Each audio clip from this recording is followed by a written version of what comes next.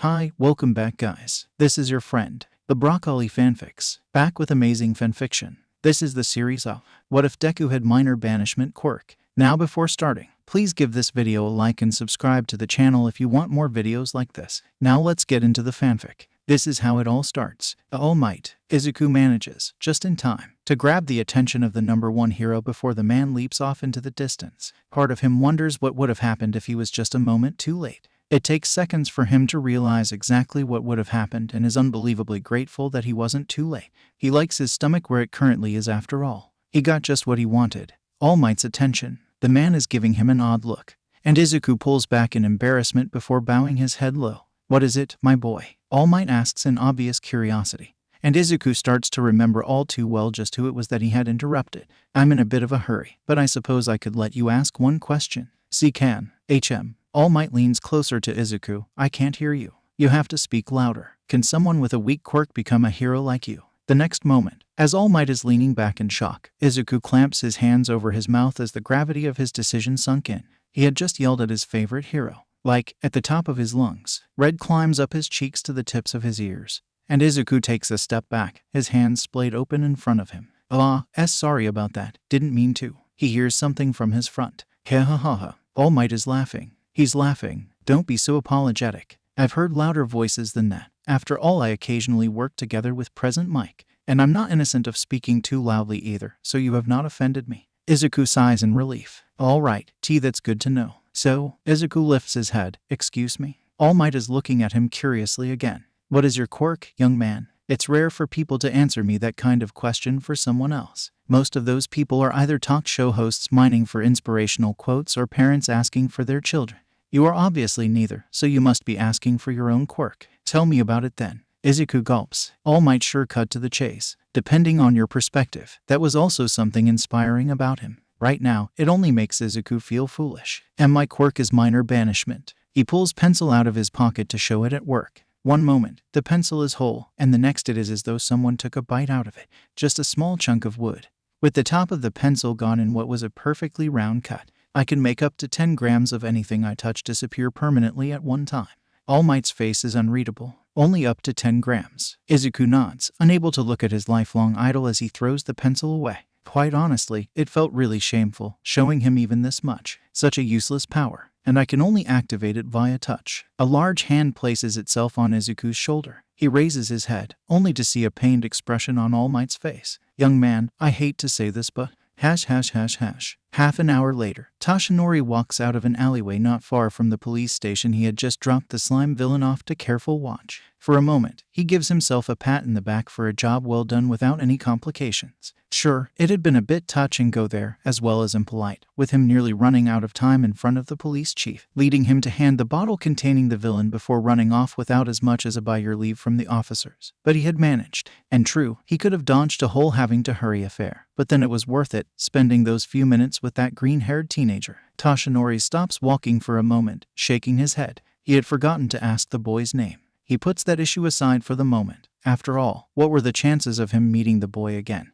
And thinks about how the entire situation had been. Young man, I hate to say this, but I think you should rethink trying to become a hero. Part of Toshinori hates the entire concept of heroes and villains. After all, he came from a generation that, while already witnessing the advent of heroes, had seen humanity from back before the problem of heroes versus villains wasn't as bad as it was these days. While Toshinori admired heroes himself as a kid, he hadn't seen a fight involving quirks down the streets every other day as a child. Heroes used to work once a week at most. These days, it was rare for a hero to go on patrol without being called in to foil a bank robbery, stop a purse snatcher, or deal with whatever mayhem the local villains could cook up. That in itself was worrisome, no matter how used to it the general population got. But things only get worse, more dangerous as the days would pass. Sometimes, Toshinori wakes up in his deteriorating body, just to despair that the battle between heroes versus villains would never end no matter what he does as the number one hero, the symbol of peace. Even without the debilitating injury he has to endure every day, Toshinori worries for the coming generation. One for All was hardly the only torch to be passed down to the next generation, so was the entire villain problem. All the current generation could do was train the next one as best as they could and hope for the better, which brings Toshinori back to the subject of the boy. It had not been the first time Toshinori crushed a child's dreams. Again, part of Toshinori curses the concept of heroes and villains, planting in children's minds the need to become heroes at this day and age. No matter how necessary it was, it always left a bad taste in Toshinori's mouth to watch the next generation of Yuuei graduate, knowing that in less than a decade part of the batch will have paid the ultimate price for their work. To be a hero was to be a warrior after all. And a warrior always lives each day knowing it might be their last. In a way, by dashing the hopes of a child who cannot become that warrior, he saves yet another life, but that isn't what it feels like to Toshinori. In the end, what makes him any different from the villains he clobbers every day if he makes children cry? Toshinori knows that many had poured their heart and souls into achieving their dreams. It was more than just a career. It was their life. If he stomped all over those dreams, wasn't it like committing spiritual murder? Still deep in thought, he leaves a family mart with a small bag of yogurt and popsicles in hand. He eyes the cold treats in the plastic bag with a little odd smile. At least, the damage to his stomach couldn't stop him from treating himself like this every once in a while. All Might would have collapsed much earlier if he couldn't enjoy a simple popsicle. He rustles through his bag to take one for himself when he picks up the distressingly familiar sound of cry. As a hero, Toshinori was very familiar with all different kinds of tears. He'd been exposed to it all too often, and this seemed to be the loud, sobbing kind of crying, not one that seemed to be in physical distress. So Toshinori could have probably ignored it, if his own feet weren't already bringing him to the direction of the sobbing. Part of Toshinori sighs with a bit of a smile at this. No matter how cynical he got about being a hero, in the end he was a hero after all. And when he arrives, he sees a familiar fluffy mop of green hair. The teenager in question is sitting on a bench next to a small puddle of his own tears. It's in the middle of a park, and there is no one in sight around as the sun is already starting to set. Instantly, Toshinori's hand tightens around the plastic bag he is carrying.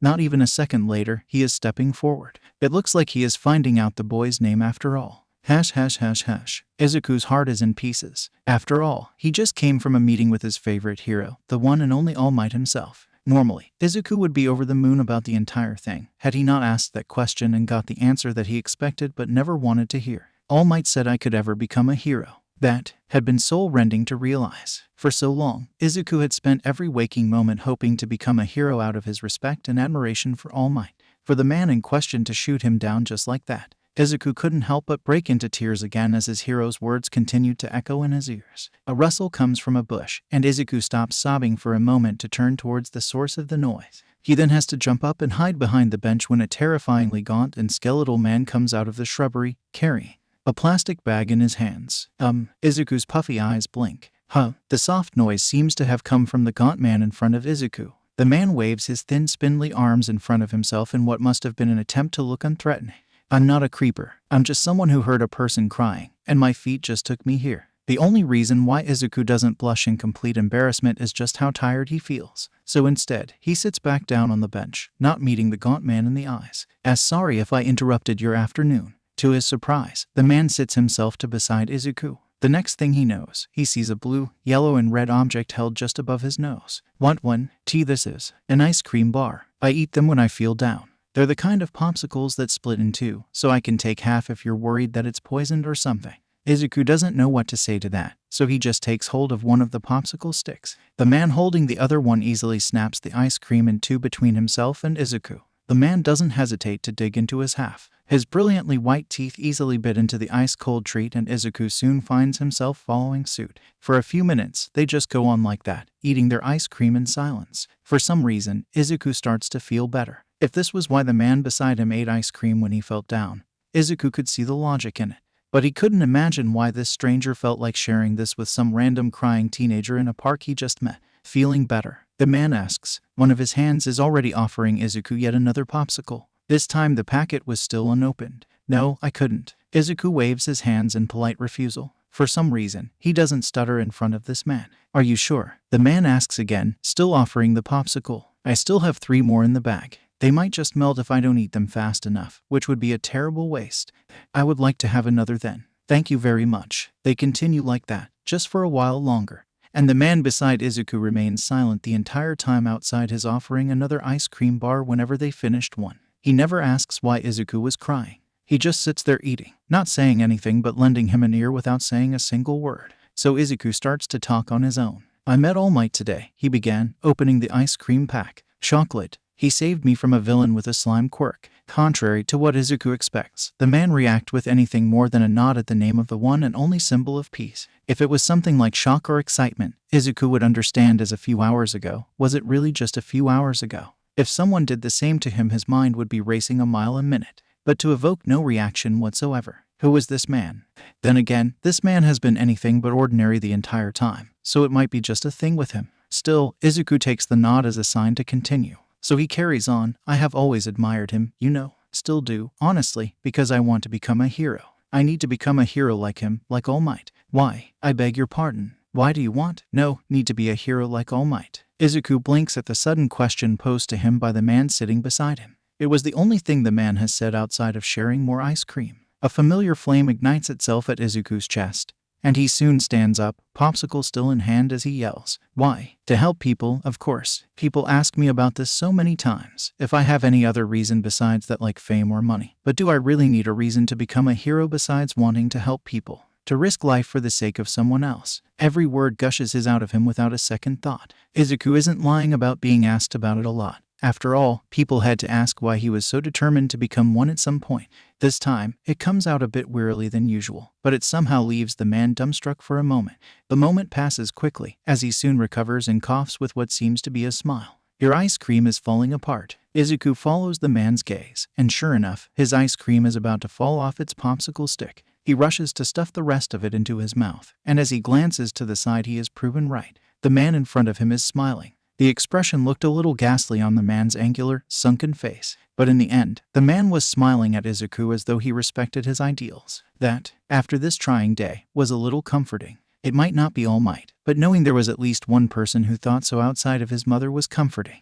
Then why were you crying? The man asks. The bluntness of the question reminds Izuku a bit of All Might. Did he say anything to you? Izuku returns to his seat at that, not facing the man and instead glancing up at the skies dyed orange by the setting sun. Nothing I didn't ask for, Izuku whispers softly, as though a confession. I asked him, can someone with a weak quirk like me become a hero like him? Part of me already knew the answer. He feels a hand on his shoulder again, this time much smaller than the one he'd felt earlier that day. From what you're saying, it sure sounds like All Might could have been more tactful with what he said. The man beside him comments. His voice had a note of regret, bitterness. Izuku couldn't pin down the emotion in his tone. He should have just not said anything, if all he had to say was just, no. The gaunt man blinks in confusion at Izuku's vehement denial. Izuku relaxes the fists his instantaneous reply had made, feeling even more tired, but he has to say this. The man before him has to know. I understand why All Might said that. Izuku murmurs, after a moment of silence. After a while, I've thought about it myself, you know. What it's like being the symbol of peace. No, what is it to be like someone who has to watch over heroes? Like his mother, like Midoriya and co. Who Izuku knows to worry a lot about him and his dream, who he knows that would keep on supporting him, no matter how much she would prefer him safe. But being safe was different from being happy for Izuku, and she knew that. He knew that she knew that, which was why she kept on cheering him on. To be a hero means to keep people safe, even from themselves, he continues to murmur beneath his breath, remembering a bad memory. And if that means dissuading someone from an apparent suicidal course of action, then All Might did the right thing by telling me what he thought. Izuku has to close his eyes to prevent an incoming onslaught of tears. You don't hate him for saying it? The man beside him speaks again, and Izuku makes a weak smile. I don't. You weren't there, you know. You didn't see the look on his face. It was killing him to reply that to me, and his expression was of someone who was prepared to be hated for what he would say. He didn't want to do it, yet he did it anyway. A tear fell over his cheeks, unbidden. How can I not respect him even more for that? For trying to protect me from myself even though I might hate him for it. The man holds him close by the shoulder, allowing him to cry freely. For what feels like an hour, they stay like that. The entire situation quiet but no less emotional in its intensity as a stranger continues to comfort him without being asked, until Izuku finally pulls away. By then, he has shed all of his tears and could finally start moving on. There are ways to help people outside of being a hero, you know. Izuku wipes the corner of his eye as the man beside him says that. Doctors, teachers, repairmen, cooks, even politicians. All of these can be people that try to help others in their own way, with their own skill sets. For you who've lived most of your life dreaming of becoming a hero, it might seem impossible, but you are still young. You can still choose another path. Izuku blinks, the idea of becoming something other than a hero feeling almost alien after this long of wanting to be one. Plus, depending on you, you can still become a hero. This time, his eyes go wide, and he stands in shock at what the man before him just said. The man doesn't look at him though, continuing to speak as he focused his eyes onwards without meeting Izuku's eyes. If you are to be a student of Yuuei, there is an event that you must already know by now. It occurs once a year and is open to all of its students. The victor of the competition is granted the chance to become part of the hero class if they aren't already. The Yuuei Sports Festival, Izuku answers without having to be asked. But for that, I'll have to first be part of Yuuei. And why would such a renowned school take someone like me? It's impossible unless you find someone to sponsor you in the general education program, and even then, you would still have to win the entire competition against all the future heroes and the rest of the students in Yuuei. The man continues, as though he was never interrupted. At least you've got the first one already. You just have to take the next step, if you are really sure about still becoming a hero. And even if you don't manage that, well then let's talk about it at that point. Izuku blinks. Did the man in front of him just say, "Huh, congrats, kid"? The man in front of him smiles that same ghastly and comforting smile. You've just caught the attention of an incoming teacher in Yuuei. Now, we've just got to get you signed up for the school properly, and from there you'll be in. Izuku yells in shock, before a familiar blush lights up his cheeks in embarrassment for doing the same thing twice in one day. I'm so sorry. Don't mind. The man before waves it off with an odd little expression on his face. I'm going to be working in the school where the loudest two people in the world would be by the start of next semester. I'll have to be used to loud voices at this point. Izuku has to ask, I just told you about my quirk, and what All Might had to say about it, so I probably won't. Forget what All Might, Faye. Old Might just told you earlier. The man interrupts, his voice he sure didn't know everything about you when he said it. And quirks aren't everything. You have the heart of a real hero. And don't let what anybody tells you stop you from thinking that. Kid, just trust in yourself, all right? At those words, Izuku can't help himself. He jumps forward to hold the gaunt man in front of him with a tight hug, and the man easily catches him. And though he takes a few seconds to stop flailing at the sudden hug, the man soon also returns it with what feels like a solemn promise of protection. Too bad it gets interrupted by a sudden surge of coughing from the older man. Izuku feels something warm, sticky, and metallic over his shoulder. He breaks off the hug to reach a hand over it, only to see his hand bloody. He snaps back in shock as he realizes the terrifying amount of blood coming from the other person's mouth. Mister, did I just do something bad? You're dying. I'm going to call the hospital. He is stopped by a hand gripping his wrist. The man before him, despite the blood coming from his mouth in large gushes, is calm. Don't. This happens a lot to me, don't worry. Honestly, it was a miracle that it took this long since I've met you. Izuku stares at his bloody face, then back at his phone, then at his face and his phone. Delusions. Is this the lack of blood? Mister, stay with me. You're bleeding from the mouth. You are not all right. I have to call the ambulance. Hash. Needless to say, it takes Toshinori several more tries to calm the teenager down, and by then the sky is entirely dark and the teenager before him is left more than a little embarrassed again. Honestly, to Toshinori it would almost be endearing how the teenager looked in that moment, were not for the fact that the boy was still covered with his own blood. Hence, it felt more morbid than it had any rights to be. Toshinori takes out a tissue from his plastic bag, from under the light of the street lamp. At this point, they have stayed in this park for more than an hour, but Toshinori doesn't feel like in much of a hurry. Instead, he just wants to know more about this boy before him, whose name he still doesn't know. He had forgotten how it was to just want to help people. Such a pure reason, despite all of the things that should have made the teenager before him bitter. Honestly, the child before him was inspiring, and that was even without his passionate and sympathetic defense of Toshinori's famous alter ego. In that moment, Toshinori decided this boy would be his successor. He would have already offered one for all, were it not for the fact that the boy seemed to want to be able to prove himself to the world. Maybe in the future, maybe after a year of being a student in Yuuei, or if he won the sports festival before then, he would offer it. But for now, Toshinori could still wait. He could still be All Might for a little longer, with this teenager by his side. Here, wipe yourself with this. I've taken to carrying disposable tissues everywhere I go at this point, just for this situation. The teenager just waves a hand at the offered tissues, seemingly embarrassed. And no, I'm fine. You're still covered with my blood, you know. I know it's messy, so don't feel embarrassed when I'm the one who should be. A look of realization flutters across the teenager's face. Toshinori starts to get the idea that he is about to see something that would surprise him. No, I am mean. I don't need a tissue. See, he points a finger at his own shoulder. And before Toshinori's own eyes, the shoulder, clothes and all, cleans itself bit by bit without any obvious effort whatsoever from the boy. The change is first unnoticeable, but then slowly the red and browns disappear from the boy's shoulder until it is finally left pristine. Wasn't the boy's quirk just minor banishment? My quirk lets me clean myself without much effort, by removing anything that might stain my clothes. I could clean it since I am always touching my clothes. It's a meaningless use of my powers, removing stains from clothing, but at least it makes it easier for my mom. Toshinori can't help but smile. Creative. If it was Toshinori who had such a quirk, he would have not noticed such a possible use. For this boy to think of something like that, he definitely had a mind that could easily beat out Toshinori's. That is for certain. He would definitely put one for all to great use in the future. The teenager before him blushes a bit more at the praise, rubbing the back of his head again, and Toshinori stands to his feet. He offers his hand. It is rare that he manages to say these words as himself, so he makes sure to do it just right. My name is Yagi Toshinori, future teacher of Yuuei. May I ask your name? The teenager's head snaps up, eyes bright and a smile on his face as he takes Toshinori's hand. My name is Midoriya Izuku, future general education student of Yuuei. Please take care of me. This is it. This is Izuku's first day in Yuuei. Toshinori-san just dropped him off earlier on the front gates with a supporting pat on the shoulder. And though he has to bow his head and hide when he sees a familiar blonde mop of hair, he feels like he has achieved something just by being here. But he hasn't. Not yet. After all, this is just where it all begins. General Department students. Students for General Department. Follow me, please. A large costumed man announces, and the sight of a familiar spacesuit easily sets Izuku's heart aflame.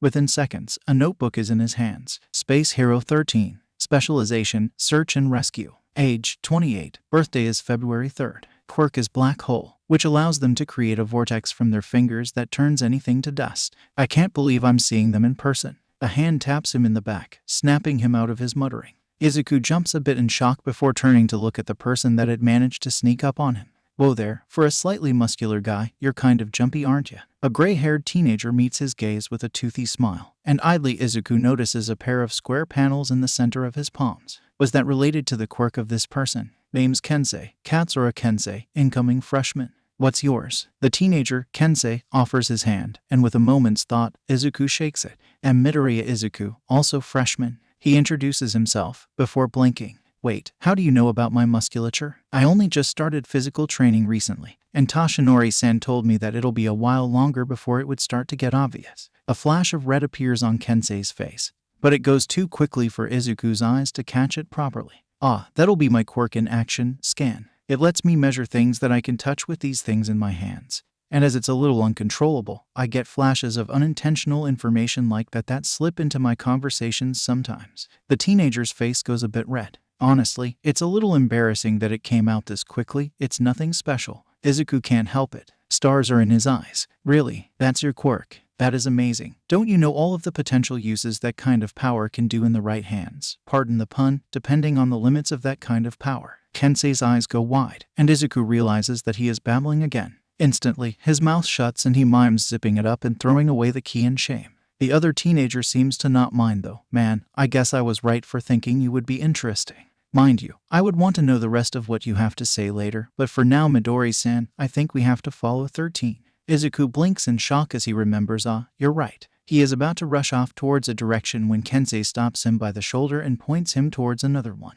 Where do you think you're going? That's not the direction of general education. That's where the hero class go, Midori-san. Oh, Izuku feels embarrassed for a moment before finally realizing, Midori-san, like the nickname. It's a shortened version of your surname, but it also fits your hair. Now, come on, let's follow 13. We'll be late for our first school assembly. Kensei runs off ahead, and Izuku soon has to follow him. For someone who is only just a bit taller than Izuku, Kensei's legs are quite fast. In a few seconds, both of them are full on sprinting. Izuku has to smile though. Already, he is making a friend. Toshinori-sen would be so proud. Hash. Yagi Toshinori is a little worried. He had just dropped of young Midoriya earlier before having to leave to attend to his affairs as All Might, namely, joining the judges panel for this year's hero entrance exam and watching it all happen through cameras before coming to a decision over the incoming students. No matter the fact that he is currently All Might and thus respected by much of the faculty already, the truth is that Toshinori doesn't feel like he deserves being given such a responsibility so early. It is different, doing this in the field and in this place. As the symbol of peace, Toshinori has already taken the lead many times before, but not like this. After all, while the other teachers seem to have credible and insightful observations on the incoming students, Toshinori doesn't have anything to add beyond what he feels to be the obvious.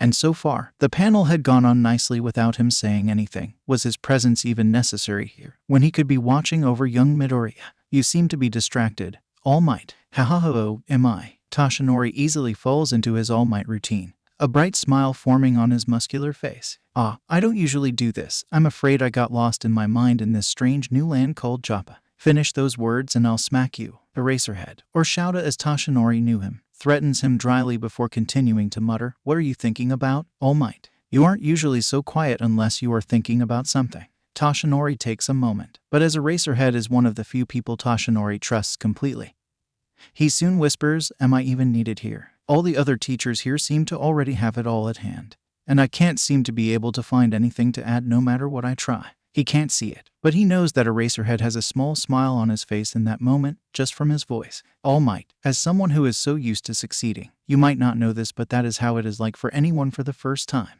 I myself had been the same, and so has everyone else in this room. Why else do you think the other teachers aren't asking you for anything? Toshinori blinks in realization.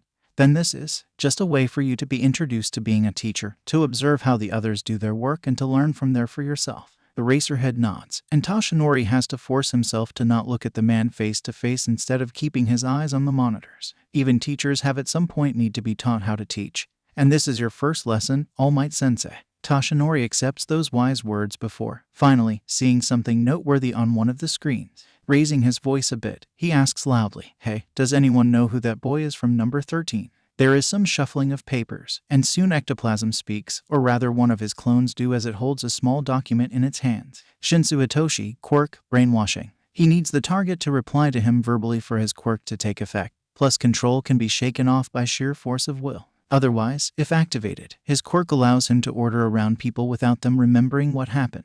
Someone whistles loudly in the room. Sure sounds like a pretty villainous quirk, doesn't it? The matter remains that he is here in Yuuei to be a hero. Eraserhead shoots that down quickly, though not without commenting. His failure to achieve anything yet in this test doesn't say much for him though. That's exactly it, isn't it? Toshinori thinks loudly as he says his opinion. The poor boy doesn't have much of a chance with how the exam is set this year. His power probably only works on human targets, correct? Faced with only robots for enemies, he can't do anything, when his quirk would have been perfect in settling real engagements against villains with minimal danger. Vlad comments calmly. That would indeed be a pity to lose as a potential hero. In fact, in pure quirk ability, he might be equal to Endeavor's son in the right circumstances, perhaps even better. Has he attempted to take control of the other candidates? At the mention of Enji's son, Toshinori can't help but glance at the relevant screen showing a familiar split-haired boy. Todoroki Shouto seems to be fending for himself well enough, so Toshinori turns back to the conversation at hand.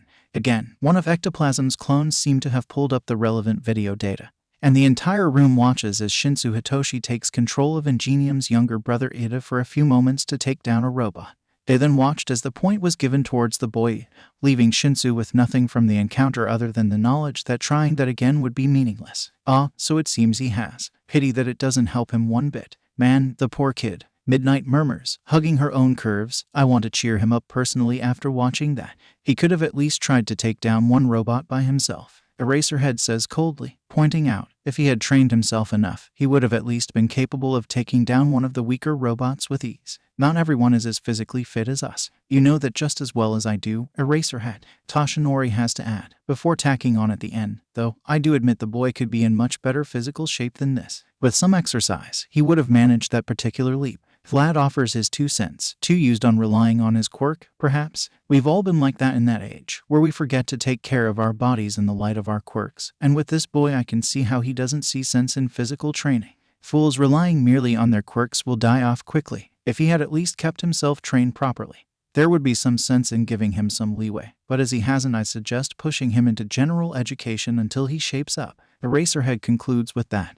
and the other teachers nod, except for Toshinori, who merely blinks. That could happen. A student being placed in general education only to be prepared for the hero course later on. I thought that was only possible through winning the sports festival. Present Mike is the one who explains it to Toshinori. All Might-san, with all of your insightful commentary so far we seem to have forgotten that you are new here. At the corner of his vision, Toshinori sees Eraserhead nod with a knowing smile. It isn't very well known, nor do we want it to be, but there are protocols for exactly this situation. If a student has the talent but doesn't apply it properly, We can make them spend their first few years in general education to shape them up. We put them on file to be put under watch, so if they get better we can take immediate action. The shame of failing something that they could have done better, it causes them to be inspired to do better, Eraserhead says, and Toshinori has to nod as he sees the logic. And when we deem them finally ready, do we let them enter the hero course quietly for the rest of their time here in Yuuei? This is a different matter compared to transfers due to the sports festival. In this, ultimately the festival is merely just a logical ruse to get them more motivated to get better faster, as it rarely happens that a student outside of the heroic department wins the festival anyway. Toshinori asks, and they only find out about this ruse when they are considered ready. Eraserhead nods. If they don't ever get to be that, then they don't deserve this chance anyway.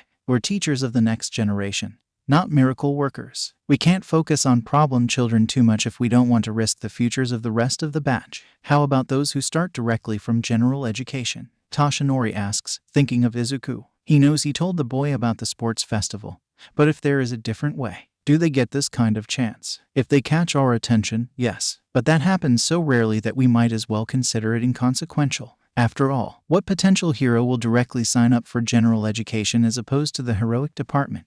And with that done, the rest of the room returned to what they were doing before, and this time Toshinori doesn't feel as worried. After all, he had just proven his own right to be here. And he has just found out something he knows his protege will be glad to know about. As for Izuku, he and his new friend are finally led with the rest of the general education students, as well as those from the Department of Support and the Department of Management, into a large hall capable of fitting more than half of the school. Separated into their departments, Izuku and all of his fellow students are introduced to an odd-looking principal. Whispers begin within the lines of conglomerated students. Was this someone with a particularly overt mutation quirk? If so, what kind of quirk was it then? And how could it have made this person their principal? At the top of the discussion is no one other than Izuku himself, who starts muttering to himself almost as a chant regarding the odd-looking principal. Much to Kensei's bemused looks at him at how fast the pace of Izuku's mind apparently goes regarding quirks. The principal stands on a podium before tapping the mic with animal paws, with a clearing of the throat that is actually more of a squeak than a hum. He introduces himself. Yes, it is I, your principal. I know it must be very strange. What am I, a human who is part animal, or an animal who is part human? Indeed, what kind of animal am I, or am I part of? Mouse, dog, weasel? I can't seem to be able to pick between any of them. As one, the entire collection of student minds goes to a halt. Despite the sudden oppressive silence, the principal seems overjoyed. Yes, that reaction is wonderful. Shock, bemusement, astonishment, you can call it many things, but this Nedu finds them all interesting, especially in regards with himself. 13. The space hero takes a step forwards from beside the odd to say the least principal to tap the mouse, dog, weasel, unidentified creature on the shoulder. Izuku could hear the fully covered teacher murmur, Principal Nedu, you are confusing our new students. Please be more focused. Oh yes, of course. I can be rather scatterbrained. Somebody in the hall sighs loudly in relief at that. Pointedly, nobody wants to know who made the noise. Nedu squeaks his throat again. Yes, let me try that again. My name is Principal Nedu. And as the smarter ones between all of you should have realized by now, this is Yuuei, considered no less than the hero academy in the world. You should all feel very honored to study in this school, as much as I do to be the one helping all of you take your steps towards your future. Izuku nods at this seriously, much to a smile from Kensei. At this moment, the heroic department is having their entrance exams. Yes, they are later than all of you, who have already taken your exams. After all, paper exams are easier to deal with for organizations than building robots and creating model cities. Several student eyes go wide at the implied test that was currently happening in that very moment. But the rest of the incoming freshmen are inside this hall. The Department of General Education, the Department of Support, the Department of Management. All of you have chosen to apply for one of these departments and have succeeded in doing so. Feel suitably proud for your achievement. After all, this is your first step in becoming heroes and helping people in your own way. Izuku's eyes widen in recognition at the familiar words that came from Toshinori-san. Was this principal where Toshinori had heard them from? Or did the principal hear it from Toshinori-san? Or was this something that people learn on their own? Several other students start whispering. Heroes? Weren't their departments precisely because they couldn't be heroes and thus not part of the heroic department? Yes, I know, that sounds particularly odd. Principal Nedu smiles in front of it all, not at all offended by the whispering. I know that there have been some very derogatory ideas passed around regarding the other departments compared to the heroic department, but what do they know? This school is the best hero academy in the world. So as far as your principal is concerned, all of his students are heroes, not just the ones in the heroic department. The whispering goes quiet. In the awe and splendor inspired by the warriors in this modern society that we all call heroes, most seem to have forgotten that these heroes aren't the ones holding this society together. He goes on, a little more softly, a little more wistful, and the entire congregate of students lean in closer to listen. From office workers, to store owners, fishermen, repairmen, to lawyers and even the ones whom you have to pay your electricity bill, these are the invisible heroes in human society, don't you think? And what of teachers, like those in front of you, as well as doctors, psychiatrists, scientists, philosophers? Don't they all deserve acclaim for what they do? For while a good hero can one day save your life, for the rest of it a teacher could teach you how to live your life. Imagine how it would be like without all of these wonderful men and women in today's world. If we were to lose them, humankind will be no more than rabid animals repeatedly going at each other's throats. And well, as an animal myself, I would like state my opinion on how good it feels to not do so. Izuku blinks, snapping out of the trance he had been just in. Did the principal just call himself an animal? The other students seem to have also noticed this bit of wordplay, as Nedu nods to himself on his podium. Yes, this principal Nedu is indeed an animal. More precisely, that of a rat, only one that is blessed with beyond human intellect by the rare formation of a quirk. So I believe I have the authority of being allowed to say this about society. On how foolish it is that we have this obsession to become warriors when precisely what makes people human is their capability to resist going into violence. As much as it has become a necessity, there is no need to glorify it more than it has to be. That was a little hard to swallow. If Izuku is getting this right, Nedu wasn't just complimenting the departments outside that of the heroic department. He was actively deriding the heroic department, considering it only necessary as opposed to being something worth of being proud of. While it was inspiring to hear what he thought of the other departments about the heroic department, was that all these is to being a hero? Just violence? Izuku shakes his head, not even listening anymore to what the principal has to say. No, there was more to being a hero than violence. There is honor in Izuku's dream, in his life goal that Toshinori-san has given him a second chance in. He would disprove Principal Nedu wrong. He would become as great as All Might, become the hero, the symbol of peace. You seem more than a little fired up, Kensei notes beside him. And Izuku jumps a bit, realizing that he has forgotten that the other teenager was standing beside him. Man, you're still pretty skittish, huh? At least you're excited. The slightly wistful tone the other teenager says that makes Izuku feel a bit curious. You aren't excited to become a student here in Yuuei? The gray-haired teenager shakes his head, a strangely somber look on his face. No, to me, becoming part of Yuuei was always just a given. Kensei doesn't say more than that. Izuku blinks as the moment just disappears. As the next instant Kensei is smiling wildly again. Soon a hand places itself over the top of Izuku's head, shaking his hair. Now, come on, Midori-san. The principal has finally finished talking. I'm excited to see the dormitories of the General Education Department. Tomorrow, we finally start classes, so I feel like getting a nap. Izuku realizes he's right. The rest of the students are breaking apart into departments again, heading off in different directions as separate groups. About what Kensei just said though, don't we have to see the actual faculties of the General Education Department first though? Like the location of the building, where do we go for things, places like that? That sounds like a lot of work we can just find out tomorrow. Can we just skip it and head to the dormitories ourselves? Katsura-san, we can't do that. And we can't even get into the dormitories until we get our keys by the end of orientation. Oh, I'm sure we can subvert that particular bit of security. The two of them end up joining the general education orientation anyway. While Kensei, much to Izuku's horror, has some very interesting suggestions regarding the use of his scan quirk in the art of lockpicking, Izuku manages to convince the other teenager to not spend their first day in Yuuei breaking the law. In retrospect, Izuku should have noticed that the other teenager was pretty odd earlier. In another part of the campus, a certain blonde teenager is cracking his knuckles. Miniature explosions occur as he does so, characteristic of the teenager's quirk, and soon Bakugo Katsuki is looking up in the orange skies. In that moment, he recalls another time just like this with orange skies, of a crying teenager and a gaunt man's heart-to-heart conversation that he had somehow managed to accidentally eavesdrop on. And his fists clench. The next moment, there is an explosion. I have a weak quirk my ass. For someone very observant, the nerd is blind to himself. Bakugo curses his own previous failure to see, as well as All Might's apparent blindness to a certain green-haired teenager's potential. I can't have him wasting his time in the general department.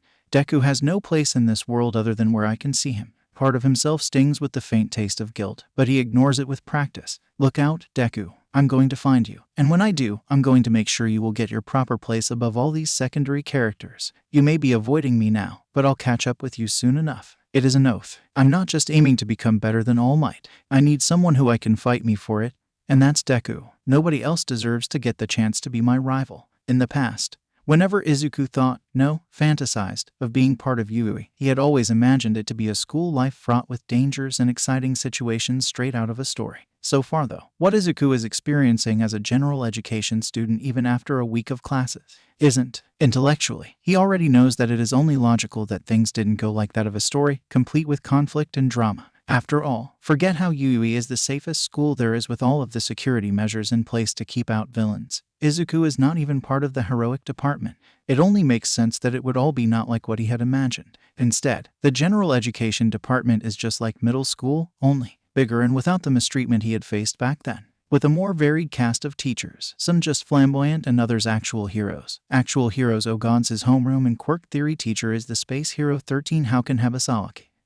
Other than the teachers, the faculties and materials given to the students are pretty amazing too. The general education department has the largest archive of first-hand information about heroes, villains, and quirks that Izuku knows, and Kensei already had to pull him out of the place by force several times. If the other teenager hadn't, Izuku couldn't say that he wouldn't have moved out of the dormitory by now and camped inside the building. As for the classmates, honestly, with all the things Izuku could do inside the large campus, he hasn't interacted much with his classmates yet, outside of Katsura-san. Yes, he has exchanged some banal conversations with several people, as well as made a few acquaintances, but friends, not so much. It takes nearly all of his time these days just to meet up with Toshinori-san. What the man was a teacher of, and of what department, Izuku still doesn't know and he doesn't quite ask. And combined with doing what was required of him, Izuku just doesn't have the free time. Speaking of his classmates though, back then during the start of the second day of classes, a new member of the general education department had transferred into Izuku's class. That is how Izuku gets his first impression of Shinsu Hitoshi. Everyone, this is Shinsu Hitoshi, and he will be part of our class starting today. 13 Sensei speaks, and the class turn their heads as one to the newcomer. Shinsu-kun, could you introduce yourself to the rest of your class? My name is Shinsu Hitoshi. The teenager bites out, looking for the world like he wanted to be anywhere else other than their classroom. I would say it is nice to meet you all, but that would be lying. Their teacher takes on a scolding air. It is a very odd sight, considering the space suit they were still wearing in homeroom. Shinsu-kun, that is very rude. Introduce yourself properly next time, please. You will need to interact with your classmates in the future. Somehow, I highly doubt that, sensei. Needless to say, Shinsu doesn't make a good impression with his classmates, and Izuku can only watch as the other teen is isolated from the rest of the class. Part of him wants to approach the teenager. Izuku believes that no one really deserves solitude, even if they literally asked for it like Shinsu did. But as it is, Izuku really just doesn't have the time. So when Izuku's favorite subject, quirk theory class, hands them all a group project to do, Izuku takes the chance to attempt recruiting their reclusive classmate, along with support from Kensei. Izuku walks up to the other teenager's desk, before tapping his fingers over the wooden surface. The action shakes its owner awake, having been napping in the middle of class hours. Shinsu-san raises his head, eyes droopy and filled with exhaustion, only to meet the faces of a nervous Izuku and a grinning Kensei. As Shinsu-san, Izuku speaks first. Would you mind joining us for this group project 13 Sensei just gave us? Shinsu-san, in return, only gives them an empty stare. Wood project. Izuku blinks, for some reason having not expected that sort of response. Though in retrospect he should have, considering the other teenager had been asleep while 13 Sensei gave the announcement. Contrasting him, Katsura-sen breaks out to loud guffaws. Katsura-sen actually breaks a bit into tears. I thought you were just pretending to be asleep so nobody would try to talk to you, but you were actually sleeping. Man, I like you, you've got guts. Izuku turns to dissuade Katsura-san from making any further noise, having noticed Shinsu-san's pain wincing at the other teenager's loud voice.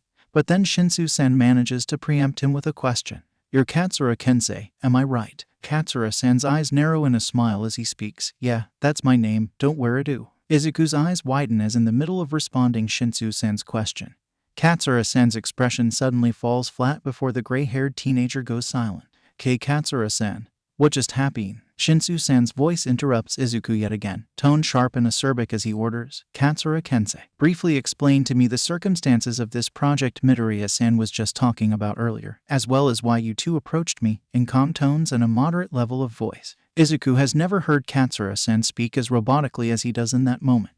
13 Sensei gave us all a week to prepare a group report regarding the quirk of one hero of our choosing. The group can be as small as just 2 people, with a maximum of 4 people depending on the effort involved. However, as Midori-san here had aspired for us to prepare a report detailing not just 1, but 3 heroes, he had suggested to me that we find 2 other people to join our group, which is why we approached you. Having said all of that in one go, Katsura-sen then stops to take a deep breath before continuing. He had also expressed worry that you could be feeling isolated in class, so having wanted to talk to you long before this, he took this chance to try for the 2 of us to get to know you. Katsura-san blinks. And then suddenly the other teenager is back to normal, if looking a little confused at what just occurred. Shinsu-san, on the other hand, gives Izuku an unreadable look. Izuku can feel himself blushing to the tips of his ears. What just happened? Katsura-san asks, not noticing Izuku's expression. It's like, the past few seconds just went by without me there. That was my quirk, Shinsu-san answers, and Izuku snaps out of his mortification to give the other teenager a very attentive look.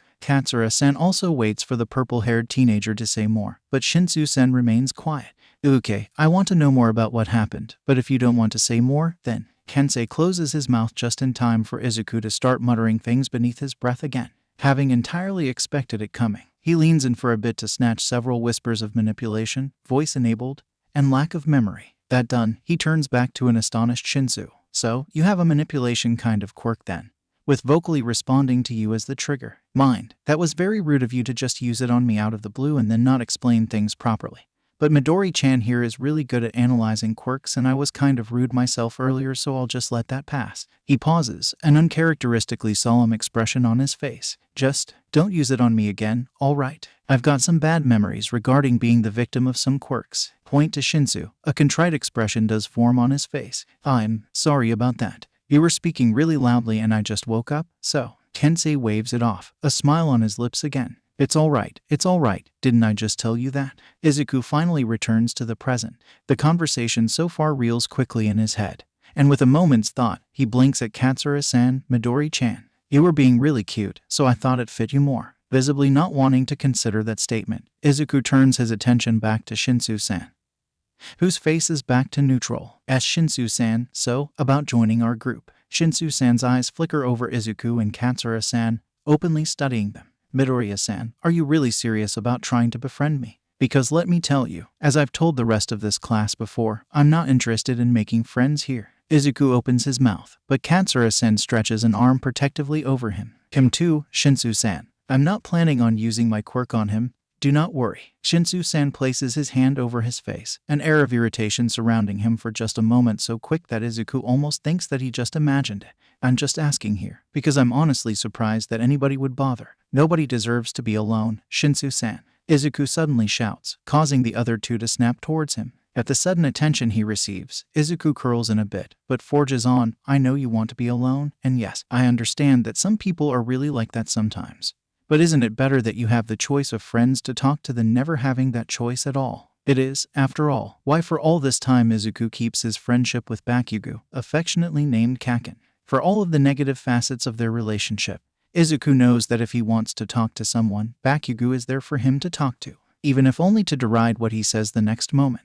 Part of Izuku then remembers the current state of said relationship though and winces inwardly. Shaking his head, he returns to attention to see that Katsura-san is giving him a fond look while Shinsu-san is looking at him as though his body just turned green like his hair. Shinsu-san seems to have to force himself to speak. Even then, I cannot promise to accept the offer of friendship. I simply do not have the time for it. Izuku wilts, and Katsura-san opens his mouth to say something, but Shinsu-san pushes on. However, as for the matter of joining your team, I am willing to accept. Despite what some people in this class might think, I'm intent on achieving high grades for all of my classes, and for that your plan of going above and beyond what is asked for us by the teacher is appealing. Having said all of this, Shinsu-san nods before turning to Izuku with a curious look on his face. Your quick breakdown of my own quirk earlier also tells a lot about your analytical skill. Honestly, do you even really need me? The green-haired boy pumps his fists in success. Of course, while I do pride myself in analyzing quirks, not that I think I'm the best or anything, just a little good at it at this, for some reason unknown to him, Katsura-san shakes his head with a smile. That's only part of the presentation. Katsura-san here knows a lot about mechanics, so we were planning something that is a bit more interactive than a paper report, but for that we need materials and more hands. And more people means more work can be done faster. Shinsu-san nods in understanding. I see. You already have an idea of what we are to do, Katsura-san? Who do you think I am? Of course I do. Katsura-san swipes his thumb at the tip of his nose, chest out proudly. But then he curls forward, hand beside his mouth as he speaks sotto voce at Shinsu-san. Izuku smiles at the other teenager's antics. But please, don't refer me like that too. Katsura-san makes me sound old. It's hard enough trying to convince Midori-chan here to call me by my first name. But Katsura-san, Izuku wails, his cheeks red at being called Chan again. He hides his face in his hands in his mortification. That will be very rude of me to refer you so familiarly. Kensei-san then. Shinsu-san ignores Izuku's outburst. All right, I'm in, if you two are so already well underway with the plans. Any ideas for our fourth member though? Izuku raises his head, another person coming in mind for this. Like Shinsu-san, Izuku has wanted to talk to this person for a while now. And again, like Shinsu-san, this group project is the perfect chance to do so. Actually, I do. Should I go invite her now? He then blinks, remembering shyly that the other two might be interested in getting to know this fourth person too. Katsura-san, Shinsu-san, if you two would want to come along. Izuku can only watch Shinsu-san's eyes go wide as Katsura-san is suddenly there with his arm hanging over their newest groupmate's shoulder. He winces in sympathy for the other teenager in that moment. He knows Katsura-san can be rather touchy-feely sometimes. Actually, Midori-chan, I think you can do it well enough on your own. But, don't worry. Katsura-san is smiling at Izuku, even as Shinsu-san keeps attempting to escape the other teenager's grip. I'll take this chance to explain to Shinsu-san here what I plan to do for the project. I trust you can do this, so go. We'll be alright. Izuku doesn't feel as confident in himself as Katsura-san apparently does in that moment, but he nods anyway. Alright, I'll be back soon. And just like that, he leaves, not wanting to disappoint the open trust Katsura-san had just shown for him. You know, you're not subtle as you probably think in wanting to get me to talk to you without Midoriya-san around, Shinsu states, as soon as Midoriya leaves the room. At this point of time, the rest of the class is out on lunch break, so only Shinsu and Kensei is left in the classroom by the time the green-haired boy leaves. I wasn't trying to be. Kensei smiles, the expression almost predatory now that it's just the two of them. Not that Shinsu is surprised. At this point, he is very well versed in identifying facades when he sees them. Midori-san doesn't need to hear this, which is why I convinced him to leave, but other than that, I don't care what you might think. I've noticed, Shinsu says dryly. The other teenager, for all of his cheery words earlier, is actually still seething a bit inside at Shinsu's use of brainwashing on him. Some guilt remains at the back of his mind, nevertheless. You're very protective of him, aren't you? Yeah, he kind of inspires that in people. Kensei actually looks both fond and surprised as he says this to Shinsu, as if he himself can't quite believe it. Seeing the other teenager though, Shinsu could, though he is still pretty sure he would be unaffected by it in their incoming project with Midori. It's been only a while since I've met him, but nowadays I keep finding myself acting as his keeper without even realizing it until I'm halfway into pulling him out of the archives or something. Shinsu can't help himself. He snorts at that image, though he realizes it must be rather tiring. Taking care of Midoriya must be a full-time job. So, what is it that you want to talk to me about? Kensei meets Shinsu in the eyes and starts. Look, I know what you've just said about not wanting friends. Shinsu thinks he sees where this is going. I'm not going to pretend to be buddy-buddy with Midoriya just because you asked me to. Shinsu isn't the kind of person to do things because people asked him to do it. Call it irony, considering his quirk, but Shinsu hates being ordered around, as though somebody else could tell him to do or who he could become. He has enough of that. With all of his experiences of being treated like a future villain by so many people, the fact that Shinsu hates lying is also another reason as to why he rejects this idea so outright. From what Shinsu can see, Midoriya is really the kind of earnest person with the honesty that he doesn't even need consciously do just to achieve. Midoriya doesn't deserve Shinsu pretending to be his friend, when Shinsu knows he won't even put the proper amount of effort into it.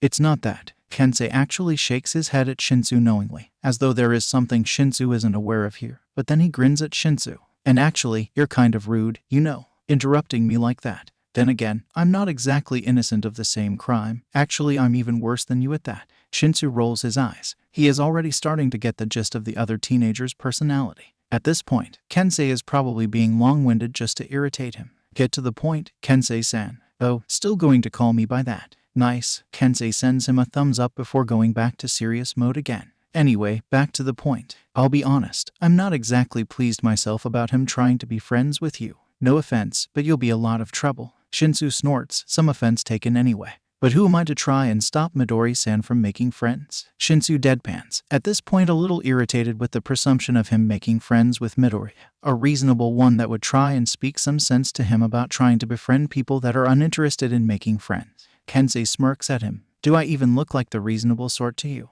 I'll take that question to be rhetorical. Shinsu continues with the same exact tone. With that said, he shakes his head. Anyways, is this all? Because I am not really that interested in your opinion of Midoriya-san befriending me. After all, as I have repeatedly stated, I am not going to be Midoriya's friend, and I do need to get my lunch. He moves to stand up, picking his bag, when Kensei speaks again. That's precisely it, Shinsu-san. This is me warning you. Shinsu freezes mid-motion before leaning back into his seat again. Is this a threat? Something along the lines of if you hurt him. While Shinsu doesn't know a lot about friendships, he has seen movies, and to be honest with how Kensei treats Midoriya, he won't surprised if this is something similar to the so-called shovel talk, which is ridiculous, because Midoriya isn't some kind of girl, and Shinsu isn't said girl's prospective boyfriend.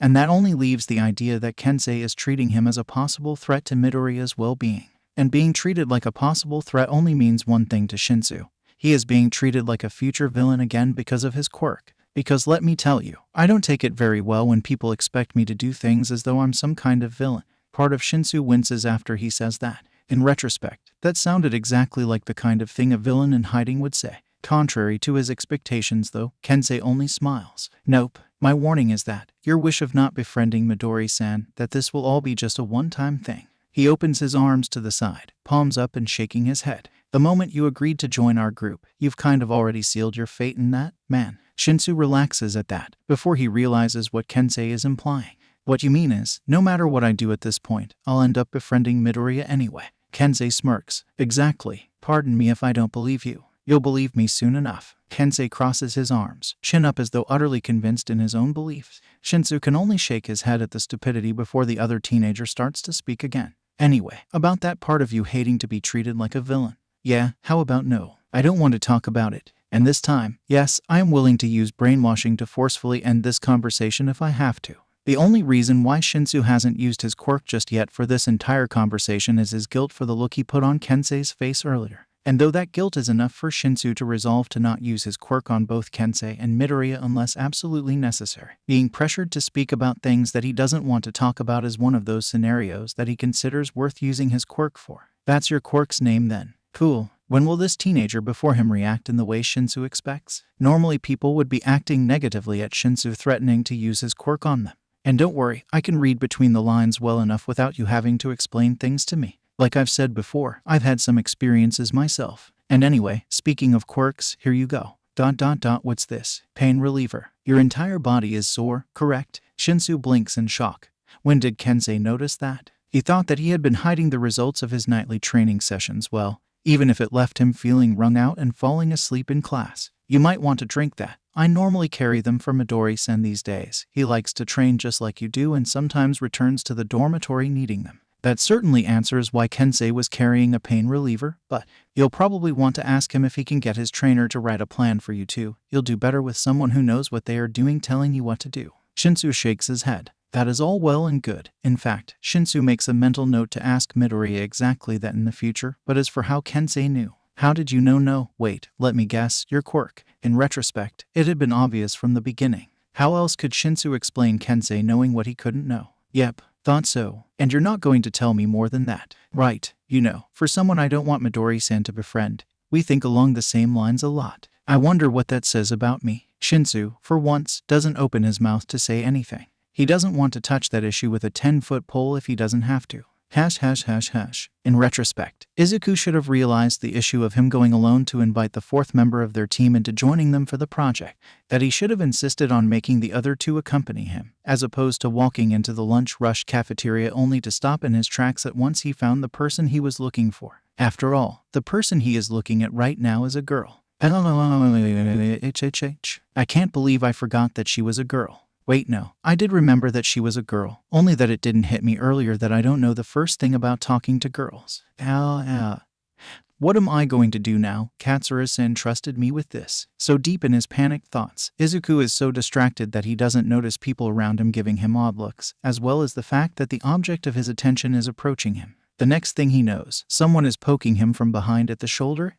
Izuku snaps around to see the girl that he was planning to invite shaking her head, with her hands pressed over her ears. Yamato Megumi-san, you're here. Yamato-san only nods, her eyes squeezed tight. Why yes, you were looking at me, so I thought I should. Recognizing the situation immediately, Izuku takes a step back and bows deeply in apology. I'm sorry if I did it again. I keep doing this to you. I'm really, really sorry. Yamato-san only shakes her head, a small smile blooming on her face. It's alright. Izuku just feels a lot guiltier at that. At this point, he really should be better at this. Yamato Megumi is one of Izuku's classmates. Some time ago, he had accidentally bumped with the girl, only for her to suddenly collapse on the street while Izuku was panicking over what to do. When Izuku was about to call the teachers, or the ambulance, or something, the girl then stretched out her hands to catch Izuku's wrists.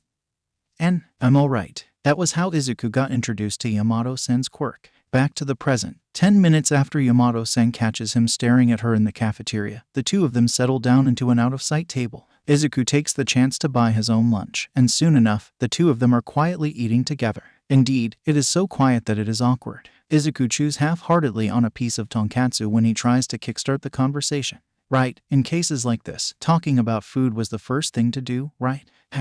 Yamato-san, does your food taste? He blinks. Actually, I don't recognize it. What is that you're eating? Yamato-san freezes in between chewing.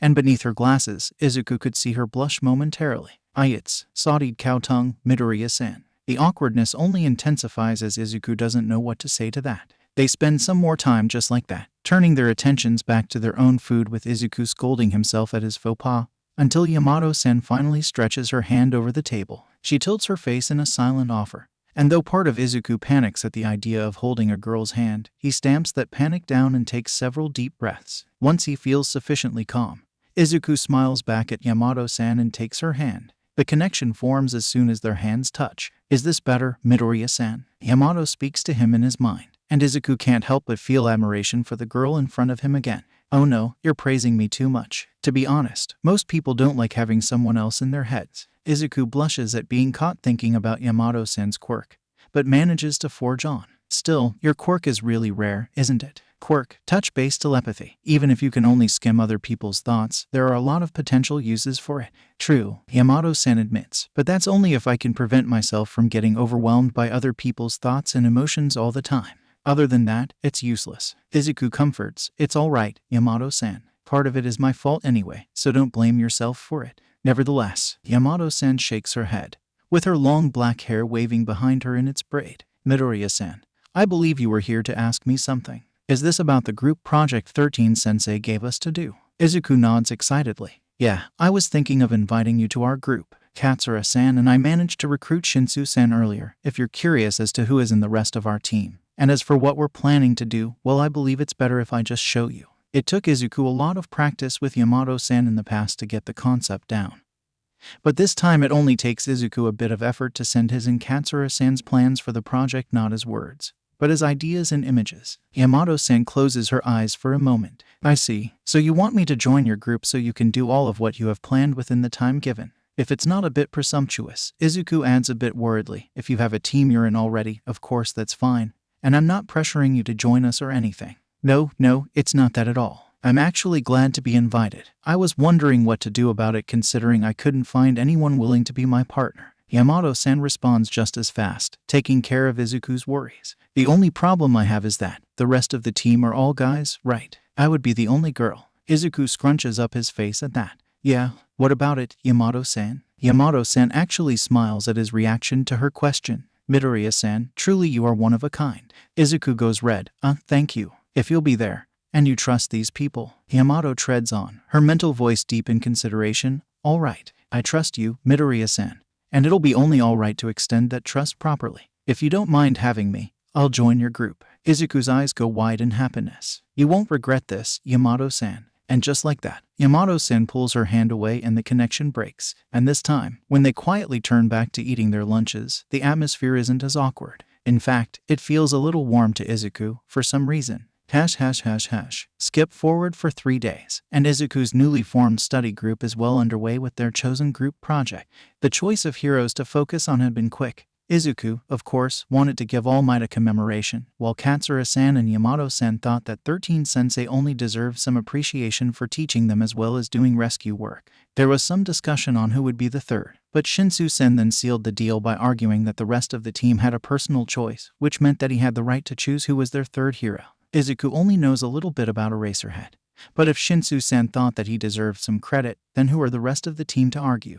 And though there are some issues between several of the members of the group, namely between Katsura-san and Yamato-san, Izuku feels very optimistic that they would manage to do it all just in time. Who would have expected it though, that Katsura-san was terribly shy around girls? Honestly, with how he would turn red and clam up around Yamato-san, Izuku feels like he should ask the other teenager about it at some point. Shinsu-san, on the other hand, seems to be only finding Katsura-san's interaction with Yamato-san amusing. Surprised, Izuku was not. So, Kensei-san, where does this go? Shinsu-san asks their mechanical expert. And Izuku has to hide a smile on his face at how casual it all seems to be between the two. You're the one who designed this whole thing. Here, Shinsu-san. Katsura-san responds, hands greasy as he holds a monkey wrench towards a part of what they were building. When we attach this thing to that, when we trip this switch during the report, it would activate our special surprise for everyone to see. Here, let me show you how to put it in. With Yamato-san quietly working on the software part of their report with Izuku, finding out that the only girl of their team had a bit of experience with programming was a boon, the team is like a well-oiled machine. So of course, that is just the moment that it all changes. Found you. Izuku jumps, recognizing that voice. The rest of the team freeze up at the loud noise, and they all turn as one to see a blonde stomping towards their direction. Izuku's heart starts pounding. He isn't ready for this moment. How can he face Bakugo now, after all this time? Kaka, Deku, you little shit, you've been hiding from me. Katsuki Bakugo roars, with his every footstep making a miniature explosion until he finally stops in front of Izuku. Bakugo's glare set just over Izuku's cowering face. How dare you avoid me for all this time? Didn't I tell you to meet me the moment we both arrived in Yuuei? The next thing Izuku knows, an explosion happens just beside Bakugo's face. But Kaken doesn't do that, not unless, Izuku thinks, before turning to his and Bakugo's right, where a partially melted monkey wrench lay. The blonde in front of Izuku is seething, with his attention turned to one member of Izuku's team. No, not one member. All three of them. Excuse me, I don't know you, but can you unhand our team leader this instant? Katsura-san asks, flanked by both Shinsu-san and Yamato-san. You're being rude here. Normally people would introduce themselves properly. Who are you shitheads? Bakugo glares. How dare you interrupt my talk with Deku? Despite the question being aimed at them, it is Izuku who answers, a tired look on his face even as Bakugo holds him by his collar. They're my friends, Kaken. My friends, he says weakly. Now, can you let me go? I'm going to need to breathe properly at some point. With that, Bakugo drops Izuku without much preamble, leaving him to fall on his backside on the ground. With a gasp from Yamato-san, Izuku's groupmates rush by his side, with Katsura-san pressing one of his palms on Izuku's side as Shinsu-san glares at the blonde in front of them. This was certainly turning out to be a horrible first impression Kaken was making with his new friends, Izuku thinks. So, who are you? Shinsu-san speaks first, still glaring at the blonde before him. You've barged into our group, attacked Midoriya-san before the rest of us, and even now you haven't even bothered to apologize or introduce yourself. So who are you? Izuku inwardly begs that the other boy isn't planning to use his quirk on Bakugo. That would only make things worse, he knew. God bless all that is holy. When Bakugo responds, Izuku's worst fears don't come to be. Why should I even bother introducing myself to general trash like you three shits? My business here is only with Deku. Now go and fucking scram. Kaken, no. It's almost as though he wanted Shinsu-san to use his quirk on him, before Shinsu-san actually attempts to force Bakugo into something embarrassing. Izuku speaks in an effort to pacify the situation. Kaken, don't be rude. And then forcibly ignoring how Bakugo's nostrils flare at being scolded like a child. Izuku makes use Katsura-san's hand as leverage to stand back up to his feet to face to his group, coincidentally turning his back to his childhood friend.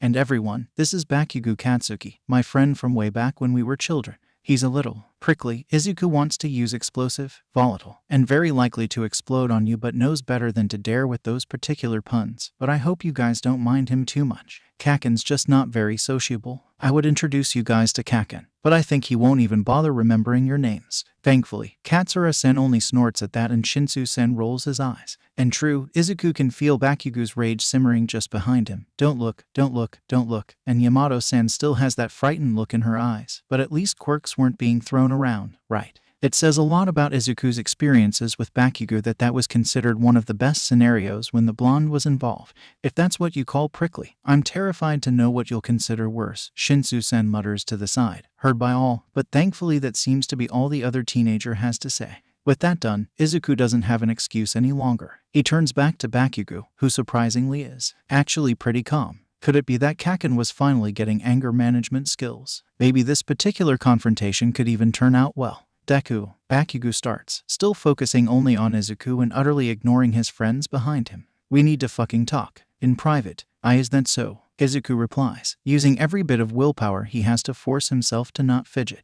Honestly, he is terrified of being left alone with Kaken, considering what prompted Izuku to start avoiding the other teenager in the first place. But if that meant no explosions being thrown around his friends, then alright, just let me say something to my group. A hand places itself on his shoulder. Hold it right there, Midori-san. Izuku could see a vein pop on Bakugo's forehead, but Katsura-san continues speaking, hand still on Izuku's shoulder. I know you've just said that this Kaken, Izuku's throat goes to his mouth as the vein visibly pulses, is an old friend of yours, but honestly I don't see any friendliness going on around here. I can't, in good conscience, leave you alone with him. You little shit, I was trying to be fucking civil for once here and you. Kaken, no. Izuku intersperses himself between Bakugo and his friends, his arms raised protectively over them. At this action, Bakugo freezes mid-attempt of trying to lob a fireball at Katsura-san, not wanting to hurt Izuku. They're just trying to help. I'm Midoriya-san. Yamato-san mumbles, hiding behind Izuku's shoulder. With the girl clinging to his waist, he could feel her fear and wish to be anywhere but there. But Izuku manages to send an attempt to comfort her without looking away from his childhood friend. Deku, did you really have to surround yourself with these trash? Bakugo, for once, actually listens and pulls his arm back, and though the blonde is obviously very irritated at how everything is not going the way he wanted, Izuku is amazed by the previously unexhibited levels of restraint Bakugo is showing. Was this the miracle of Yuuei at work here? Look at how they cling to you. They just aren't worth your time. Offended by Bakugo for the last time, Shinsu-sen glares at the blonde, and this time Izuku knows that if Bakugo responds to what the other teenager has to say, Bakugo will be eating dirt or worse. Why don't you just leave yourself if that's what you? Izuku has had enough. Everyone, would you all please stop trying to fight and just listen to me? This causes everyone to stare at Izuku in complete and utter shock. Izuku knows why. Before this, he had always sounded nervous, scared, hesitant, or terrified. This time, Izuku shocks himself for actually managing to sound angry. And that doesn't seem to be the end of it, either. Katsura-san, I know you're trying to protect me right now, but please remove your hand from my shoulder as your grip is starting to hurt. Katsura-san does as he is told so fast that Izuku almost stumbles. Were it not for the fact that he is so frustrated right now that he can't be bothered. Understand that I'm trying to really prevent a fight here. And you being overprotective won't help me in that. Thank you for the effort, but right now it is unnecessary. Next, Izuku turns to Bakugo and Shinsu-san, both of them with guilt streaking on their faces for a second. Good, Kaken, Shinsu-san, please stop trying to provoke each other. It's very clear that you two dislike each other on sight, with Shinsu-san hating rude people and Kaken being Kaken. But if that's the case, could you two just ignore each other instead of trying to start a fight? And lastly, Izuku turns to Yamato-san, who seems to be staring at him in utter astonishment. Sorry about this, Yamato-san. I know you dislike being put into situations like this, but I ended up bringing this particular situation to our group's doorstep. Will you please forgive me? Yamato-san closes her mouth. Yes, that's good to hear. Now then, with far too much ease, Izuku slips out of the hold she has on him and soon, Izuku has his hand gripping tightly around Bakugo's right wrist. We'll be on our way to have that talk Kaken wanted us to have. I apologize for cutting this group session short, and I'll see you guys later, but for now, bye. Izuku never thought that there would be a day where he would be the one dragging around Bakugo. But apparently, today was that day, as Bakugo can only stare at him while they leave his friends behind, leaving it to Izuku to do all of the job of getting the two of them to a nearby alley. Izuku knows that he'll be having a mental breakdown at some point later that day. But damn, does it feel good to tell other people exactly what he felt for once. Did, Kensei starts as all of them stare at the direction Midoriya left with his childhood friend. Did that just really happen? Shinsu can't say he doesn't feel a bit surprised himself. He never thought Midoriya could ever be that forward. One moment, Shinsu was about to use his quirk on Bakugo, and the next he was feeling like he just got reprimanded while Midoriya was already pulling away the blonde out of their sight. I can't believe it myself, Kensei-san, but I think it just did. Still looking a little shocked, Yamato stares at her own hand, which she had been using to hold Midoriya. Midoriya-san. If there was anything Shinsu could easily expect the girl of their group to be, it was quiet. The fact that she is openly reacting like this even with Midoriya gone really says a lot as to how much what just happened earlier has affected Yamato. Kensei snorts. SNRK. Shinsu automatically finds himself glaring at the boy. Now this was a familiar pattern. What is it now, Kensei? I just thought. Just now, Midori-chan just reminded me of you. Shinsu blinks at that statement, before realizing what it meant. Blunt, straightforward, and with a tendency to rudely order people around. Only less, well, Shinsu and more angry rabbit face. Blunt, straightforward, and cute then. Very Midoriya, but not Shinsu indeed. Did he really just think of the word cute just now? Especially in regards with Midoriya. Not funny. Shinsu glares at Kensei. The other teenager is a terrible influence on him. Before he joined this group, he would have never thought along those lines. And now he was starting to think Midoriya was cute. And yes, objectively, he could see why people would call him that, but Shinsu never would've. Wait, did Shinsu just do it again? Damn it, Kensei. Oh, but it totally is. Kensei completely ignores his glare with a smirk, before turning to the last member of their team outside of Midoriya. Why Yamato-san, don't you think that Shinsu could be, a bad influence on Midori-san? As he says those words to Yamato, Kensei starts going red, stuttering as he curls to himself before finally just whispering the rest of it. Shinsu, having seen this many times already, takes this opportunity to sneer at the flustered teenager. Now you remember just how close you are to her. Shinsu smirks, shaking his head and raising his hands to face the sky as though telling the world how difficult it was to handle this guy. Can you believe it? And I thought you were pretty unobservant already, Kensei. Hey, shut up. Still flustered, Kensei uncharacteristically raises his voice, vehement and with clenched fists as he replies to Shinsu. There's a reason why I'm like this around G-girls, of which I am still unaware of. Shinsu points out dryly, loving every moment of this victory he has over Kensei. Care to tell us the story? Kensei opens his mouth, closes it, before turning away and crossing his arms with a HMPH. Shinsu savors the resulting silence, knowing that the other teenager wouldn't be forgetting this anytime soon. Should we follow them? Shinsu's eyes go wide once he realizes that the one who just spoke is Yamato. And strangely enough, the girl isn't fidgeting or looking at her feet as she says it.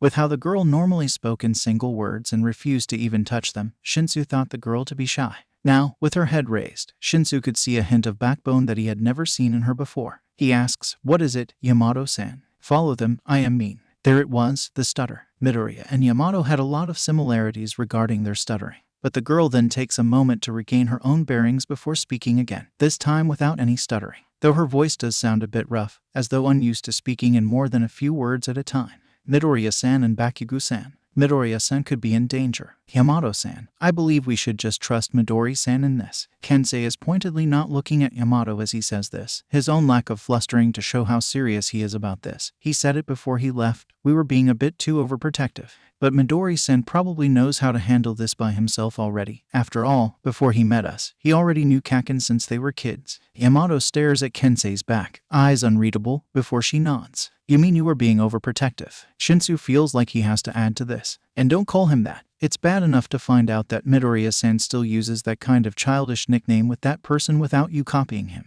And just like that, the serious atmosphere around Kensei is gone as he grins at Shinsu again. And like you weren't actively trying to provoke him yourself earlier. Midori-chan sure told you off. Shinsu twitches. He doesn't like how Kensei puts it. He didn't. He just pointed out my own childishness, and I listened to his advice. Yeah, that was right. That was just it. This day onwards, whenever I meet that fellow, I would endeavor to ignore him to the best of my ability as long as he respects me the same effort. See, told you off, got reproached, scolded. Look it up in the dictionary. This time, it is Shinsu who remains quiet. He really doesn't have anything to say to that. And wait, did you call me just Kensei earlier, without the honorifics? Shinsu blinks as Kensei says that. Shinsu didn't, did he? Does this mean that you're finally opening your heart to us? Hey, maybe I can even beat out Midori-chan and befriending you faster. Nope. We are not friends. This is just a co-beneficial relationship for a class project, and once the week is over, that will be the end of it.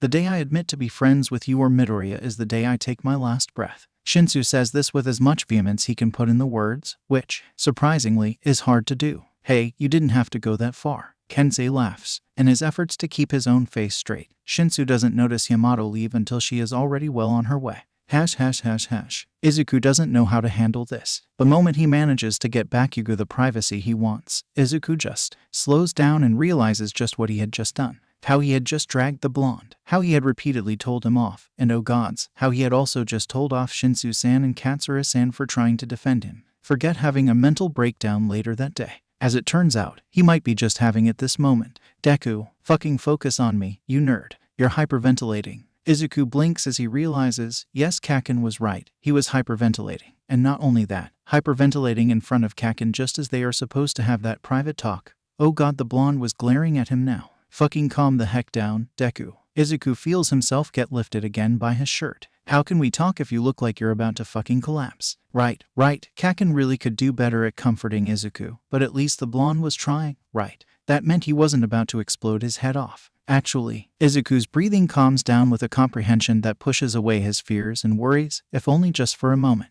Kaken, since when did you start trying to comfort people? I guess you're fucking alright if you can say stupid things like that. And just like that, Bakugo drops Izuku without much fanfare nor any sign of wanting to answer his question. Now, we can finally talk. Gotten it, you nerd, why did you fucking keep avoiding me for all this time? Now that you're in general education, you start thinking that you're too big for me now, huh? Izuku places his hands on his chest, straightening out his clothes as he tries to stand up. But his thoughts are on a different path entirely. After all, that almost sounds like, Kaken, were you worried about me? Shut up, Deku. Was Izuku imagining it? Or was Bakugo looking a little red, not in an angry I'm going to kill you sort of way, but instead as though he was embarrassed? No, Izuku must be imagining things. There was no way that could happen.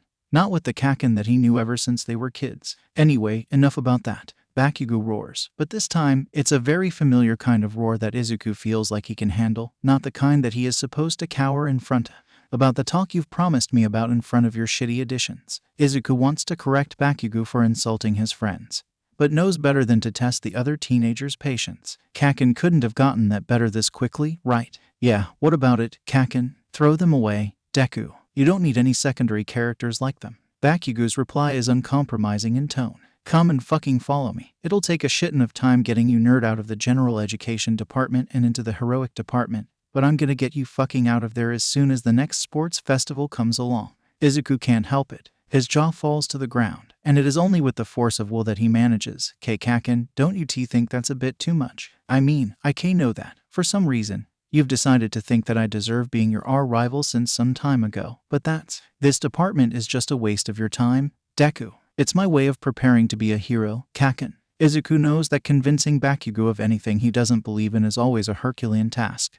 But he has to try. He has to make the other teenager see the situation in his shoes, not in the strange version of reality that Bakugo seems to be currently in. I need to train, and even if I'm trying to hurry, I would still need friends and allies so I can have help. That's what I'm saying. Bakugo swings his fists, and it is truly a miracle that it hasn't come into blows or explosions yet. Before, for just trying to open his mouth, Izuku would have gotten beat up. But still, Bakugo doesn't seem to be convinced, building up frustration inside Izuku again. You don't need to fucking train nor any help. Your quirk is largely weak and useless, but quirks aren't everything, Kaken. They aren't everything. As Izuku interrupts Bakugo, he tries to remain calm and level-headed. But that in itself is a difficult task. After all, if there was anything that constituted as a trigger for Izuku, it will always be his quirk. Even if my quirk is useless, with enough time spent on physical training I just might. Bakugo stares at him in the eyes. Your quirk's not useless. Years before, Izuku would have wept and yelled for the entire world to hear if the teenager in front of him said those words. Years before, he would have been overcome by joy, by relief, by happiness that somebody thought that his quirk could mean something, but not today. Not after All Might. Because even when Toshinori-san reignited his passion to become a hero, even as he praised Izuku's sharp mind, even he had never ever said those words. It had always been about physical training, about his mind, about making friends, and never about his quirk. Izuku sees red. So you say that, but it is what it is, Kaken. Izuku yells, fists clenched in a way that makes him want to start a fight for once. Everyone keeps saying it's useless. I think it's useless. Even somebody who knows what they are doing called it useless. I have a weak quirk, Kaken. Bakugo roars back, I was there, all right. Izuku halts, rage interrupted by confusion. Huh, I was there. When you were telling your fucking sob story to that freaky-ass rake of a man. I was there. Bakugo isn't facing him right now, which is good, because Izuku doesn't think he can meet Kaken in the eyes himself. If Izuku was right in what Bakugo is referring to, then I wasn't intending to. But that park was on my path back home from school. Heck, both our houses are, which was why you were probably crying there of all places. Wah, Izuku should have realized. He should have realized that particular risk. I wasn't intending to, but then I caught what you two were talking about and I had to stay. All right. Bakugo, for the first time in this conversation, explodes. His hands, clenched over the wall in tight fists, make a fireball that lights up the alleyway. But Izuku doesn't even feel the flames, as even the heat feels subdued in this moment. Got him, Nit, shitty Deku. The proof was before your own face, before that rake guy's bloody face, and you both didn't even see it. Until then, I didn't see it. K. Kaken, don't tell me. That's why ever since then you were. Yeah, that's fucking right. I was fucking guilty as fuck. Alright, I was part the fucking issue that made you start thinking like this. Bakugo sounds so torn up, so ashamed as he says those words to Izuku, but then he shakes his head. He faces Izuku. And Izuku can't find himself able to move in front of those intense red eyes. But that's another subject. We're talking about quirks here. About your quirk. It's a testament to how shaking the revelation of the past few seconds is to Izuku that he has honestly forgotten why he got angry in the first place. And now, looking at Bakugo and his expression, Izuku can't muster a single shred of rage, even as the teenager speaks about his quirk. Deku, get it in your head to start giving your quirk a second look. That's the thing you're good at, right? Studying quirks. Bakugo taps a finger on his temple. That guilty look on his face even as the blonde makes a smirk, though this time far from taunting or demeaning as it had used to be. If anything, Izuku thinks of a word, pained. Pained is the only word that only fits his Kaken in that moment. Use that little nerd brain of yours to look at it in another angle, because I won't be pointing it out for you. You need to be the one to do this. Otherwise, there will be no fucking point. And once you do figure it out, use that and don't you dare fucking stop from there. It will be terrifying. Fucking damn it, I know just how much it would be once you realize just what kind of devastation a quirk can do in the wrong hands. But don't let that shit stop you, alright? You're going to be the one going against me for the title of number one. I can't have you be scared of what you can do. Izuku shakes his head, with his hands holding his temples and mind a-whirl with just what their conversation has gotten to. It's too much, too quickly. I don't understand what you are trying to say, Kaken. Bakugo Katsuki is stern and unrelenting as he says his last words. You will, fucking Deku. And when you do, then you can finally stop wasting your time in general education and start becoming a hero like me. And just like that, the other teenager absconds, leaving behind Izuku alone in the dark alley. Hash. When Toshinori finds Izuku crying in the middle of the streets, Izuku is treated with the sight of the scarecrow of a man flailing in panic as he gets tackle-hugged by a teenager out of nowhere. It takes Izuku way too long to calm down and finally talk. But when he does, babbling about Kaken and quirks and his entire sordid childhood, Toshinori takes the two of them out for ice cream instead of immediately asking what brought the entire thing about. And when Izuku does finally get to explaining the whole confrontation with Bakugo, Toshinori-san gets this look in his eye, determination, recognition. Did Toshinori-san know about Kaken? Was Toshinori-san part of the heroic department staff? And soon the man apologizes to Izuku for not making things clear enough for him when he had been training for the past few months. Midoriya-kun. It has taken so much effort from Izuku just to get Toshinori-san calling him that, instead of young Midoriya or Midoriya boy, that uncomfortably reminds Izuku so much of All Might. I'll be taking steps to settle this with young Bakugo.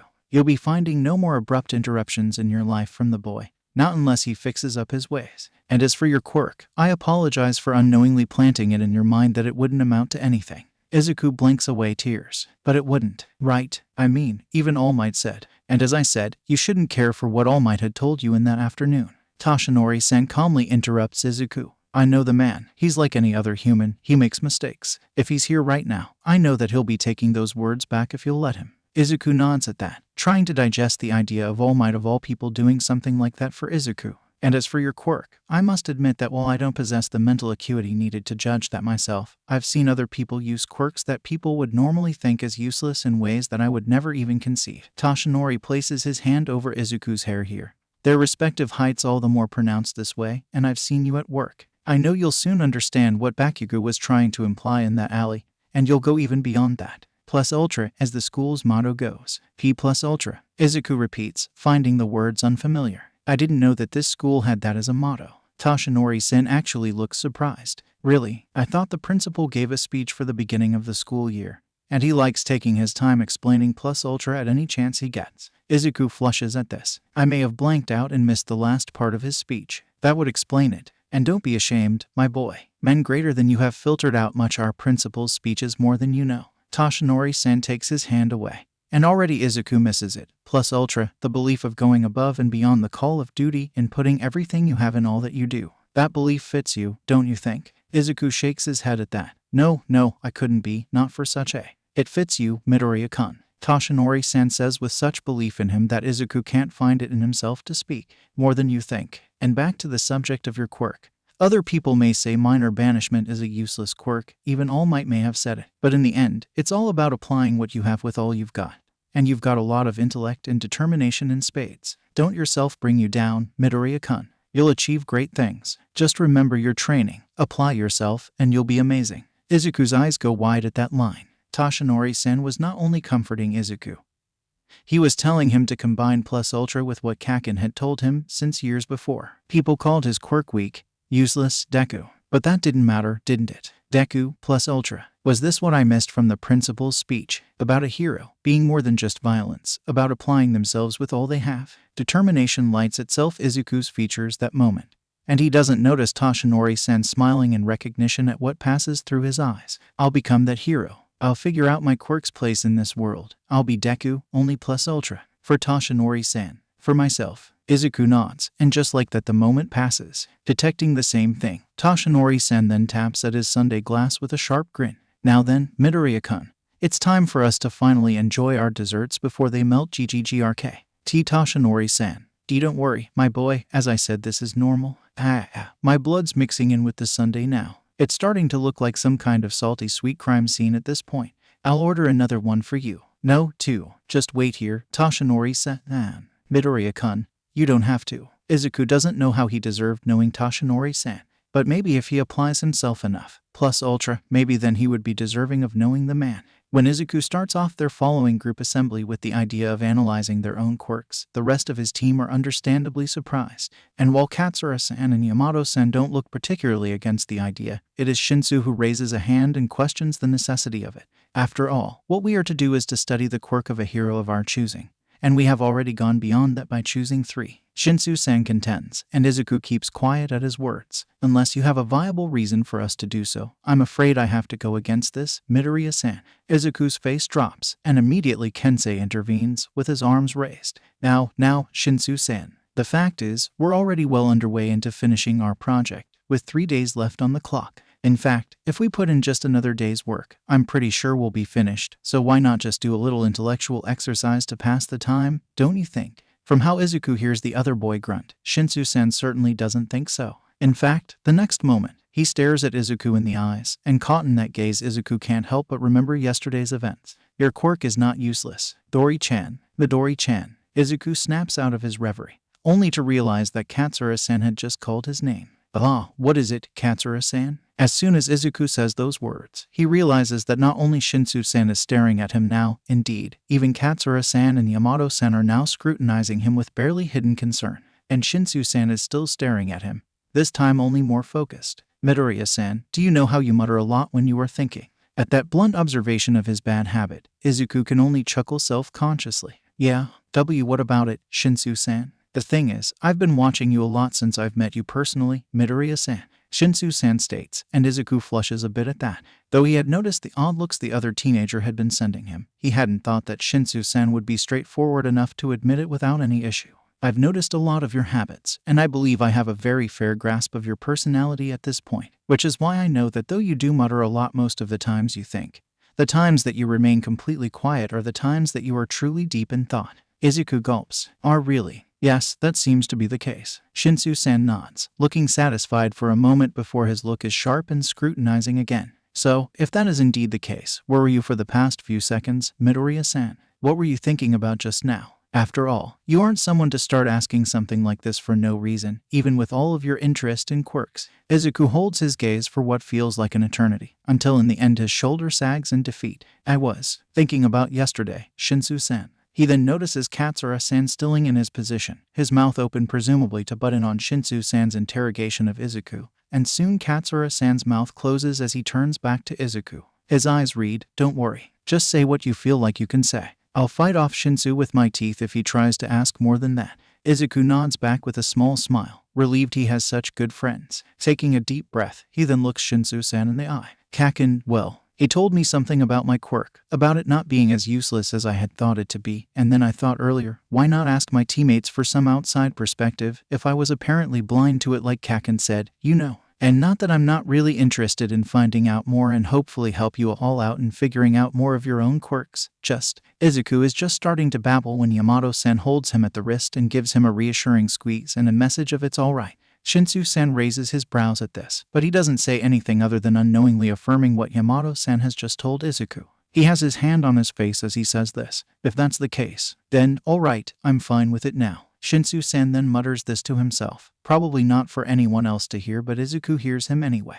It's not that this also isn't beneficial to me. Midoriya has a good eye for quirks, and an outside perspective on brainwashing might help, just as long as Kensei doesn't start using this as fodder for his friendship speeches. And from how Katsura-sen yells, it's not just Izuku either. Hey, I heard that. Just like that, the weight on Izuku's shoulders lighten, and ease seeps through his being as a smile slips its way on his face at the by now familiar brand of banter between Shinsu-san and Katsura-san.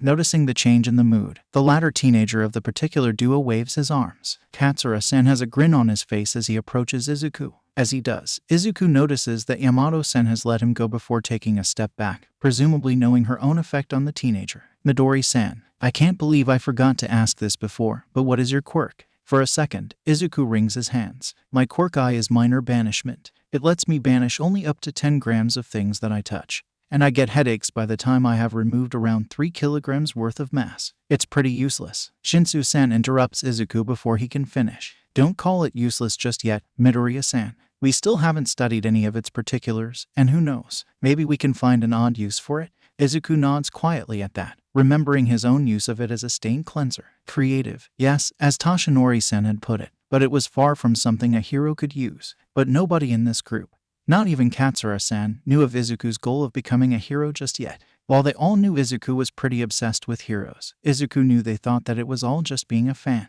I guess it's my turn now, huh? Katsura-san starts, and the rest of the team turned to him in curiosity. Midori-chan already knows this, but my quirk's name is Scan. It let me knows the structure of things that I touch with these things in my hands. The teenager runs his fingers over the square panels on his palms. It's a bit uncontrollable for me, so whenever I touch something with my hands I get barraged with a lot of information. That information, as you have figured it out by now, is what has led me to knowing about building things, as my head has more blueprints than a workshop. Is that why you knew about muscle strain when I first met you? Shinsu-sen asks, and Katsura-sen nods. The purple-haired teenager nods at Izuku's direction. I figured that with Midoriya-san here, you would be very familiar with the physical structure of muscle strain. Speaking of Midoriya, Izuku nods back wildly. Yeah, Katsura-sen always knows when I have trained a bit too much. Even Toshinori-san, my trainer, tells me that I'm lucky to know him, as it's really difficult to really judge that unless you know what you're doing. And that's just the tip of the iceberg for Katsura-sen's Scan. Besides mechanical, industrial, engineering, and medical uses, the thing we have figured out about his. At the babbling, Shinsu-sen stares at Izuku with wide eyes, and Katsura-sen laughs before coming close to Izuku and ruffling his hair again. Izuku, with his babbling interrupted by the action, feels like a wet kitten. Midori-chan, let me do my own bragging. Katsura-san teases, causing Izuku to blush. Surely, he hadn't been that excited, right? Anyways, about that last part. This Katsura-san wraps his arm around Izuku's shoulder. Cuddly Miracle over here soon figured out after we met that maybe I could use my quirk to do more than act as a glorified X-ray scanner of things. You know, he asked me if I could use my quirk to, effectively, look at an object's recent history, and as it turns out I can. Psychometry, Yamato-sen whispers. I can see how that can be very useful, in both mechanics and medicine. Knowing the history of the subject would be crucial to making correct diagnoses, but that's not at all. Shinsu-san nods at Izuku. You were about to speak of its uses in detective work, weren't you? An odd look flashes itself at Katsura-sen's face at that question, too fast for Izuku to identify what it was. But Izuku nods back, taking the moment to get himself free. Yeah, if Katsura-sen were to become a detective, just by touching a crime scene he could get a first-hand idea of what happened there. And it'll also help him find crucial evidence. Too bad it's a little inaccurate at this point. Katsura-sen speaks again, though this time sounding somber, as it's still something new to me. I still don't have much control over what I can find out. Not that I had much control over my quirk's activation in the first place. Shinsu-san gives the other teenager an odd look, before clearly coming to a decision to just ask him later. He then turns to the rest of the team. Evidently, it appears to be that Midoriya-san has already figured out something new about it, and Kensei is still working on what he has. Kensei, do you think we need to focus on your quirk today? All he gets is a grin and a shake. Nah, I'm fine with focusing on you guys. It's more about practice than discovery for me at this point. Shinsu-san closes his eyes for a moment before he exchanges looks with the only girl of their team. Yamato-san, do you want to go first, or? The reticent girl in question shakes for a bit, and Izuku nearly moves to her side, but then a decisive gleam blooms in her eyes and Yamato-san nods. Why yes. She turns to Izuku, and he knows what she wants immediately. Midoriya-san, see can you? Izuku isn't blind. He knows that Yamato-san doesn't talk very much whenever the rest of the team is around. And though the girl could be very eloquent in their occasional mental chats, even to Izuku it is evident that that same eloquence leaves her whenever she has to actually talk. Izuku was similar to her that way, which was probably why they got along so well. And with the only other way of making herself understood having to do with opening her mind to others, of course Yamato-san couldn't really converse with anyone but Izuku. Not everyone was welcome to telepathy, and Yamato-san told so herself that she didn't like using it very much either outside of trusted individuals. So Izuku has to be the one to speak for her. It's his duty as her friend to help her be understood and open up to others. Izuku nods, and soon she sighs in relief. Turning to the rest of the team, he starts. Yamato-san's quirk is touch-based telepathy. It lets her connect superficially to the minds of other people via touch, and like Katsura-san, she can't really control it. The other two males think about that, and immediately, Shinsu-san winces. I can see now why you have difficulties talking to strangers, especially males, Yamato-san. I apologize if I had offended you in the past in any way. Katsura-san, on the other hand, is very quiet, and Izuku supposes it is related as to why the other teenager doesn't talk to girls very much either. How did Midoriya-san meet you, if that was the case? Shinsu-san asks Yamato-san, and she actually responds, a small smile to be found on her lips. I bumped into him, Katsura-san snorts, and though the other teenager is still not looking at the rest of them, Izuku can see that the solemnity has passed now. Shinsu-san is also smiling. And as blinding as the rare expression is to Izuku, he can't understand why they are suddenly so cheerful. I can see how that could have led to you getting to know each other. Izuku also feels happy though, to see the rest of his team interacting a lot more, as well as the evident new sort of understanding between Shinsu-san and Yamato-san. But then, the moment passes, and recognizing it, he turns to Yamato-san. Yamato-san, do you think you can practice with the rest of our team with your quirk? I know it can be useful sometimes, being capable of delivering things that can't be put into words. I know you're bad at trying your quirk with anyone else other than me, but you can trust Shinsu-san and Katsura-san, all right. Yamato-san, in response, looks at Shinsu-san, and as though her quirk has suddenly lost its limiter, it is Shinsu-san who replies, yes, we'll be practicing it soon when we have time. Kensei-san, how about you? Do you think you can work with Yamato-san with this? Katsura-san's face is red, and Izuku can see that he has to force his own words out, but soon the other teenager manages, of course, who do you think you're talking to? Let's work tea together later, Yamato-san. She nods, whispering, thank you. Her eyes take on a watery sheen, and soon Izuku himself has to wipe away a tear. Shinsu Hitoshi is no fool. Kensei had warned him, after all, that this would happen. The day before, after that odd moment of trying to reach into the vehemence he normally had in spades and finding himself lacking, he had realized that the other teenager turned out to be right. He is starting to care for this odd bunch of misfits that he calls his team. After all, what else could he call a group of people that he could just talk to and expect no jeers nor taunts coming along his way? Midoriya is one thing, but Kensei is another, and now Yamato is included to that list. Respect for Midoriya comes along easily. After all, despite Shinsu's initial efforts to be as unapproachable and stony as possible, believing the rest of his general education class to be just a bunch of dunderheads that would only remind him of how much he wants to be in the hero department, the green-haired boy had decided to try and attempt to befriend him. And why? Nobody deserves to be alone, Shinsu-san. Such a pure and well-intentioned ideal, normally that of platitudes and well-wishes that actually don't go anywhere. But Midoriya actually does try to approach Shinsu. And Shinsu actually does see just how earnest the other teenager is, so that, in the end, made Shinsu give the other teenager a chance, even as he said that they wouldn't become friends. And that respect only swells at Midoriya's obvious intellect and sheer will to reach his goals, whatever those goals may be. Knowing Midoriya, though, it would be something blindly altruistic again that would make Kensei work hard to protect the boy in turn. Which brings Shinsu to Kensei. Kensei was a breath of fresh air, to be honest. Despite that rocky initial start, Shinsu does find himself agreeing with Kensei's conclusion that they were very similar people, but unlike Shinsu, Kensei was someone willing to start easy conversation and Shinsu always found himself talking back, if only to snark at the other teenager. Kensei's technical skills and outright declaration of protection also appealed to Shinsu, but like Midoriya, that only comes secondary to the fact that like Midoriya, Shinsu knows that Kensei wouldn't talk badly of him like most people would once they knew of his quirk. It was just not their personality to be like that. Yamato, Shinsu doesn't know much about her just yet, but he knows that this moment is crucial. This moment is when he can finally start trusting other people, despite the deep-seated bitterness he knows exists inside him that prevents him from trying to make friends. Would he talk to them about his quirk or not? The answer is easy. My quirk is called brainwashing. Midoriya and Kensei would know its effects by now, Kensei as well as the name, and it lets me temporarily take control of others that verbally respond to me. The control is tenuous, easily overcome by a slight nudge to those affected as well as possible to be fought off by the sheer force of will, but other than that its effects are absolute.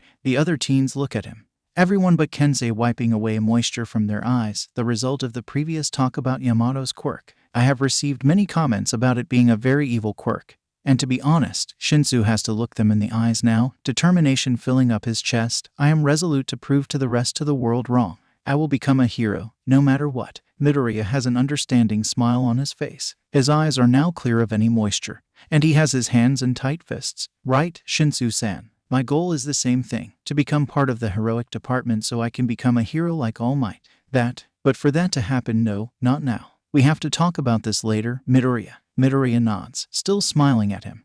And despite the sudden coil of emotions in his gut, Shinsu can't help but return the expression. It wasn't the other teenager's fault that his dream and Midoriya's would clash. Not when there could only be one victor in the school festival tournament. Shinsu would have to settle it at some point with the other teenager, but not now. Not while the rest of the team is still looking at Shinsu with acceptance. Though Shinsu could do with much less of Kensei's sudden inputs. Hey, Hitoshi. Haven't you been dropping your honorifics for some time now? First it was me. Next it was with Izuku-chan. Midoriya yelps, turning at Kensei. Shinsu can only say that the other teenager was feeling much the same thing as Shinsu was at that moment.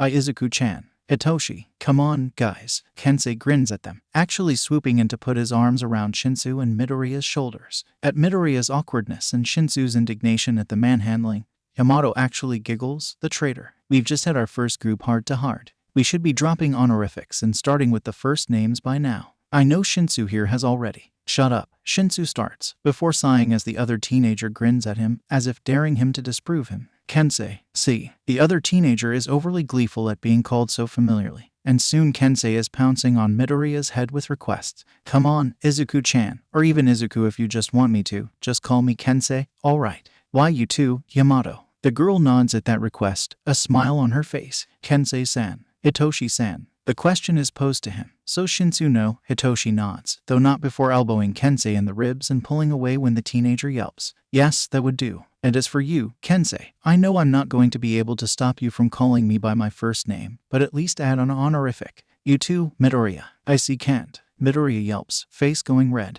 That will be rude of me. Yeah, it wouldn't be fair if Hitoshi kept on calling Izuku by his last name and he still got to be referred by his first name. No, that's not the point. Midoriya actually yells at Kensei.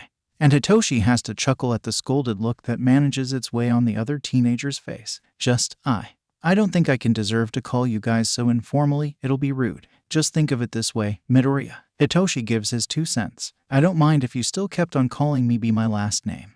And I don't know about Yamato, but you've known Kensei longer than the two of us and you still refuse to call him by his first name despite his wishes. Wouldn't that be ruder than actually calling him by his first name? Midoriya stops and visibly thinks about that, and soon he murmurs to Kensei, all right, Kensei-san, but only because you asked me to. Kensei, the idiot, actually whoops at that, going from scolded puppy to exuberant teenager in so little time that Hitoshi almost thinks he had just imagined the scolded Kensei. Finally, with a bright red face, Midoriya turns back to Hitoshi and Yamato. Do you want me to? If you don't feel like it just yet, I don't mind. Hitoshi raises his hand. And judging by Yamato's nod, the girl feels the same. Just as long as you let me call you Midoriya and drop the honorific in return. Midoriya takes a deep breath, and then, Shinsu. Why Yamato? With that done, Hitoshi nods. And he turns to redirecting the conversation back to where it had been earlier before Kensei derailed it with his name-related tangents. Midoriya, do you have anything for me in my quirk? Any idea as to how I might become better? It was obvious from earlier that the teenager had something in mind for him, and just like that, the change is instant in Midoriya. All evidence of flushing leaves the other teenager's face, and soon a look of confidence seeps into his expression. Shinsu. Midoriya stumbles a bit with his words for a moment over the name change, but the green-headed teenager pushes on. At this point, Hitoshi could really see why Kensei was so passionate in defending the person before him. You said earlier that your quirk could be activated as long as you had a verbal response. Did you test if that was not the entire case? Hitoshi feels confused. How else could someone else respond? Instead of putting it in words, Midoriya puts it into action. He stretches out his arm in front of Hitoshi, his hand open as if offering a handshake, and suddenly it clicks in Hitoshi's head. Nice, Izuku. Kensei cheers on, also seeing where Midoriya was going. People don't only respond to people just by speaking. We also have this thing called body language and gesturing. If Hitoshi can activate his quirk using something like a handshake, then it'll be much easier for him to use, and will make it all the more villainous, considering it means taking advantage of people's good manners. Hitoshi adds in his head, but then he shakes the thought away. Midoriya has put his arm down now, but Hitoshi knows what the other teenager is asking him to do without even speaking. Hitoshi reaches out his hand for a handshake, and the next moment, Midoriya takes his hand and gives it a shake. Normally, to Hitoshi, activating his quirk is like reaching out towards the night sky and throwing a huge, if weak, net to reel in the brightest of stars, as though he is a fisherman reeling in fish to set free later, only instead of the deep blue ocean his fishing grounds were the infinitely dark skies. In that vision, the moment Midoriya takes his hand, the star before him shines just a bit more, just a little brighter. It makes Hitoshi want it. But part of Hitoshi doesn't want to cast his net. This star feels like it was where it belonged, no matter how much Hitoshi wants to get it. Free to glow bright in the dark sky, but unlike so many other times, he has been given permission. He throws his net, and fails to reel back the twinkling star that is Midoriya. It didn't work. Hitoshi hears Kensei whisper to no one in particular, and Hitoshi opens his eyes. When did they close? To see an odd smile on Midoriya's face. Or did it? It didn't work. Yes, it didn't work, but I felt it, Midoriya says, and Hitoshi feels relief, feels more hope for the future success of his dream of becoming a certified hero. It didn't overtake me, couldn't even if I wanted it to, but it was there. It was possible. I just need to get better. Hitoshi whispers to himself, feeling a new path opening before his eyes. Nobody asked me to try this before, but now that I'm aware of it, I know that I just need to get better. Midoriya smiles, and I know you will, Shinsu. And just like that, Hitoshi knows 3 things. 1, he definitely now has friends, at least with Midoriya. 2, he has a lot of work in the future. And 3, he has to return this favor to Midoriya in future, as well as the rest of this team for letting this very situation come to be. Because Hitoshi knows that without them, he would have some very bitter and desperate months ahead of him instead of the bright future that it looks to be right now. When Toshinori arrives to his and young Midoriya's meeting place for their next training session, 2 days later, he is filled with surprise. After all, while at this point Toshinori has gotten used to his protege arriving really early, even earlier than the already unholy 4 a.m. Toshinori has scheduled with the teenager just so the teenager could head to his classes afterwards. He doesn't have one early teenager in the park that they normally use. He has 4 inhumanly early teenagers in the park that they normally use. Toshinori-san. Izuku's eyes are bright. These are my friends, Shinsu, Yamato, and Kensei-san. They were hoping to see if you could help them train up just like you did with me. Toshinori knows he should have told the boy to keep their training secret. He knew this could happen. But he had forgotten to, and it had happened anyway. What would happen now? Once Toshinori has to reveal his identity as All Might and he has to pass on one for all once and for all. But he can't say no to that face. Not when it's not only Izuku who is looking at him with hope, but also the 3 other teenagers who came along with him. Toshinori was never good at refusing others' help. It was literally his job as the symbol of peace. Toshinori coughs out blood, and amidst the shocked looks he gets from everyone but his protege, he mutters, "All right." It is once that Toshinori has managed to calm down the teenagers and has gotten properly introduced that he recognizes the purple-haired teenager that he has doing push-ups with Izuku and young Katsura on the park floor. It is none other than Shinsu Hitoshi. Without that look of outright desperation and bitterness and instead a soft smile on his face, Toshinori didn't recognize the teenager. The other 2, Toshinori doesn't know very well. But outside of the odd look he receives from the Katsura boy once Toshinori gives him a handshake, it doesn't appear to him like they will be problems. In fact, they, as well as young Shinsu, seem to be good influences on his protege. And it didn't take much to see that they were very tightly knit for what was supposed to be a group merely created for a class project. And why did that particular class project sound familiar? Toshinori tries to think where he could have heard about it, but then he shakes his head. Oh well, Toshinori will need to handle the matter of one for all later, but this wasn't bad, he supposes. After all, his protege would need all the help and support he could get to become the next symbol of peace. If, and only if, the other teenagers could prove themselves worthy of being trusted, then would Toshinori decide to also let them in on the secret. When the training session finally ends, it is Izuku that leaves last. The other teenagers, this being their first time training with Toshinori and thus not having the stamina yet to go through all the exercises, left earlier, and so Toshinori has only Izuku for company once again. Was this alright? His protege asks. I know this kind of came out of the blue. Toshinori sighs. But in the end, he pats the teenager's hair. It was, but it's alright by now. I'm surprised, though, that you would be willing to share this with them. I know that you still haven't told your mother about your training sessions. Izuku blushes in that endearing way of his. Mom still thinks that I've decided to stop trying to be a hero. At first, it was unintentional, with me suddenly getting quieter about it once I've met you, Toshinori-san, and her misunderstanding it to be like that. But after realizing how less worried she gets now, I've decided to not tell her that I haven't given up yet. He looks down. At least, not until I'm part of the heroic department. Toshinori brushes the teenager's hair in an attempt to comfort. He then points out, you know she would be supportive if she knows. From what you've told me of Inko-san, she is that kind of mother. Not that Toshinori would know of mothers. Yeah, I know. Izuku nods, a smile on his face again, and Toshinori pulls away. Toshinori-san. Toshinori tilts his head. Yeah, what is it, Midoriya-kun? Part of the reason why I decided to invite them was that it is also Shinsu's dream to become a hero in the future. Like me, he needs training. That would make sense. His student was the kind of boy who would offer his heart if anybody asked. And the other reason is, the other day, we had a little group exercise about learning each other's quirks. They tried to help me with mine, and Kensei-sen devised several tests for me to do. While I still haven't figured out what to do, what we've found outside of a few tricks here and there, I thought it would only be right to do this in return. Toshinori's interest is piqued. What did they find? Do you have your observations written down? Oh, who am I kidding? Of course you do. Izuku is grinning at him, his hero notebook offered already in hand and for Toshinori to read. Toshinori takes the notebook with an eye roll, and shaking his head a bit at the admittedly obsessive notes taken regarding his coworkers, Toshinori flips through the notebook until he finds the relevant page. What is written is as follows. My quirk, minor banishment, observations. While I already know that I can only banish up to 10 grams at a time, Shinsu suggested me to test how quickly I could banish more than that. For example, according to Kensei-san, the rock we tested my quirk with was exactly 55 grams. How awesome is it that he could things like that? Before I took 10 grams out of it, that left 45 grams, so presumably by doing it 5 more times I could banish the entire rock. How fast could I banish things without having to rest? According to our tests, the mass I banish is directly proportional with how long it will take for me to activate my quirk again. Right now, it takes me 2 seconds to reactivate my quirk at critical mass 10 grams. But by banishing 1 gram instead, I could banish again in much less time. Could it be that with practice I could reduce those 2 seconds, or should I focus on banishing less mass more frequently? I got a headache by the time we banished around 3 kilograms worth of random rocks though.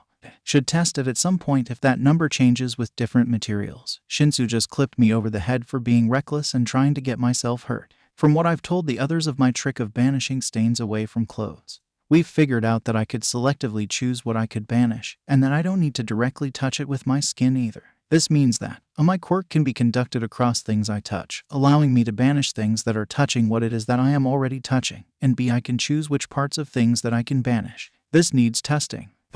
With a pot that Kensei-sen found for us, I've managed to test my theory, and we've found out that my quirk can be conducted through objects like soil. Not only that, with my new initials printed across the bottom of the pot, I've proven that I can etch objects by banishing bit by bit until what is left is a little series of dents that make letters. Where did Kensei-sen find this pot though? On second thought, I shouldn't have asked. On that note, I immediately rubbed out my initials from the bottom of the pot and asked Yamato to help me return it to the window it had originally belonged. I know that soil is actually made out of a lot of really small particles just clumped up together. So what is it that determines object that I am touching? And does solidity and compactness matter in the conduction of my quirk?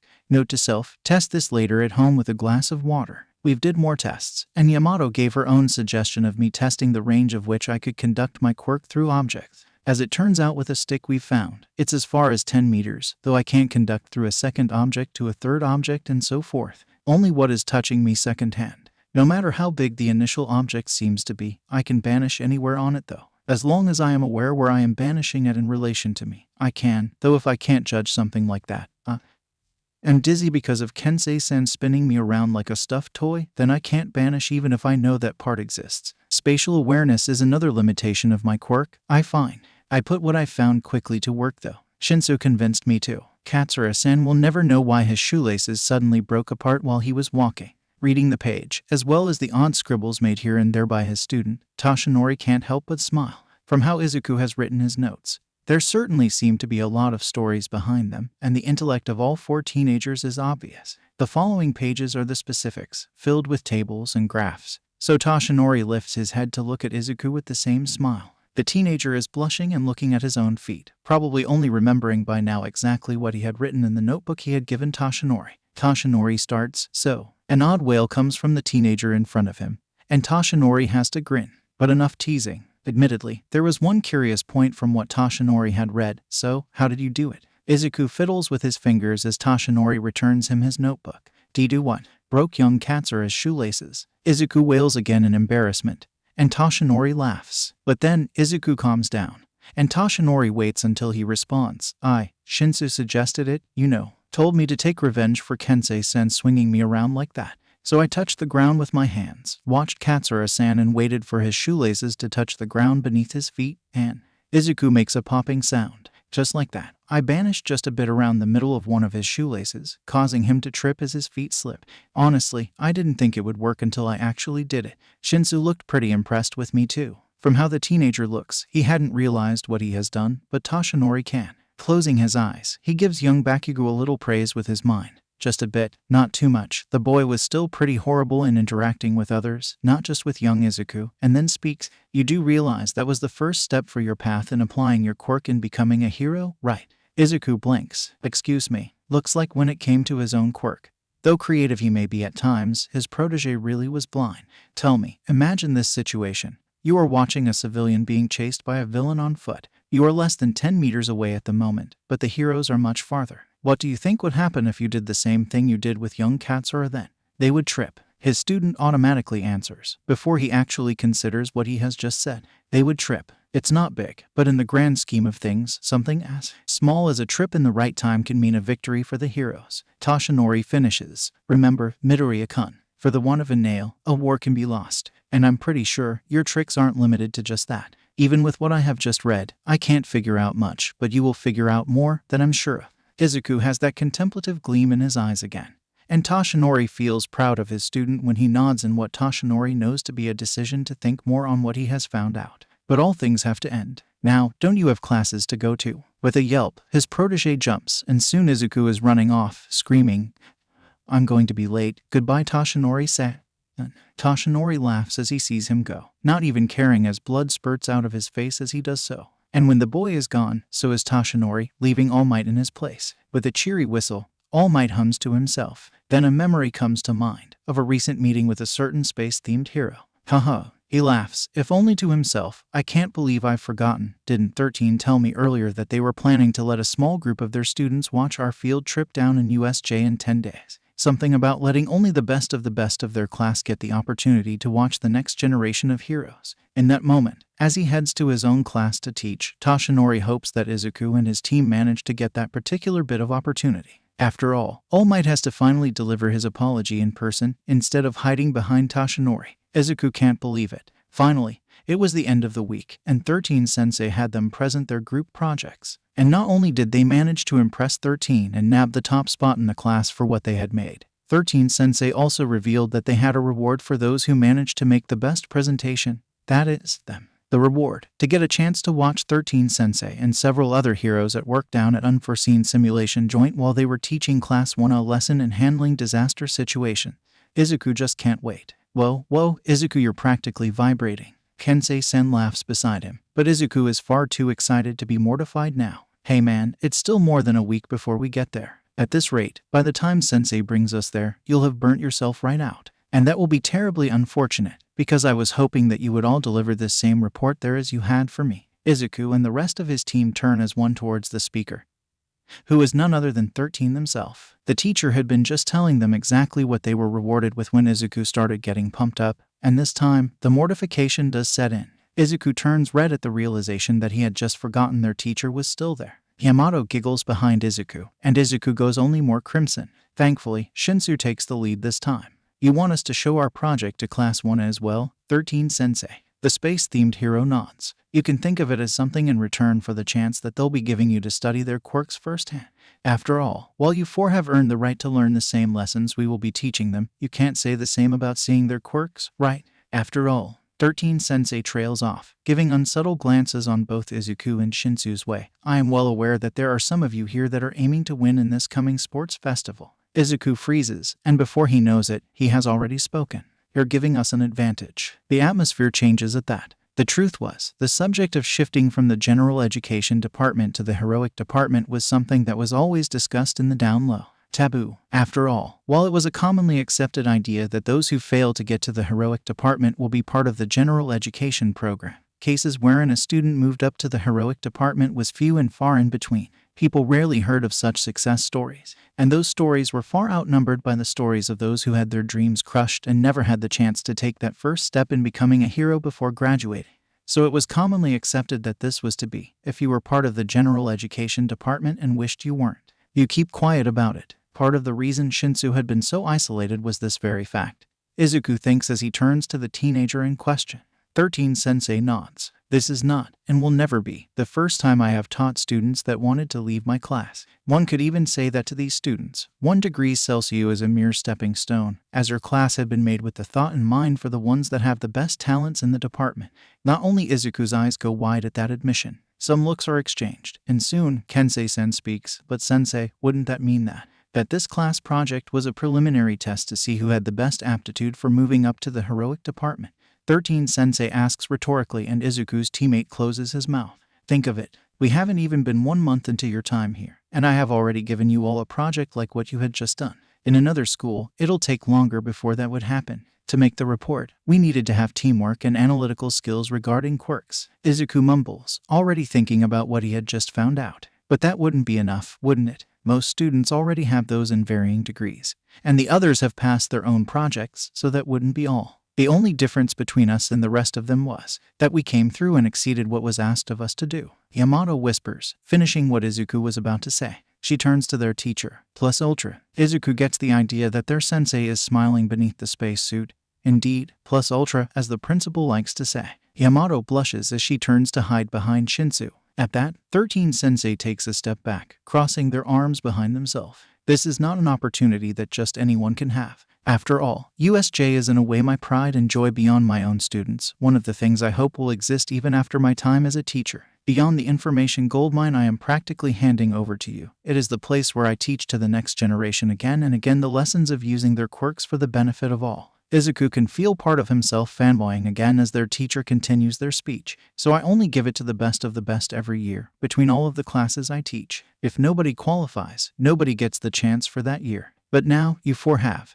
And unlike last time, you all will get to see Class 1A in action as opposed to 1B. Use it well. Izuku nods, a grin forming on his face. And when he turns to Kensei-san and Yamato, they meet him with supportive looks and a thumbs up. But when Izuku looks at Shinsu, the other teenager refuses to meet his eyes. This was a great opportunity. Classes 1A and 1B were the main competition against gaining the much-coveted chance to move up departments, and everyone knew it. Just by getting to scope out half of that competition was a victory in itself in the information battle. So why is Shinsu refusing to meet Izuku in the eyes now of all times? ###. Yamato, Kensei, can you two leave Midoriya and I alone for a while? We have to talk. They are walking on the way to the general education dormitories when Hitoshi speaks up to the rest of the group. Kensei gives Hitoshi a suspicious look, as though he is planning something bad for Izuku. But at this point Hitoshi only shakes his head exasperatedly at the allegation as opposed to being offended. After all, he knows that Kensei really didn't think badly of him, just a tad overprotective over Midoriya. That was all. In comparison, Yamato gives him an empathetic gaze, instantly understanding what Hitoshi is about to do. And in that moment Hitoshi understands that not only was the girl a telepathic, she was also good at reading people without even needing to touch them. It was to be expected, considering how much first-hand experience Yamato must have had dealing with other people's thoughts. The girl gives Kensei a tug on his sleeve, and Kensei immediately goes red once he realizes just who has gotten close to him. With a half-babbled line of goodbye, Izuku and Shinsu, be nice to Izuku-chan. To Shinsu, the gray-haired teenager runs off, leaving them behind with blinking and a trail of dust. It's a surprisingly manipulative action by their quietest member to help Hitoshi. And really, at some point, Shinsu should get that story out of Kensei as to why he was so horrible around girls. At first, he had thought Kensei just had a crush on their quiet teammate. But that theory was thrown out the window when Shinsu saw Kensei doing the same thing with a random girl that bumped into them while they were chatting in the middle of the street. Delicate pair of hands clasp his and Midoriya's respective right and left hands together, and Hitoshi turns to see Yamato smiling, her face close to their intertwined hands. Let's meet again tomorrow, in the usual place we train in, all right. Before he can say anything in response, she also leaves. Hitoshi blinks as he watches Yamato go. That girl is wilier than what I had expected of her since we first met. Don't you think so, Midoriya? He turns to the only person left beside him, only to jump a bit in surprise once he finds the other boy, muttering loudly to himself with a very odd expression on his face about girls, touching hands, and a general line of Hitoshi can't help it. He snorts. Midoriya, snap out of it. I know she has to touch people to use her quirk. But does she really have to take my hand? But no, I mustn't forget, she also took Shinsu's. It's really nice that she can trust people other than me now, but Midoriya mumbles, still deep in his thought process, before Hitoshi's words finally get to him, causing him to jerk up wildly. Shinsu. Sorry if you had heard that. Don't worry, I don't mind. In fact, I found it a little funny. Hitoshi actually smiles when the other teenager wails in mortification. Now, Midoriya. The others have finally given us the privacy I wanted. We should talk. As though a switch has been flipped, Midoriya snaps his head to face him. Shinsu, is this about how you refused to look at me when 13 Sensei told us about our incoming trip down at the USJ? So Midoriya had noticed. To be honest, Hitoshi should have expected that of the usually observant and very insightful teenager. Yes, and also about the upcoming sports festival? Hitoshi nods, and for a moment, he stays silent. He has to say this, or he knows that it'll fester in him, and Midoriya doesn't deserve that of Hitoshi. Midoriya, have you ever thought of what it would mean if we had the same goals? Midoriya blinks at his question. Hitoshi honestly doesn't know if the other teenager is really surprised or is just faking it. No, not really. I mean, wouldn't it be nice if we became heroes together, right? It would be better if Kensei-san and Yamato would also join us, so we could work together in the future. But I've talked to Yamato-san and she said she wanted to be a therapist, and I have no idea what Kensei-san is planning for the future. That's exactly the thing, Midoriya. Hitoshi cuts in, because he knows the other teenager can go on and on without being interrupted. We can't become heroes together. Remember, there will be only one winner in the sports festival, and only that winner can be part of the heroic department. If I win, you won't. If you win, I won't. It's a natural conflict of interests. Understand this, please. Hitoshi never thought before what it would mean if he had a friend like him in general education, if he knew someone with the same aspirations and goals as him, because he never had friends before. Because he had thought himself beyond those. Because general education had always been just a stepping stone for the heroic course, as 13 had put it. But now he has friends. Now that he knows someone who will be his enemy in the future, it's suddenly different. Shinsu, I know that you are also in a hurry to get into the heroic department. Midoriya flinches at his accusation, and Hitoshi closes his eyes, taking that as confirmation. After all, the longer we spend in the general education, the more we would get left behind by our future peers when we finally become part of them. Not if. It would never be if. Because if Hitoshi had it his way, even if he had left the general education and joined the heroic department, he would be helping Midoriya become a hero just like he knew the other teenager would for him. So never if. Because by hook or by crook, Midoriya would become a hero just like Hitoshi would. But this year, now, it will be between the two of them. Not both. But you keep on helping me, even then. Hitoshi continues as Midoriya remains quiet. You taught me a new way I could use my quirk with. You've even introduced me to your personal teacher. So Midoriya, I ask you this, do you know what it means for us to have the same goal? For a while, everything around them is silent. It's as though the world itself is waiting for them to resume, quiet in Hitoshi's ears. And then the moment passes as Midoriya finally speaks again. Yeah, he looks up, meeting Hitoshi in the eyes with the most serious expression he has ever seen on the other teenager. I do. Hitoshi keeps quiet this time, as Midoriya starts speaking. I know I said earlier that it didn't occur to me. But it did, you know. In fact, before Kensei-san and I approached you for our group project, it came to me. Toshinori-san was the one who suggested the idea of starting off in the general department. Because of him, I didn't even have to take the entrance exams to get into Yuuei. Hitoshi's eyes widened just a bit at that particular revelation. because that suggested a lot as to just how influential the skeleton of a man that was now teaching them all how to fight. It would have been different if I wanted to enter the heroic department first, but if it was just the general department, he could wave the test off with his testimony.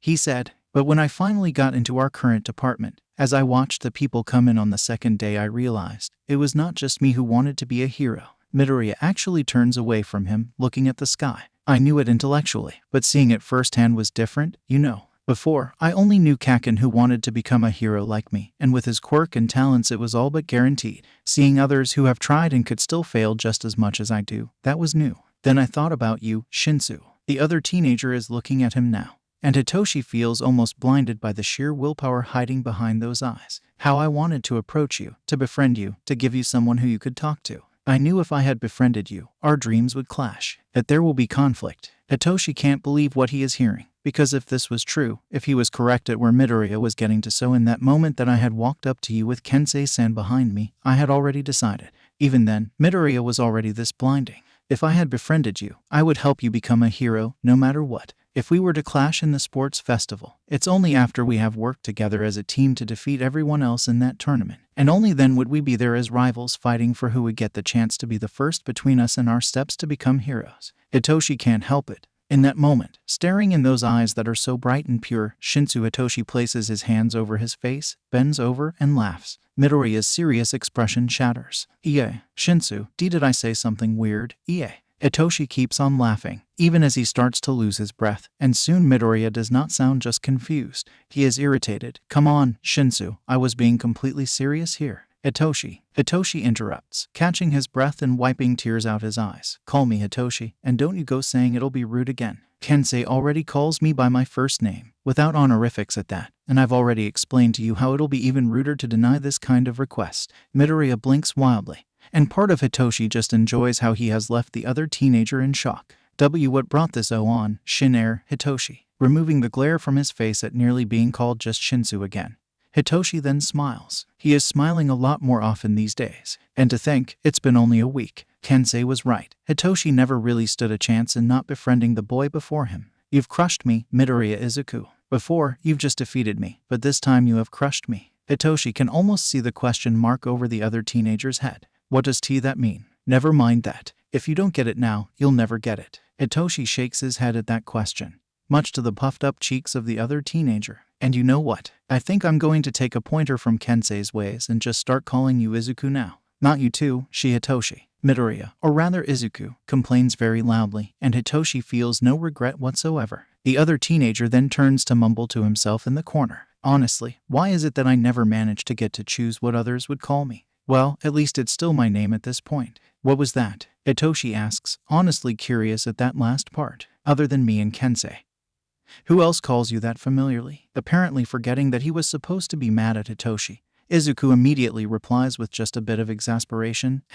It was Kaken. He calls me Deku, immediately remembering the explosive teenager in question, as well as catching the connection between Izuku's name and its alternative interpretations. Part of Hitoshi immediately rises up in a protective rush of anger. That is horrible of him. How could you honestly even call him a friend? Who could call the person before Hitoshi in this moment useless? It was far from it, even. Midoriya Izuku was a godsend, and deserved to be protected. Oh god, Hitoshi was turning into Kensei.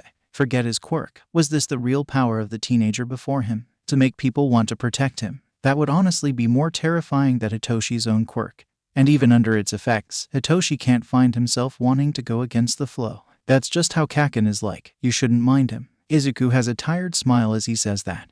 And Hitoshi wants to punch a certain blonde once for it, maybe even twice. In fact, ever since 8 months ago, especially once we've actually entered Yuuei, he's gotten better. He actually tried to help me in his own way when we had that talk. This headache feels familiar. Oh right, this was also when Hitoshi had first met Katsuki Bakugo. Again, Izuku, if what we saw earlier this week was better, I honestly don't think I want to know how it had been before. Make that punching thing thrice. Hitoshi knows he had said so himself before that he was going to ignore the other teenager if he ever met him again. But he didn't make a promise, right? Izuku wasn't even there when Hitoshi said it. Really, you shouldn't mind it, Izuku says, and Hitoshi wants to respond no, I should, but then he sees the sad look on Izuku's face and he keeps quiet this time. That's just how our relationship is. If it's going to change, it's between just me and him. And to that, Hitoshi has nothing to say. If the other teenager does not want to talk about it yet, Hitoshi won't force him. After all, Midoriya had been kind enough to let Hitoshi be alone with his own thoughts when he needed it, so instead, he extends his hand, enclosed in a tight fist. Izuku looks at it in confusion. Midoriya Izuku, I have heard your words, and starting today, I'll be repeating them. You have spoken of us being friends even with our conflicting goals, of us working together to become heroes despite the dilemma that only one of us can do it first. So, let me state this, you've said we'll be rivals, right? So let us be rivals. Rivals that work together, grow together, and fight together. For a moment, Izuku just blinks at Hitoshi, and then a confident smile blooms on the other teenager's face, making his own fist. Izuku bumps his with Hitoshi's. Yeah, let's be rivals, Hitoshi-kun. And just like that, several days pass by, bringing them closer to the date of the trip to USJ. Ever since Kensei left Hitoshi and Izuku alone to have a talk, he had noticed the two of them being significantly closer. The sudden shift in how they referred each other was an obvious hint, as well as a very frustrating one. It took Kensei a ridiculously long time to get Izuku calling him by his first name, and now Hitoshi got the privilege to be called that with just one talk. It was so unfair. But there was the more subtle things, like how Hitoshi had taken to carrying water bottles for both him and Izuku whenever they exercised together. When Kensei loudly complained of favoritism, Hitoshi shot back some nonsense about how Izuku was closer to Hitoshi's level of fitness than Kensei and thus deserved the water more. But Kensei knew better. And how about how Hitoshi and Izuku started comparing each other's records? Not even Izuku did that with Kensei, nor did they smirk at Kensei like they did with each other whenever they went past one another during laps. Before it had first happened, Kensei didn't even know Izuku could smirk. Surely, the difference between their physical capabilities wasn't that important, right?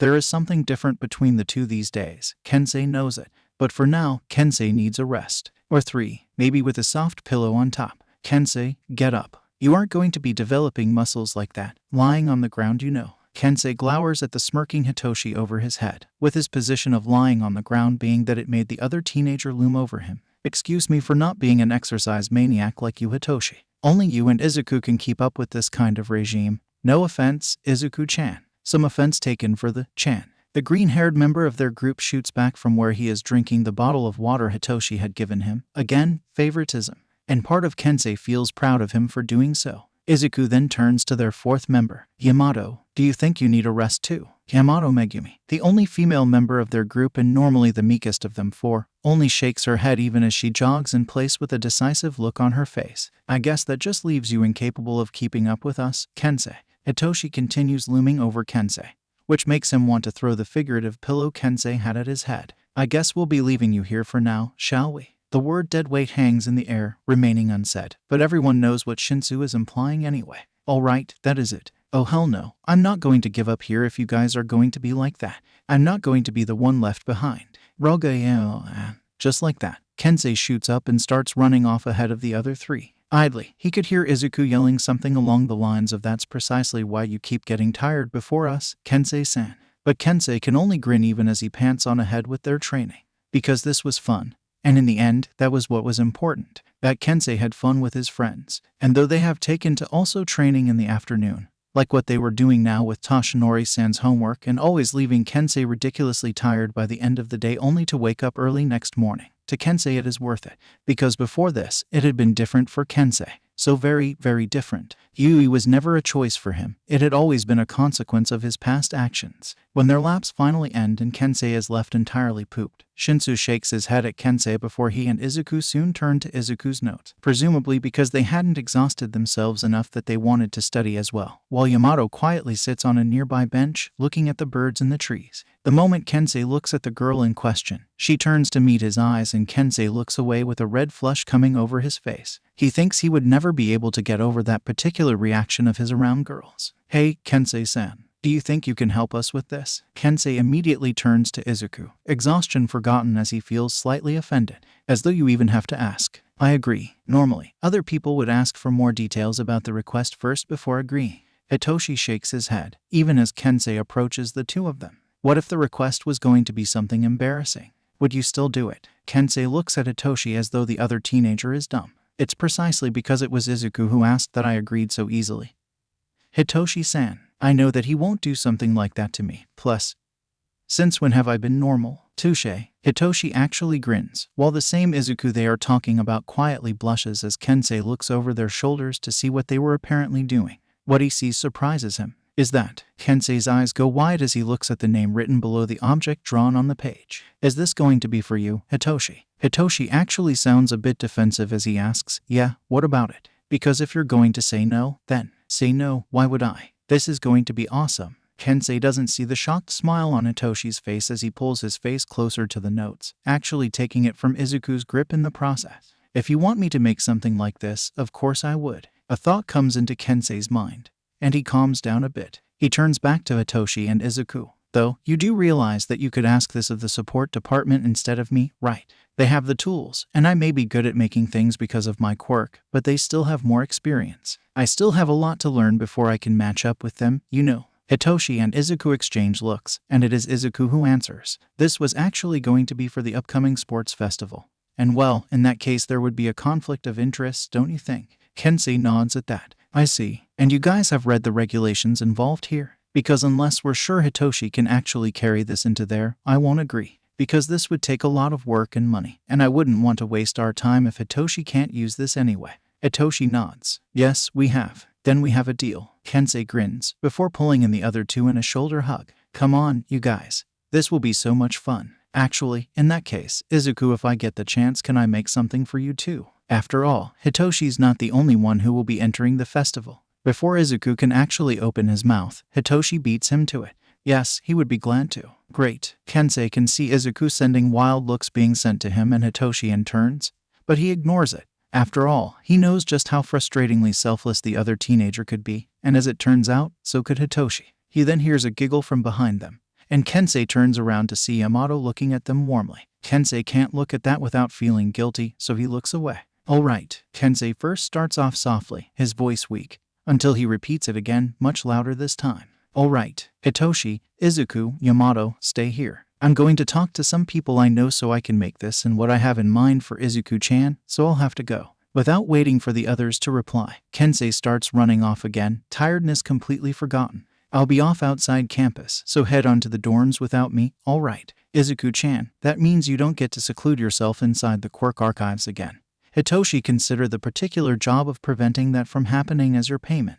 Now, bye. Wait, what? Kensei, get back here. With a delighted hum, Kensei moves to exit the Yuuei campus, leaving behind the protection of the Yuuei barrier behind him as the sun lowered itself below the horizon. Normally, Kensei wouldn't be out of Yuuei this late, but putting his hands to good work like this. Sign him up. Kensei pumps his fists as he walks through the city streets. Yeah, this is good. This is going to be great. He doesn't notice the 4 pairs of red eyes that open to follow him from a nearby alley. The following day, Toshinori arrives to his usual meeting place with his students to see not 1, nor 4 early teenagers waiting to expect him. Instead, they are only 3, and Izuku has tears coming out of his eyes. Young Shinsu is glaring at nothing in particular, a look of guilt bitter across his face, and Yamato on the other hand also seems to be close to following Izuku's footsteps and crying. Toshinori already feels bad about this. Where is young Katsura? Toshinori-san, Kensei-san is missing. We asked the dormitory managers, but he never returned to our dormitory last night, and the last thing we knew was that he was heading outside campus. Toshinori does hate it when his worst instincts, the gut feeling trained by years and years of being the #1 hero, are proven correct.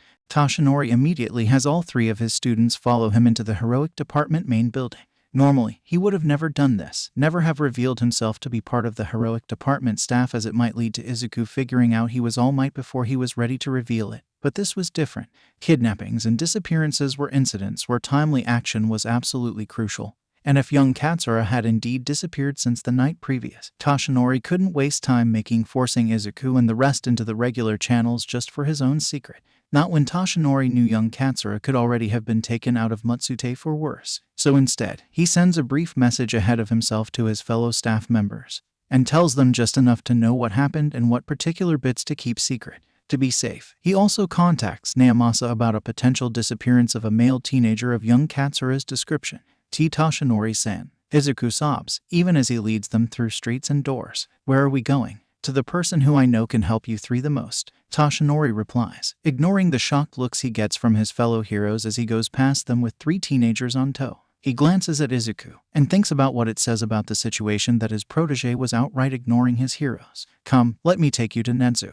This particular statement shocks out young Shinsu out of his simmering rage. Nedu, you mean our principal? How is it that you can get us to meet him with so little notice? Goes unsaid, and Toshinori ignores the implied question. Instead, he nods at the direction of the person that he sees coming near them. And soon none other than Aizawa Shouta is beside Toshinori and studying the teenagers behind him. Toshinori, Eraserhead calls, and Toshinori raises a hand in greeting. The other teacher summarily ignores it in favor of looking at Toshinori's followers. What is this? We've just received a message about you coming in with some secret students of yours, and as far as I knew 30 minutes ago, you didn't have secret students. Shinsu is staring at Eraserhead with wide eyes. It looks out of place of the normally serious teenager's face. Toshinori chuckles, despite how grim the situation is, hence it being secret. Is Principal Nedu already at work? Ever since he got the message. Eraserhead nods, before he grunts. Toshinori, you're already horrible in teaching one class, and now you're adding 3 to that. Izuku seems to be much calmer now, because he actually speaks up, or rather, mumbles. Toshinori-san has been only good to us. I know, that's precisely his problem. The other teacher looks at Izuku with an unreadable expression on his face, before shaking his head. But no time to waste dilly-dallying. Let's get to the principal's office immediately and help you 3 find your friend. Maybe this will be just a false alarm and this friend of yours is currently doing something stupid on the streets like many of those at your age. Eraserhead leaves with those words. Toshinori has to shake his head at it, especially when Shinsu speaks, sounding very offended. How can he say that? Kensei might be a bit of a rebel and irresponsible, but he is not the kind to. Toshinori opens his mouth to correct the misunderstanding, but it is young Yamato who speaks first. It was his best-case scenario. He was trying to comfort us. All 3 of the males in their group turn to Yamato, who is staring at Eraserhead as he goes. If Kensei-san is only doing something like that, then we wouldn't have to worry so much. He would be scolded, yes, but that is far better than him being kidnapped or worse. Izuku moves to give the girl a hug, even if he looks just as terrified for their friend. And Toshinori can only feel astonished at the insight young Yamato had shown for someone she had just met. Was this related to her quirk, or was it pure ability to judge other people with a glance? Either way, Eraserhead was right. They should get to Nedu immediately. Let's go, young ones. We have to find your friend. Hash. Toshinori will always be in awe of Nedu at work. And from the looks of it, so are his students when he brings them to his office. Though, calling it office might be a bit inaccurate with the current state of affairs. After all, with the huge wall of monitors, normally hidden away by a movable barrier of cement, and with Nedu busy at work with his small hands rapidly fiddling on some kind of holographic control panels as clones and clones of ectoplasm tried to cope with their principal's fast pace, it looked more like some kind of one-animal war council as opposed to an office you would expect out of an education institution. Toshinori observes the monitors, the constant humming of their cooling units providing a constant background noise, only to once again boggle at how the principal is managing them concurrently with nothing to show for it other than the occasional deep breath. Not a single one shows the same thing.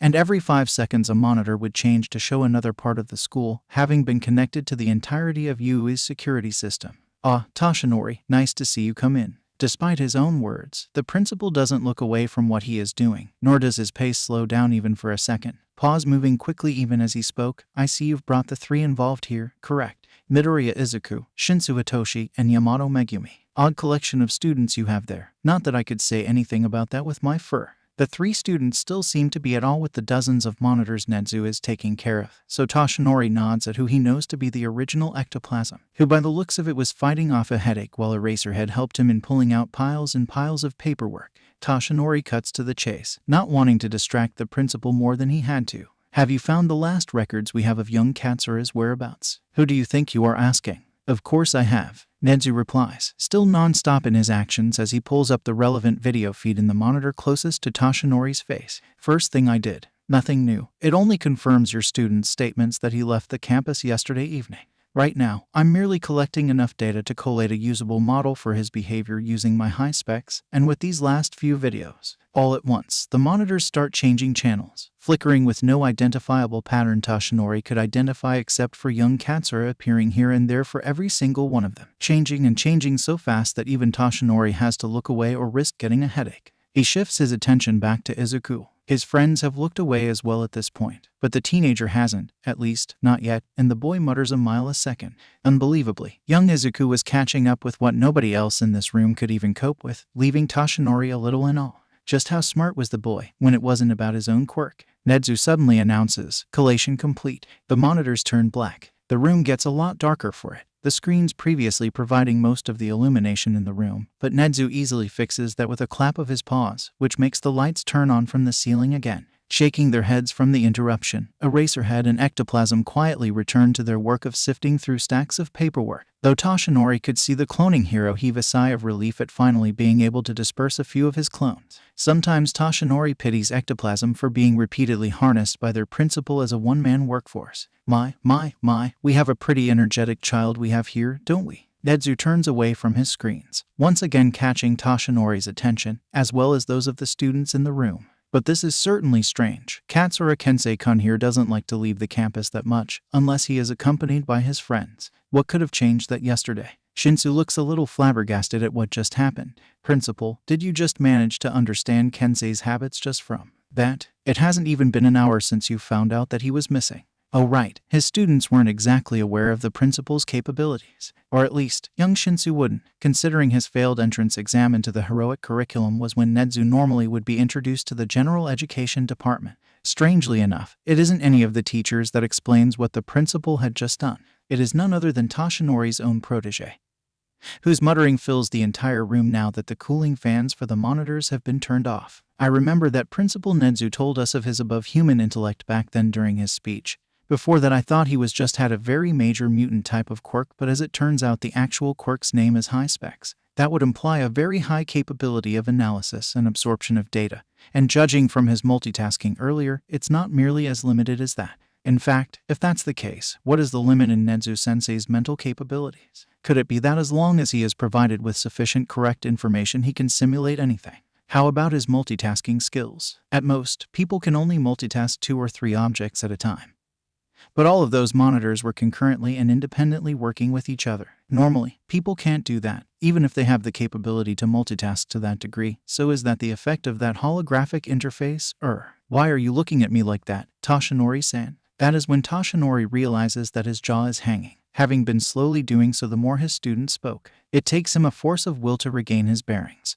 But at least Toshinori was better than most of the room. The other 2 students have taken to gawking at Izuku, while Eraserhead and Ectoplasm have actually stopped what they were doing to stare at Toshinori's protege. And considering what Toshinori knew of the sheer force of Aizawa's professionalism, it is tantamount to ludicrous gibbering in Aizawa terms. The principal breaks the sudden silence that has resulted of Izuku by applauding, "Amazing, amazing. I would have not thought that someone else, at least not as young as a freshman, could easily understand so much of my own quirk mere seconds at their first exposure to it. Tell me, Midoriya-kun, what else did you see earlier on my monitors?" Izuku looks very unsettled at the attention he is suddenly getting from everyone else in the room. So Toshinori approaches the boy and places a hand on his shoulder with a squeeze. The teenager gives him a nervous look, but then he manages to finally answer. "Well, at first I thought that they were random, but then I realized that over time you were learning how to identify where Kensei-san would be for those particular times." Izuku starts, at first sounding reedy before slowly becoming more and more confident as he saw nobody was about to interrupt him. At first, the videos only had a few frames worth of sightings of Kensei-san. But then they started to become more like a continuous movement, where one monitor would show where he had been 15 minutes ago only for another monitor to show where he went 10 minutes later. Honestly, I don't understand how you were doing it. Only that you were, and then I knew that changing the monitors so quickly would be impossible with only 2 limbs, so I then thought that was part of what your interface was for. Izuku trails off with that, looking red, and the next moment Nedu turns to Toshinori. He has never seen the principal so envious. "Toshinori-kun, if you hadn't already claimed Midoriya-kun here, I would have adopted him as my own protege just then. Very few have managed to keep up with me as much as he has just done." Izuku makes a loud squeaking noise at that bit of praise, while Toshinori has to fight off the urge to wrap his arms around the teenager as if to claim him as his in front of the principal. After all, Nedu knew that Toshinori was planning to make Izuku the next symbol of peace, right? He wouldn't do that, right? Just to be safe, Toshinori makes a mental note to warn Izuku of approaching the principal in the future. Juice to be safe. I wouldn't fit in that anyway. Nedu stops from approaching his seat again to turn around. Toshinori has a similar reaction, returning his attention to Izuku. Izuku says this with all of his will. "If I were to become Nezu-sensei's student, that would be as part of management, right? So I wouldn't fit in, because I would be a hero." Toshinori feels so proud of Izuku in that moment. So does, strangely, Nezu, who looks as though Izuku had just handed him the world. Once more the other teachers are turning their heads at Izuku, while the teenager's friends flank the boy with identical proud smiles on their faces. You would be, wouldn't you? There is an odd gleam in Nezu's beady eyes as he says this, before the unidentified mammal shakes his head. Anyways, enough about that. Despite all of the pain I feel in my heart in this moment from that pure-hearted rejection. Oh, woe is me, but very well, can someone finally answer my question? As to why he had been out of campus alone so late. Shinsu answers. This time looking calmer, Kensei wanted to make something for us, but as he didn't have access to the resources of those from the support department, he wanted to talk to someone he knew in the city. From what I know, he was heading towards a place named the Metal Gengai Workshop. Nedu puts his paw on his chin at that. Oh, I know that workshop. It's an independent and trustworthy place. I trust that you have already tried contacting the owner of the location. Young Shinsu nods, once again proving to Toshinori that it wasn't just Izuku who had plenty of intellect. As soon as the moon came up and Kensei still hadn't returned, I decided to look up the place and call the owner. From what they told me, however, they never arrived. That is exactly when we talked to the dorm managers about this, but our worries were only waved away, claiming that Kensei was just another irresponsible teenager breaking curfew. No wonder young Shinsu looked so angry when Toshinori first saw him. The young man probably understood the importance of time in a possible kidnapping. But even when he reported to the proper authorities, nothing happened until Toshinori came. From another part of the room, Toshinori notices Eraserhead dig his head deeper into the paperwork he was sorting. I'll be correcting that issue as soon as this case is done. The principal announces that with a terrifying air surrounding him, but Toshinori can't find it in himself to pity the fools that were apparently the managers of an establishment that housed students. Toshinori served justice as a job. Was there any surprise? I suppose I could try and convince the police department to cooperate with me in this. Found it, Principal Nedu. Nedu is interrupted from finishing his words as finally, Ectoplasm digs out a stapled piece of paper. From what Toshinori could see of it, it was, ... Is that young Katsura's student record? Why do we still use paper for that? Before Toshinori knows it, his mouth is already asking for him. The next moment, the other teachers shake their heads at him in synchronicity. What, Toshinori? Despite all of your achievements, there are indeed some things even you don't know. Eraserhead says this dryly, approaching them with the student record in hand as he brushed bits of paper off himself. Strangely, there are some in his hair, which take far more time to remove. Here you go, Principal Nedu. Why, thank you, Eraserhead. Why young Shinsu suddenly starts coughing, Toshinori will never figure out. And as for things he still hasn't figured out, so why? Why do we still use paper? Toshinori-san, digital storage is faulty and prone to electric tampering. It is Izuku that answers for him, making Toshinori feel like the roles have suddenly reversed, with the number of potential quirks related to technology, or even just brilliant hackers in general. I suppose Yuuei would have to keep their most important of information on paper, which means the student records. I won't be surprised if there is some digital alternative to this though. Correct you are, Midoriya Izuku. The principal announces, before muttering to himself as he takes out a pair of spectacles to read with.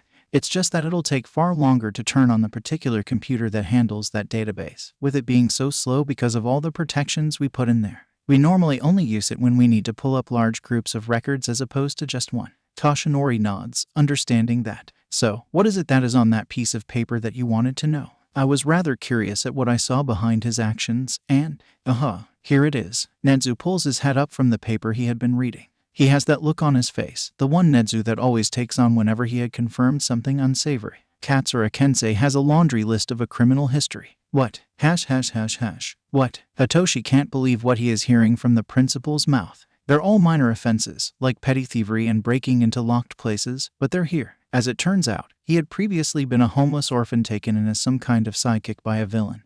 And when said villain was finally taken in, he was adopted 3 years ago by a police officer. What? Said police officer then signed him up for Yuuei, hoping that it'll be good for him. You actually know that police officer personally, Toshinori-kun. His name is Tsukachi Naomasa. The man who managed to bring them all here makes a shocked face at that. Considering Toshinori-san's appearance, it is honestly a little horrifying to look at. Tsukachi-kun, he had a son. As if on cue, his cell phone suddenly starts ringing. Hitoshi bathes in the sound of a horribly cheery ringtone before the man has picked up the call. Tsukachi-kun, Toshinori-san starts speaking to the other side of the call. And for a moment, Shinsu is hit by the staggering amount of coincidence that has just happened before he shakes it off. Yes, no, I didn't know. All right, we'll help find him for you. Once the teacher has finished the call, he turns to their principal. That was actually Tsukachi-kun on the other side of the phone. He just got to what I sent him earlier. and is now on the lookout for his adopted son on the streets. So far, they have found nothing, not even in their home, but he will be willing to coordinate with us in this case. Nezu-sensei replies, "Ah, that is good to hear. In retrospect, before this I should have seen the signs of Tsukechi Keiji in the boy. We have coordinated with him enough to recognize that kind of hardworking capability Katsura Kensei has shown us. I better take this chance to access Matsutafu's security cameras now that I have the permission. Not that I need it, per se, but otherwise that'll be rude and I don't tolerate for rudeness." It is as though the world has tilted 45 degrees around Hitoshi. Kensei is not only just a past criminal. 3 years. Wouldn't that mean that Kensei was at most 13 when he was finally adopted? Just how young had he been when he started doing crimes then? But also the adopted child of a policeman. One who was apparently also influential enough to mobilize the police force at his own request, and to be known by name by the staff of Yuuei at that. Izuku, the other remaining male member of Hitoshi's group, has his hand on his chin. So that's why Kensei-sen had that look on his face whenever we talked of his quirk possibly being used in detective work. Hitoshi had noticed that too. In retrospect, it was indeed a sign at the other teenager's background. Still, he then sighs to himself, "At least, with this we know that there will be a higher chance of finding him. That is, if he wants to be found." Everyone turns at once to the principal, who had returned to working on that console of his. Hitoshi watches for a moment how all the monitors turn on again, this time showing a dizzying array of random streets in Matsutafu, before he has to turn his eyes away or risk getting a headache. Hitoshi can't believe that Izuku could keep up with it. Just how did the other teenager do that? But back to what the principal was saying. "Principal Nezu, what do you mean by that?" It is Toshinori-sen that asks the question. But the principal refuses to look at them, his paws and beady eyes still busy at work, but somehow, for some reason, Hitoshi gets the feeling that there is this sense of disquiet coming from the strange mammal. "The thing is, it comes to me, the possibility of Katsura-kun not wanting to be found." Nezu answers, eyes still on the monitors. "In light of his background, my observations, his quirk, as well as the mounting evidence before me, a theory comes to light that perhaps we aren't looking for a kidnapped teenager." It doesn't take Hitoshi even a second to see what the principal is trying to get to. He first demands in a whisper, "What?" The other people in the room turn to stare at him, only to see his mounting rage. Because the principal is talking about Kensei. Stupid and overly protective Kensei, just second in place behind Izuku in managing to break through Hitoshi's walls, and trying to imply that, "What? Do you even hear yourself right now, principal?" Something suddenly wraps around Hitoshi's arms, around his body and even his mouth, and Hitoshi doesn't have to look to recognize whose it is, for it is none other than Hitoshi's most respected hero that is binding him now, tamping down on Hitoshi's quirk like everyone else that Hitoshi had met before he met Midoriya Izuku. Eraserhead. Talk about how pedestals fall. At this sudden turn of events, Izuku is staring at Hitoshi and at the principal in turns, obviously not understanding. "Hitoshi-kun, what is happening here? What is it in what the principal said that made Hitoshi-kun so mad? I don't know what's happening." Classic Izuku, so used to seeing the best in people, he was blinded to the possibility of the opposite happening. Toshinori-sen approaches the other teenager, and behind him, Hitoshi could see Yamato simmering in quiet anger but also knowing better than Hitoshi to actually voice it.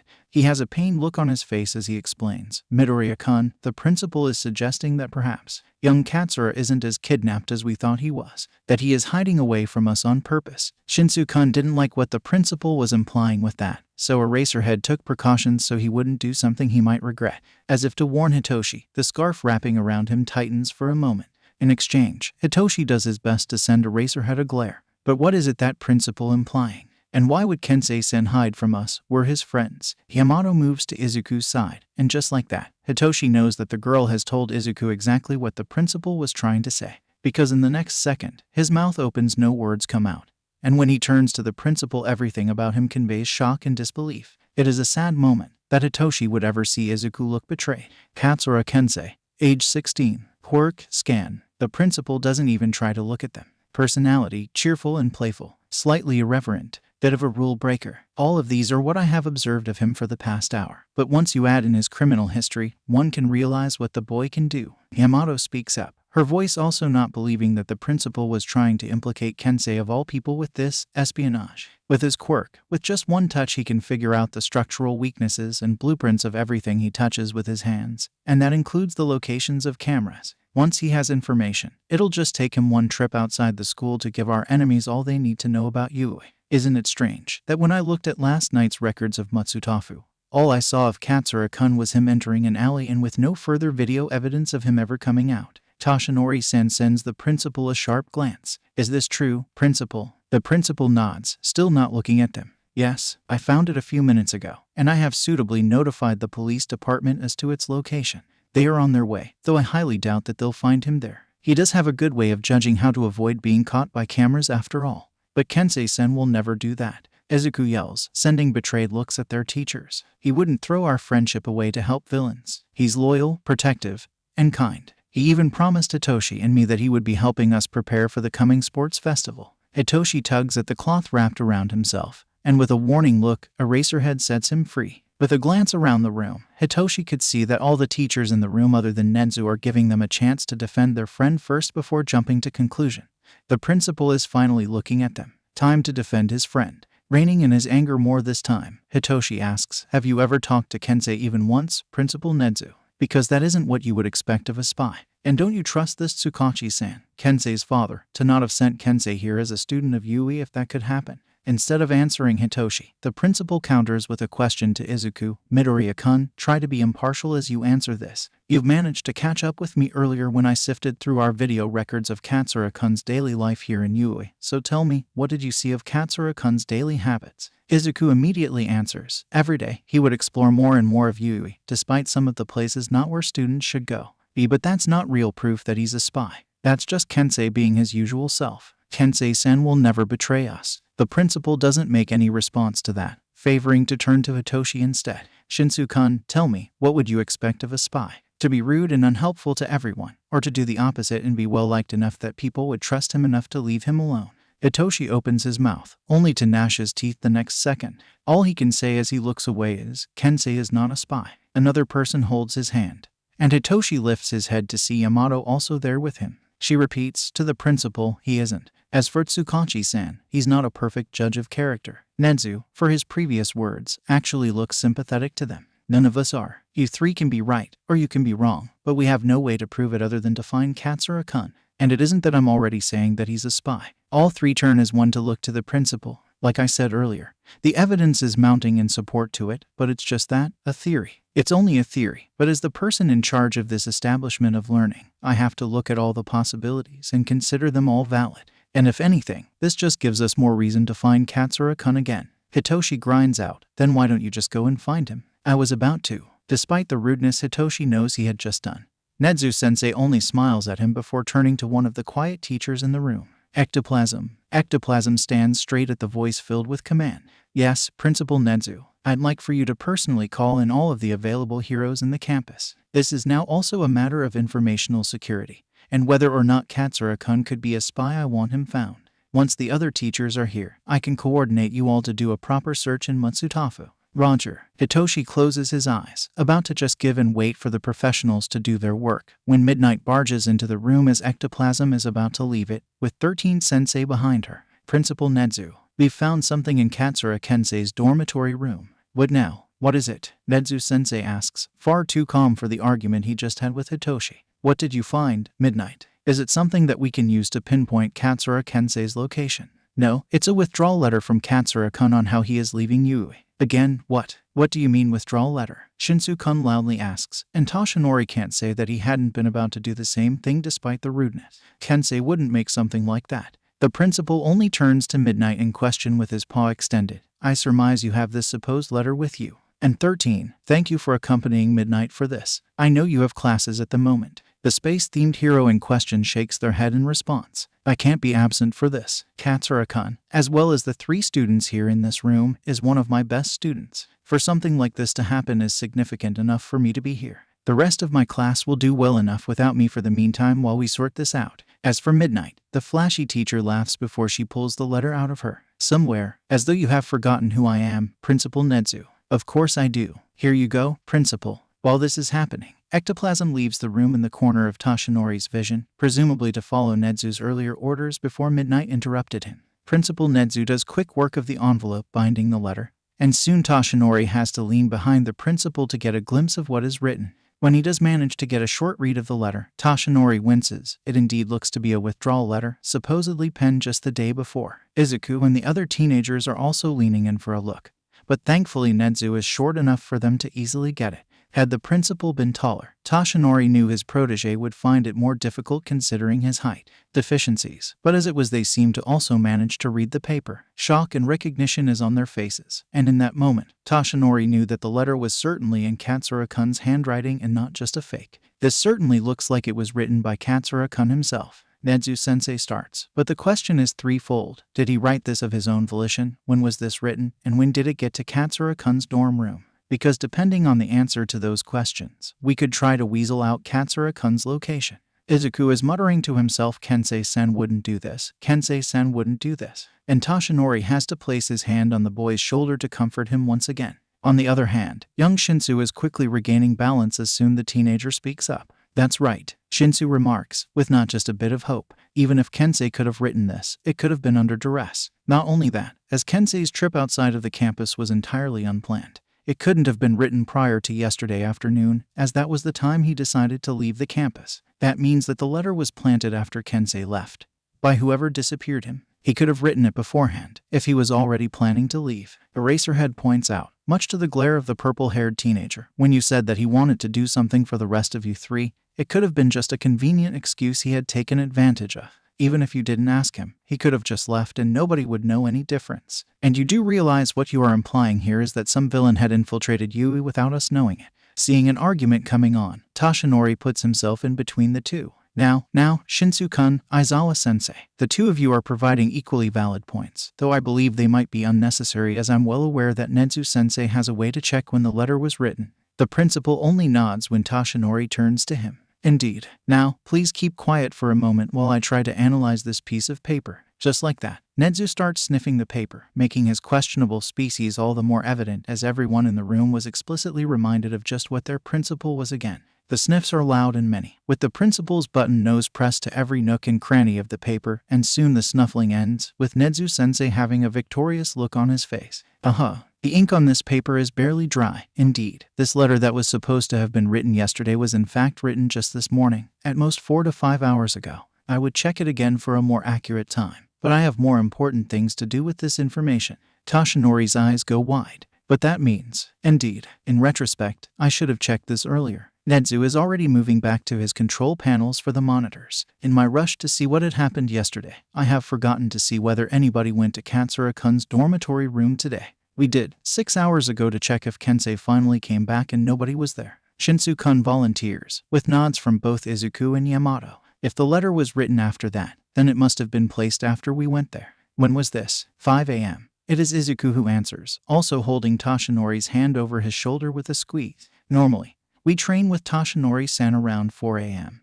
But as today is a Sat and the classes start later than usual as a result, every Sat we head for where we would meet Toshinori-san around 6. At that point, we were still holding hope that Kensei-san would be there like nothing was wrong. The door was locked, Yamato adds quietly. We begged for one of the janitors to open it up for us, but when we finally did, our friend wasn't there and there wasn't any sign of forced entry. Itoshi-san asked for the janitor's help with Midoriya-kun while I stood guard in front of the room. All of it must have taken us an hour to do so. Thank you. The principal nods. That information would help me choose which cameras and at what times to focus on, which should be. 5 monitors lit up, showing a hallway in 2 perspectives, a flight of stairs, the street in front of the boys' dormitory, and then the street behind the dormitory. From the first 2 monitors, it becomes evident enough to Toshinori as to where Katsura-kun's room could be. After all, he recognized that specific group of students standing in front of it. It feels odd, watching ourselves through a screen. I've caught glimpses before, when Nezu-sensei was looking for data on Kensei-sen earlier, but Izuku murmurs before trailing off as the teenager shook his head. No, I must focus. For Kensei-sen. Toshinori moved his hand from the teenager's shoulder to the top of his head, messing Izuku's hair for a bit with a smile before pulling away, and then speeded up a little. Nezu-sensei does something with his paws and the video feed accelerates to a much faster pace. The story, as was told by his students earlier, unfolds before Toshinori's eyes and Toshinori shares his attention across all of the screen. Now, as for anything suspicious. Stop right there in that last monitor. Nezu-sensei does as he is told. Good job as always, Toshinori-kun. I knew I could depend on those sharp eyes of yours. Where is it? Shinsu-kun asks, studying the monitor in question. I don't see anything, even with it paused. No surprise. I barely caught it myself and only after he pointed it out. Eraserhead murmurs, before pointing his finger on the upper right corner of the screen. Principal Nedu, can you rewind this for a few seconds? Much slower this time, please. It becomes much easier now to see the faint silhouette of movement in the corner of the video feed. However, even then, the image is too vague to give any idea as to who it might be. Interesting. Nedu notes, voice calculating. It is really as though this person here knows where the camera is located, as well as to precisely what kind of lighting is necessary to produce this effect. Too early in the morning, and it'll be dark enough for the night vision mode to kick in. Too late, and there'll be enough illumination to pick them up. The silhouette we've captured here is precisely timed and meticulously planned to be as inconspicuous as possible. Had we not been under watch, I would have thought it to be a mere aberration in the feed. Shinsu-kun is staring at Toshinori now. Oh, and just how did you manage to catch that so quickly? You didn't even take multiple tries. Well, Toshinori could explain that as all might. He had to learn how to react at subsonic speeds. He was just that fast, to the point that it became necessary unless he wanted to make imprints of himself in buildings where he went, as simple as that. However, as the teenagers before him didn't know that he was all might, Toshinori doesn't know what to say. He just did. In the end, that's all that matters. Eraserhead shuts the teenager down before he could go any further. And while Toshinori has been rescued, as a result Shinsu-kun is glaring at the other hero again. Now watch. I believe you'll see something interesting here. Principal, please proceed with the feed, though still is slow. Nedu plays the video again.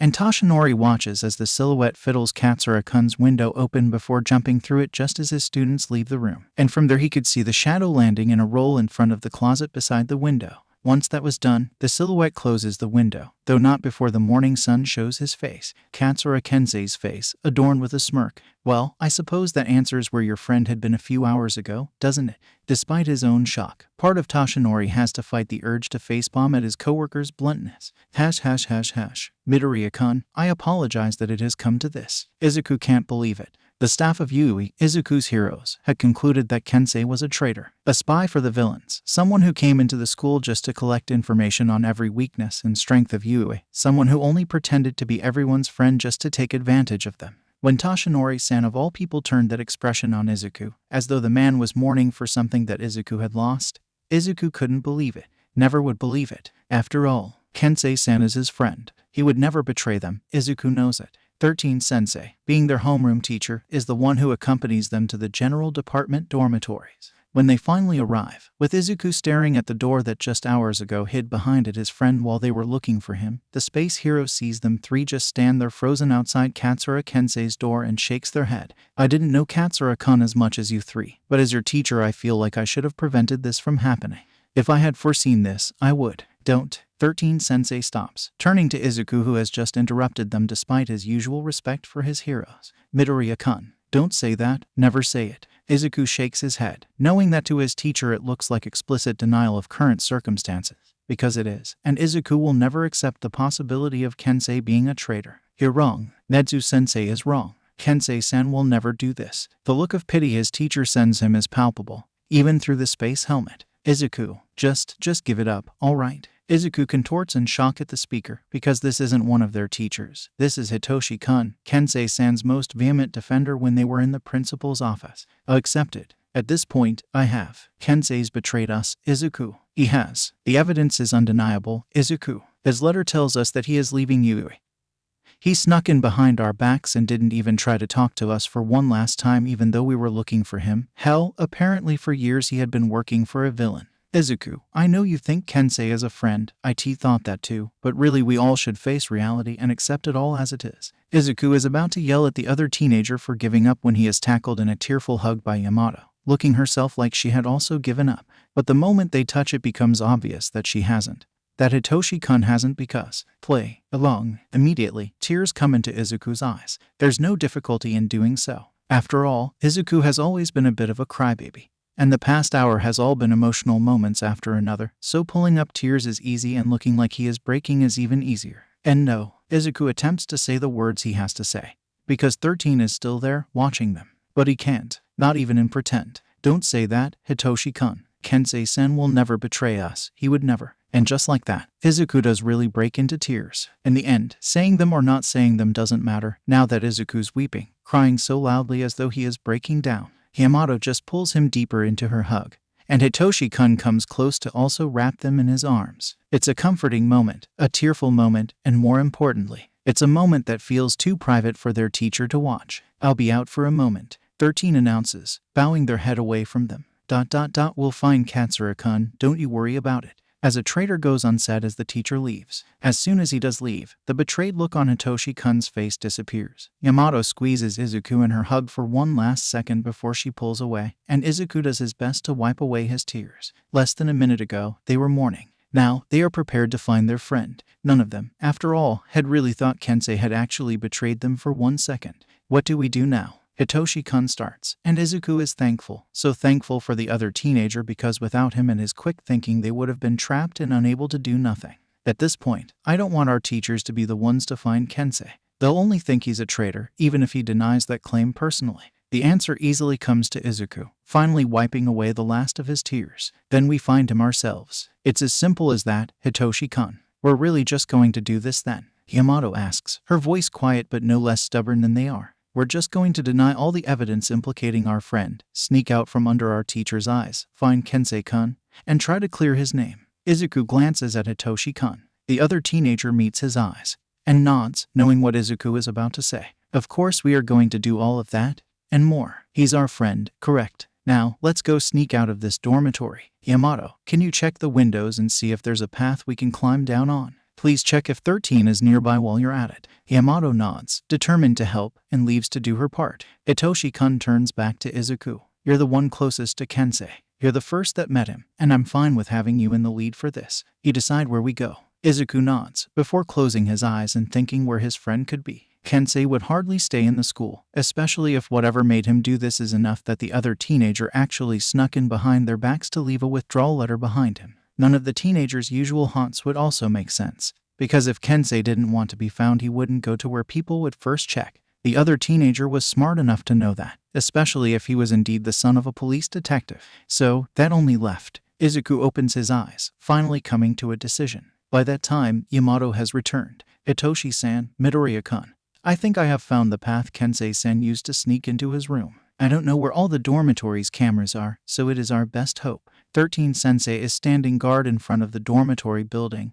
This is our chance. Not before Izuku makes his choice. Hitoshi-kun shakes his head, before glancing back at Izuku. Have you come to a decision now? Where do you think Kensei would be? In retrospect, it's easy to come to this conclusion. Just hours ago, Kensei revealed that he had no qualms sneaking into places he knows where his friends would be. Where they are about to go also doesn't have cameras, so it would be a good hiding place from them. We're going to the park where we train with Toshinori-san every morning. He heads there every day with us, and usually by this time we head there for our afternoon training. Kensei-san will be there, I'm sure of it. The other teenagers nod. Hitoshi-kun announces, then we leave. Toshinori frets. Did he do the right thing, asking for the teenagers to be sent back to their dorms? After all, after the reveal of Katsura Kensei smirking, part of Toshinori still can't believe it. But that was certainly not the look of someone being threatened or coerced to do something. In the camera feed, the teenagers had such a fit that Toshinori had to make them leave so they could do their work. But still, did Toshinori do the right thing? Or should he have supported them further in their belief that their friend would never betray them? Have we finally assembled? Principal Nedu asks unnecessarily, considering the amount of people in the office. Toshinori takes this time to snap out of his thoughts. For the lack of response, I'm going to take that as a yes. Now, I believe everyone has copies of the handout I passed. I believe we all do. Power Loader responds, looking a little uncomfortable to Toshinori considering how cramped it is in the room. Can't we do this in a more proper location? We do have meeting rooms for this. We simply don't have the time for that. Eraserhead shakes his head from he is standing beside the principal. From what we have concluded, every moment wasted is possibly more losses than we could count in the future, especially if the villains get their hands on the information we are talking about here. Snipe raises his head from the handout he is reading. From what I am reading here, this is a copy of one of our students' records. Though the history of minor felonies is interesting, I don't understand why the principal has deemed him important enough for nearly all the heroes in Yuuei to be involved in finding him. It's because we believe him to be a spy. Principal Nedu announces, and as one all the heroes turn towards him. Look at what is written down there as his quirk. Scan. Snipe reads the handout again. And the next moment, Toshinori could see the man wince beneath his mask.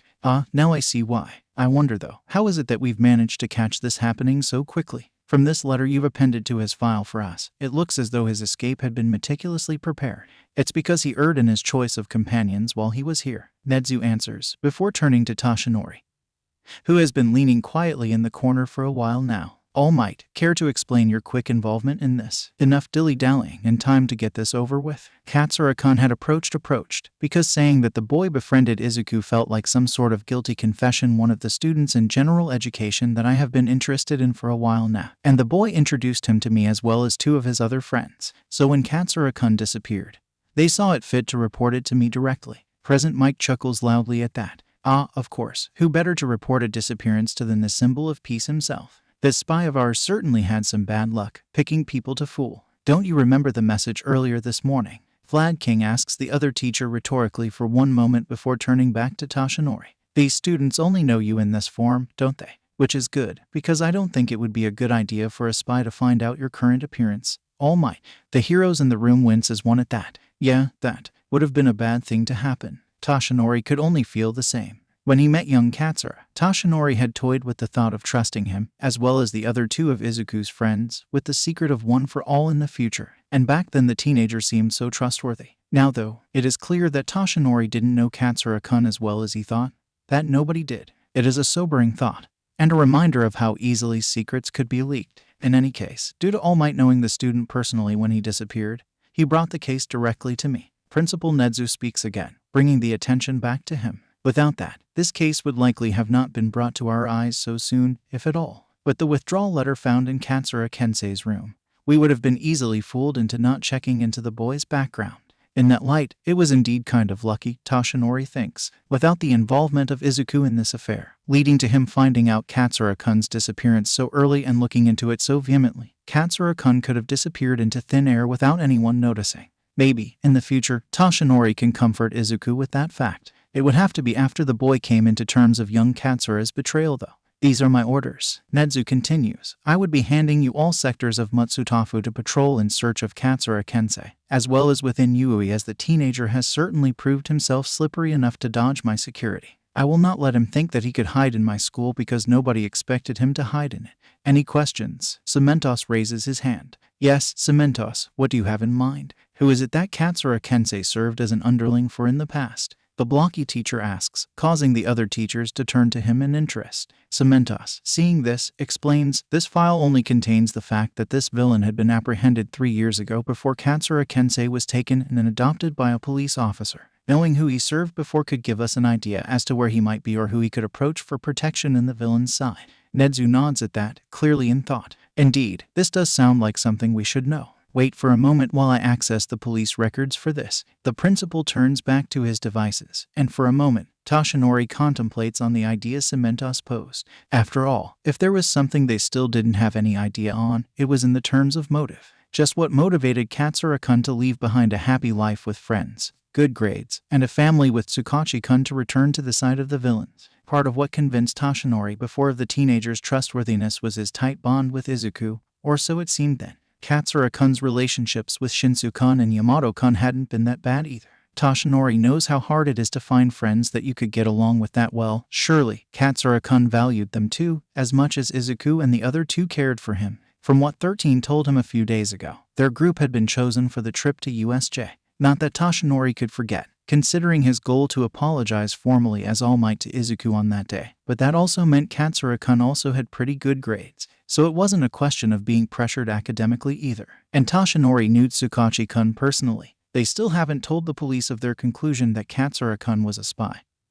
He knows that Tsukachi-kun wouldn't react well at that kind of accusation aimed at his son. But other than that, Toshinori also considers Tsukachi-kun as a close friend and personally thought that he would be a good father before. All in all, that meant that it wasn't a matter of school, friends, or family. So why did Katsura-kun betray them for the villains then? Was his motive something abstract, like a philosophy the teenager followed that'd lead him to turning to villains? Or was it something simple, like wanting to cause chaos or money? Maybe, now that the principal is looking into the villain that led to Katsura-kun doing crimes in the first place, Toshinori can find his answer. Maybe once they know who turned Katsura-kun, they can know why. But then Nedu does something Toshinori doesn't expect. The principal, in the middle of reading something in one of his monitors, squeaks. Oh no. The principal's next few actions are a rush. Suddenly, all the other monitors in the room bloom a light, showing places in Yuuei again. Then, just as Toshinori manages to catch up with exactly what the principal is doing, the screens suddenly shift locations, this time all over Matsutafu.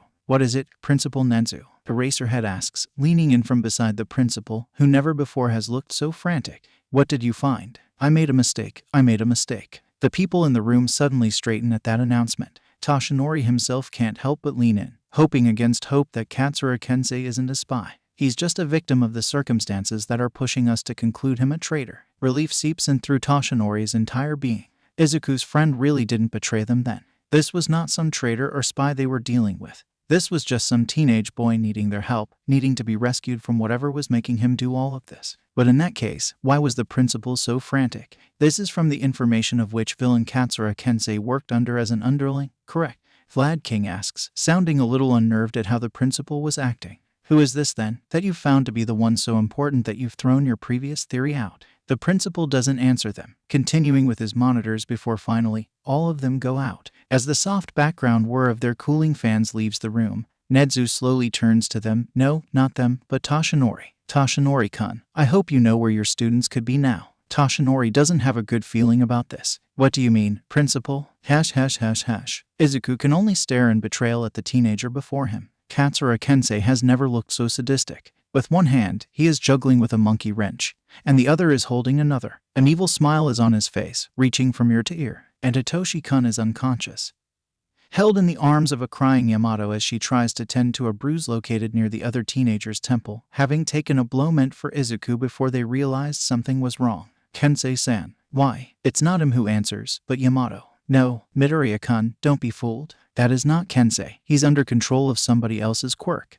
When I touched him, I heard him screaming for us in his mind to run. I tried to warn you and Hitoshi-san, but by then it was too late. Of course the telepath would be the one to ruin the fun. Kensei-san tesks, and Izuku can only shake with the realization that his friend was under control of somebody else. Talk about a useless quirk making things boring. Izuku, in that moment, remembers something Kensei-san said before. I've got some bad memories regarding being the victim of some quirks. Back then, it was about Hitoshi-kun's brainwashing. But this is certainly more than that. Somebody else, somebody cruel is using his friend, forcing him to do things against his will. Something rustles in the nearby bushes, and soon, Izuku and Yamato are watching a figure leaving the safety of shadows. 4 pairs of red eyes, 8 in total, are placed symmetrically beside one another in one head. Just as many arms, covered with thick and curly hairs, are positioned on both sides of a vaguely human body, with sharp claws on their tips. Their mouth is a pair of fangs. Their body, separated into 2 sections, the lower being an insect-like abdomen, with carapace covering their legs like smooth dark armor that glowed in the setting sun.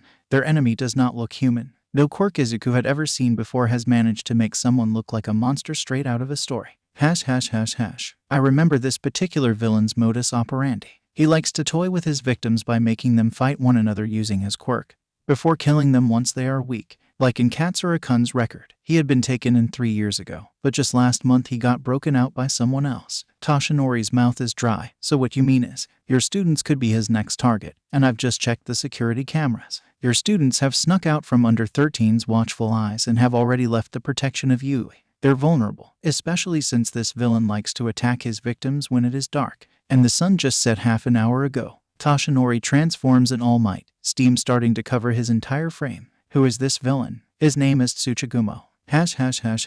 Come to my web. Tsuchigumo speaks, voice sounding like a swarm of insects and echoed by Kensei in front of Izuku, said the spider to the fly. Izuku, are you really sure that Kensei would be here? Itoshi brushes off some dirt from his sleeve as he asks this from his friend. It had gotten there earlier when they had been climbing out as sneakily as they could from the general department dormitories, and Hitoshi couldn't have been more thankful that he was more fit these days than he used to be. He knows that if it weren't for the uninformed training he started on his own since the entrance exam, followed by the more rigorous and more thought-out training by Toshinori-san, he would have failed the climb. Which honestly just made the fact that the only girl in their team also managed to do the same as Hitoshi all the more impressive. So much for general education students being failures. Not that Hitoshi thinks of his current department that way these days. Sure, Hitoshi's goal is still and will always be to become part of the heroic department so he could be accepted as a hero. But with all of his experiences so far as a general education student, he could hardly call the department meaningless anymore. It was where Hitoshi met his friends, where he gained allies in becoming a hero after all.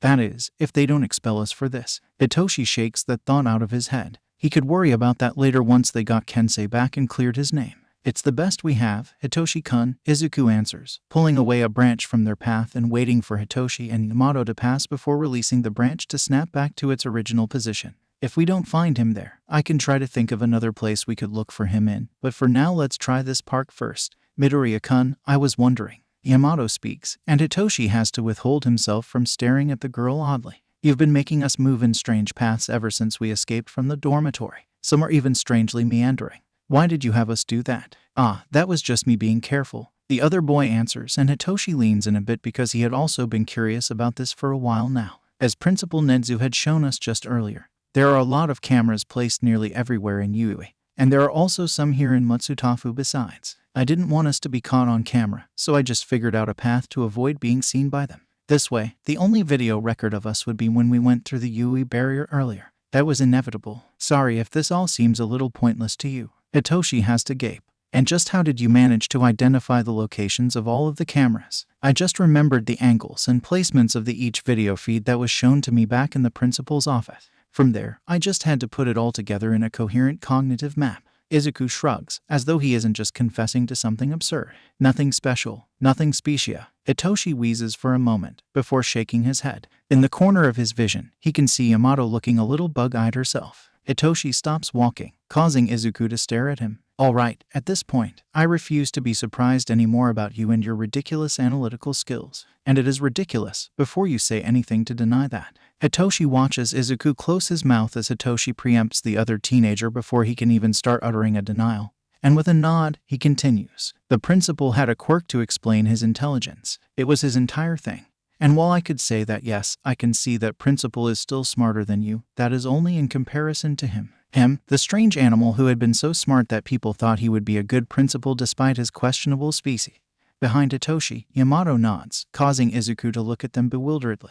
You are so much better at thinking through things than you think, Izuku, so stop belittling yourself so much. As your rival, I can't have you not acknowledging your skills as they really are. That causes Izuku to blush and only mutter, okay. I guess I am a little good at this thing. Make that very good, Izuku. Alright, I'm very good at analyzing things. Izuku is so red that Hitoshi is reminded of a tomato, but then the other teenager juts his chin at him like so. Hitoshi has to smile. Are you pleased now, Hitoshi-kun? Piki. Just like that, they resume trekking. Yamato giggles at their interaction and Hitoshi has to smile. Admittedly, without Kensei playing as the comic to Hitoshi's deadpan it was a little weird. But they had needed a lighthearted moment for a while now and Hitoshi is only willing to provide it in Kensei's stead. Though, speaking of Yamato, I was wondering, you have been talking a lot more frequently for a while now. What happened? Yamato blinks at his question, before blushing for a bit.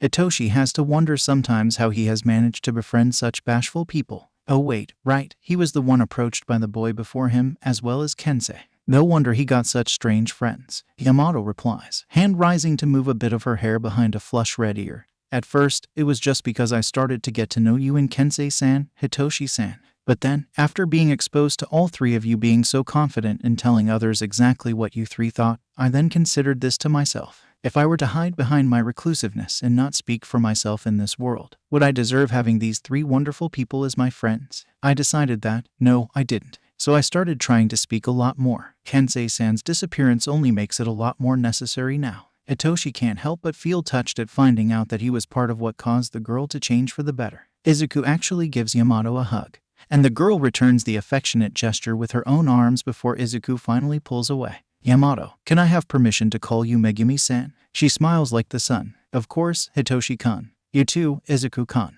This time, Izuku doesn't bother to try and deny the request, which was good, because Hitoshi would have smacked his rival if he did. The other teenager actually salutes. Of course, Megumi-san. Megumi grins, turning to Hitoshi. Enough about me, Hitoshi-kun. You've been smiling a lot more recently too, you know. Hitoshi doesn't bother denying it. He has accepted it at this point. Kensei warned me that it would be like this. It's only until a few days ago that I actually gave in to the Midoriya charm. And we're here. Izuku looks like he really wants to ask Hitoshi what he meant by Midoriya charm.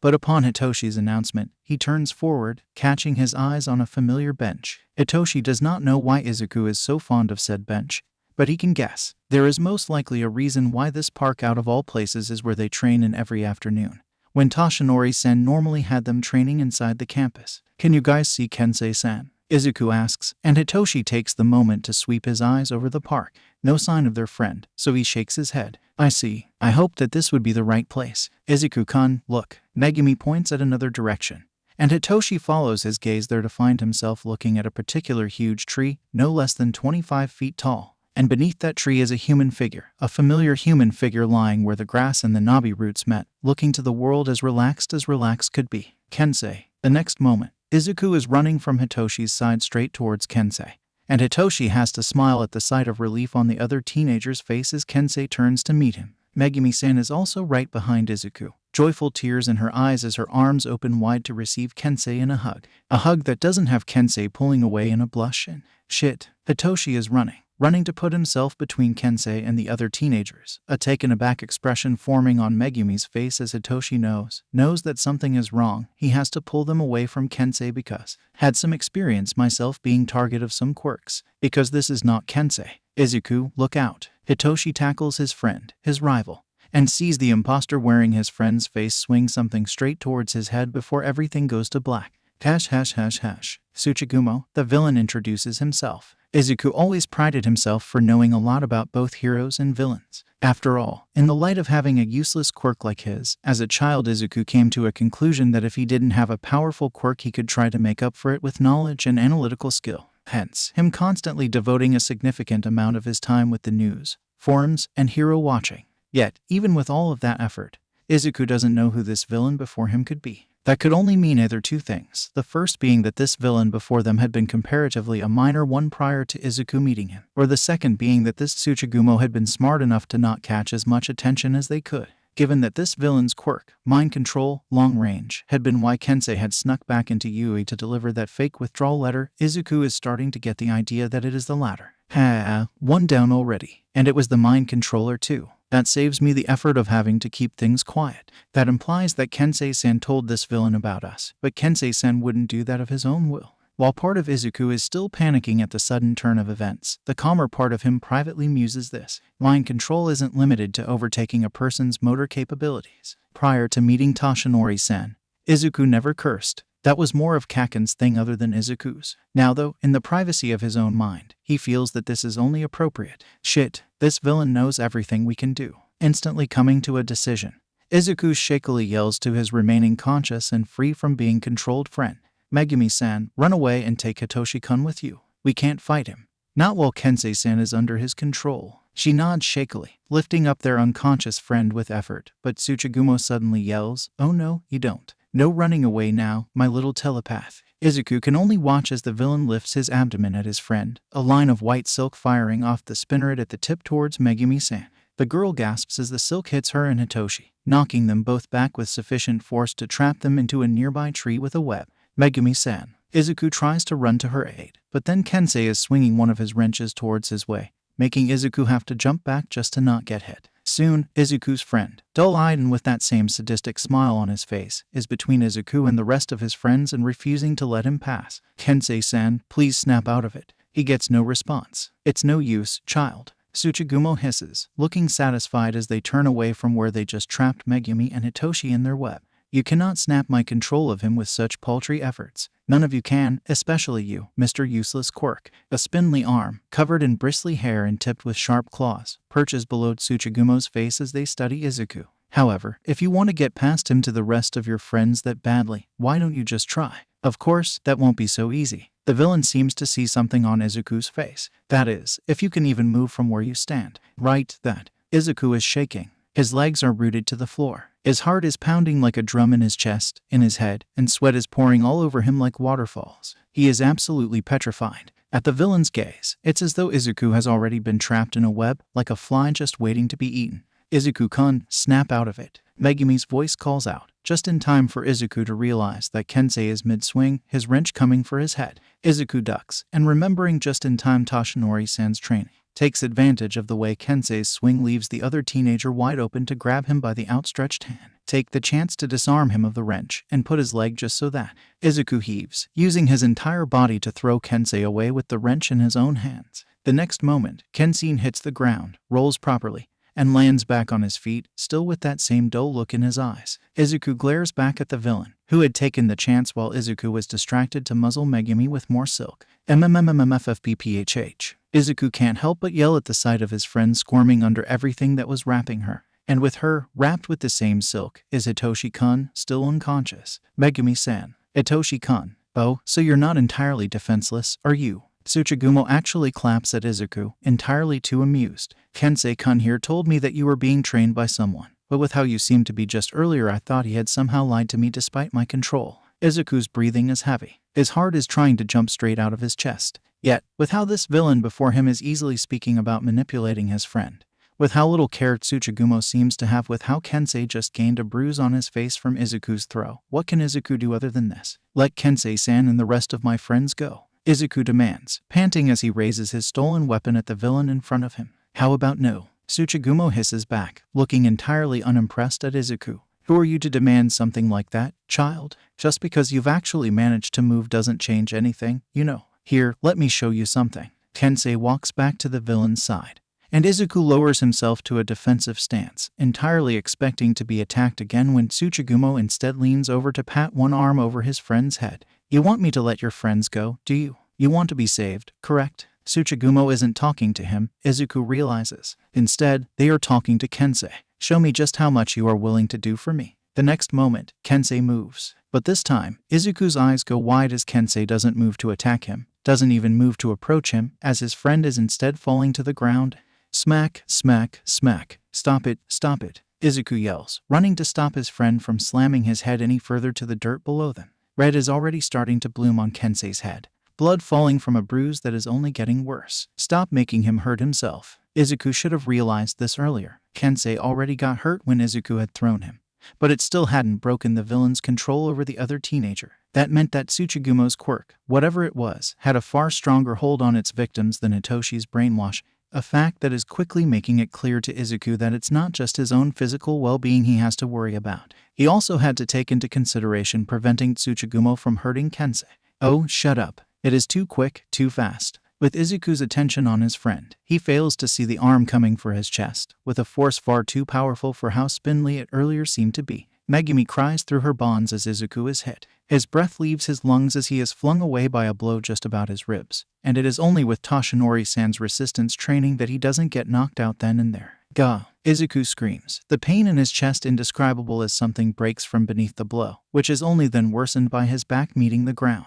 With much effort, though, he manages to push through the pain to set his eyes back towards the direction of his friend, and when he does, he is only glad to see that Tsuchigumo hurting him had apparently satisfied the villain enough to stop hurting Kensei. See how much control I have over him? Tsuchigumo leans over, an arm once again petting Kensei over the head much like one would with a beloved pet. It's amazing, isn't it? He'll even hurt himself for me. Too bad that things have changed, though. In the past I wouldn't have even needed to take control of him like this just so I could make use of him. Ichi. Izuku slams his hands on the ground, forcing himself up with his elbows as he wrapped one of his arms across his chest. He's not someone that you can just use. People aren't toys or tools that you can just treat like they are objects. Oh, but he is, you know. Or at least, he used to be. Tsuchigumo stops petting Kensei, turning back to Izuku as he slowly picks himself up. 3 years ago, he would have done anything I've asked of him. And he did. He broke into places just for me, stole, hurt, tricked people into following him into where I could ambush them for me. Everything I asked of him, he did for me. Back then, I never had to use my quirk like this, because he had been my most faithful servant. Why, you're the villain that once took Kensei-san as an underling. Izuku wheezes out, his voice weak but the words not a question. The following is though, weren't you supposed to be in jail? Oh, you knew about that. Tsuchigumo sounds irritated. Kensei never told me about that before. Oh well, it doesn't matter now. I've escaped, been broken out by some allies of mine and am now free to resume in my affairs. Not if I stop you and free my friends first. Izuku rushes towards Tsuchigumo, wrench in hand, but then Kensei appears in front of him again. Kensei-san, please snap out of it. How many times do I have to tell you? Tsuchigumo hisses, which is then echoed by Izuku's friend right before him as he takes his other wrench at Izuku in an overhead swing. You can't free me with such weak attempts. And just like that, a dodging match ensues for Izuku. Unwilling to hurt his friend, nor willing to just stand still and get hit. Izuku is left in a stalemate as despite his attempts to get closer to Tsuchigumo, Kensei prevents him from moving onward with wild swings and overly telegraphed movement. Good thing Toshinori-san taught me how to read attackers. Izuku sweats through a blow aimed at his chin. The force is in the action probably enough to permanently break his jaw. However, I know Kensei-san. He wouldn't telegraph like this so much normally. Could it be that this is an issue of Tsuchigumo's quirk? Or is Kensei-sen fighting deep inside? Izuku shakes his head, jumping to the side and almost getting hit by a sudden kick. No, not now, and I can't hope Kensei-sen would free himself. I'm at a disadvantage. Izuku eyes the villain controlling his friend in the corner of his eyes, even as he pants through a series of jabs and wild swings. The expression on Tsuchigumo's face, as eerie as it already looked like considering all the spider influences, is nothing short of terrifying. After all, it is the look a person might get while they were playing with their toys. If this continues, over time I'll get so exhausted that I won't do anything to save my friends. I also can't hope that Kensei would get tired before me, not when Tsuchigumo might force him to fight me anyway. It's also already getting dark. Izuku steps back, letting Kensei hit the ground with his wrench at where his feet had been. If this takes any longer, it'll be so dark that I wouldn't be able to see anything. If Tsuchigumo is a spider, he probably has some kind of night vision. I have to end things as quickly as possible. Now what do I have? This all happens in a span of 10 seconds. And with a wince, Izuku comes up with a plan. It wouldn't be the best one, nor would it be painless for everyone involved. And there is a large chance of failing, but Izuku doesn't have a choice. Indeed, calling it a plan might be erroneous. After all, it is nothing but pure desperation. It all begins with Kensei swing his wrench at Izuku's head again, this time aiming at his left cheek. The action is slow, telegraphed, and could be easily countered. But Izuku doesn't dodge it this time, nor does he make a counter, knowing that he has to do something unexpected for his plan to even have the slightest chance of working. So instead, he blocks the blow with his left arm. A loud crack rings through the clearing. The next moment is filled with pain, but as the world slows down around him in a surge of adrenaline, Izuku pulls through it with nothing but a singular goal. Tsuchigumo. Too entranced by the sudden turn of events, the villain is distracted. So in a single moment, ignoring the pain in his arm, Izuku clenches his teeth and grabs Kensei by his shirt to throw him far away. The action causes something to rip, perhaps a muscle, but Izuku cares not for it. After all, since this all began, finally he had a direct path to Tsuchigumo. The next few seconds are a rush. Izuku lowers his torso for a moment, dropping right out of his tattered school uniform, before breaking out into a sprint for the distracted villain in front of him. If Kensei couldn't be talked into freeing himself, if he couldn't run away nor could he rescue his friends, then there was only one answer: defeat Tsuchigumo. Agony lances through his arms. Izuku clenches at the wrench in his hands. Kensei lands on the ground behind him. With a roar, Izuku jumps, making use all of his weight in one desperate, overhead swing. It's that the best you can do. Once more, the air forcibly escapes Izuku's lungs as Tsuchigumo's entire body moves too fluidly for something of its size, and all Izuku sees is a single continuous flow of spindly arms before he is hit right in the ribs, and before he can even gasp out in pain, perhaps empty out the contents of his stomach, just before he flies back at the sheer force of the blow he has just endured. A line of white silk suddenly connects just over his chest, pulling him back for another blow. Everything then becomes just sheer agony. Izuku loses count of the blows, of where he is being hit, and once even his consciousness before he was unceremoniously and painfully brought back into the real world by his face being slammed to the ground. When it is finally over, Izuku is wrapped up with silk like a cocoon below Tsuchigumo's feet, the bindings too strong for him to break even if he didn't already break one of his arms and a few of his ribs. A leg steps on Izuku's immovable body, causing him to groan in pain. I was being nice enough to let you play with Kensei instead outright killing you. But then you had to break the rules and actually attack me, didn't you? Tsuchigumo stomps Izuku as he taunts this, juggling Izuku's stolen wrench with one hand. Now that you're like this, who's going to save your friends? Izuku doesn't say anything, keeping his head down on the ground. Normally, people in your place would be pleading for me to not kill them. Izuku groans again as he is pulled up by two arms, Tsuchigumo placing his face uncomfortably close to Izuku's. Could it be? Yes, Kensei really did tell me that, didn't he? How you were smarter than you looked. You must have some plan, don't you? Something secret, something subtle. Tsuchigumo turns away from Izuku, looking at the uniform Izuku had left behind during his desperate attack. Like your uniform, perhaps. Izuku flinches. No, please don't. Hahaha. I see, now this is interesting. Kensei, won't you search his uniform for me? Izuku moans in defeat, knowing that at this point the jig was up. His friend, bruised face and all, moves to follow the order, and soon, Kensei takes out Izuku's phone from within his school uniform's pocket, light blinking in a way to show activity. So I was right, wasn't I? Smart boy, to try and distract me with something idiotic like this, when your plan was to call people here all along. Kensei, crush the cell phone. And to be safe, do it with the others' cell phones. Once you've climbed up to the other two and also taken theirs. The crunch of electronics being crushed underneath a wrench fills the park, causing Izuku to feel something similar happen to his spirits as he is once again beneath Tsuchigumo's foot. Even his backup plan to call in the heroes from Yuuei by sharing his phone's location failed. Him, injured, bound, and in the hands of a monster. His friends, one of them under control by said monster, another unconscious, and the third also caught in a web with his unconscious friend. In the end, Izuku only amounted to nothing, didn't he? Just a little useless Deku, never becoming a hero, failing to fulfill his promise to Toshinori-san, never figuring out what Kaken saw in his quirk. Just like his quirk, he was useless, useless, useless. Your quirk is not useless. And then, those words echo in his mind, followed by other bits and pieces of memories. And just like that, time stops for Izuku. Toshinori-san, seeing Izuku use his quirk to clean his clothes. Creative. Use that little nerd brain of yours to look at it in another angle, because I won't be pointing it out for you. Kaken, talking to him in that alley, both challenging and believing he could become his rival, a fellow hero. You need to be the one to do this. Otherwise, there will be no fucking point. Later on that day, Toshinori-san again, don't let yourself bring you down, Midoriya-kun. You'll achieve great things. I can't. Acceptance. Declaration of rivalry. You've said we'll be rivals, right? So let us be rivals. Rivals that work together, grow together, and fight together. Not after all of their support. The principal, in response to Izuku declaring that he would become a hero, you would be, wouldn't you? Hitoshi, you are so much better at thinking through things than you think, Izuku, so stop belittling yourself so much. I can't give up now.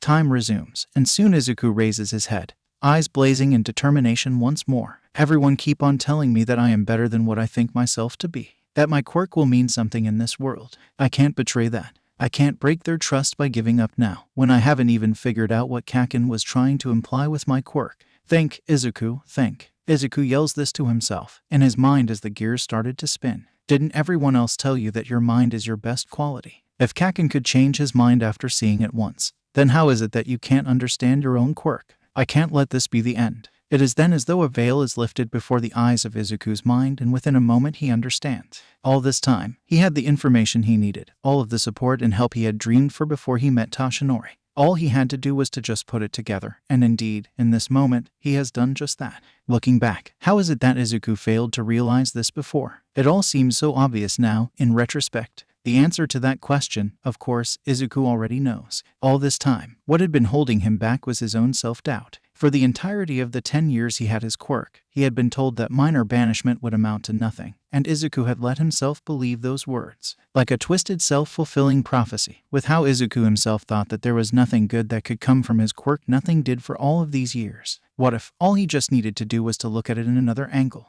Once you do figure it out, use that and don't you dare fucking stop from there. It will be terrifying. Fucking damn it, I know just how much it would be once you realize just what kind of devastation a quirk can do in the wrong hands. But don't let that shit stop you, alright? Thank you, Kaken. Thanks to you, I've realized what I can do now. I don't need a different quirk to be stronger. After all I just need is these measly 10 grams. With that thought in mind, Izuku closes his eyes and activates his quirk for the first time since meeting Tsuchigumo. He doesn't see the flabbergasted look on Tsuchigumo's face as suddenly, very suddenly, the silk cocoon wrapped around Izuku burst down its side in a previously non-existent scene, and soon the villain's feet is falling, leaving Tsuchigumo off balance as Izuku rolled out free from underneath him. Thank God that Tsuchigumo's web is simply strong and not sticky, because otherwise that wouldn't have worked. However, even out from beneath Tsuchigumo's feet, Izuku doesn't let himself relax just yet. Having learned his lesson about Tsuchigumo's enhanced reflexes, Izuku sees the blow coming this time for his face and thus dodging Tsuchigumo's powerful limb aiming for his face by a hair. And that is when Izuku takes this chance to counterattack,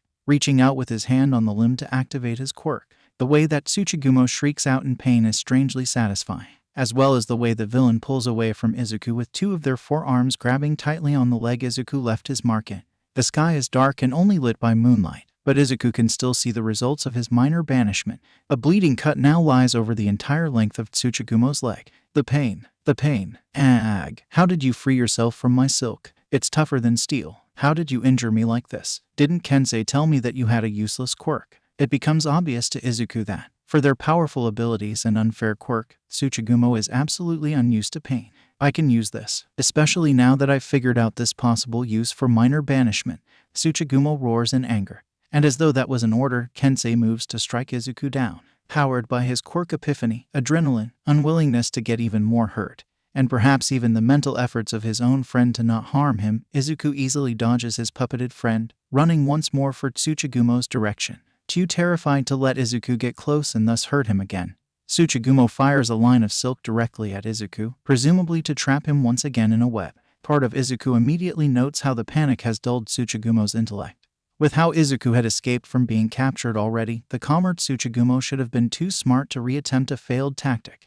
Not that it matters, as Izuku then reveals his feint. Instead of running towards Tsuchigumo, mid-motion his feet shift him just so to fall into a roll, dodging the incoming silk and landing in front of a tree. Tsuchigumo hisses in shock as his silk attaches itself to ground instead of Izuku. And Izuku is all too aware of the image he is projecting as he turns his back towards his enemy. I have more important priorities. A muffled noise comes from above him, where Megumi and the unconscious Hitoshi are trapped in a web, and with a moment's thought, Izuku places his hand on the tree and then activates his quirk for a third time. The next moment, both of his friends fall from their web, with Izuku catching Hitoshi in his good arm and Megumi landing on her own feet. Another moment, with another application of his quirk, Izuku easily rips away the silk suddenly tattered with cuts from his friends' faces. Izuku-kun. That is what Megumi says, but the way she places one of her hands over his arm tells another story. How did you do that? Izuku doesn't have the time to explain, however, as Kensei is for the last time running towards them, both of his wrenches ready to strike them down, Tsuchigumo screeching incoherently at the insult Izuku had made by ignoring him like that earlier. Izuku, with one of his arm broken and the other holding Hitoshi, prepares to dodge, but then Megumi changes mental paths, instead sending him a memory and a thought.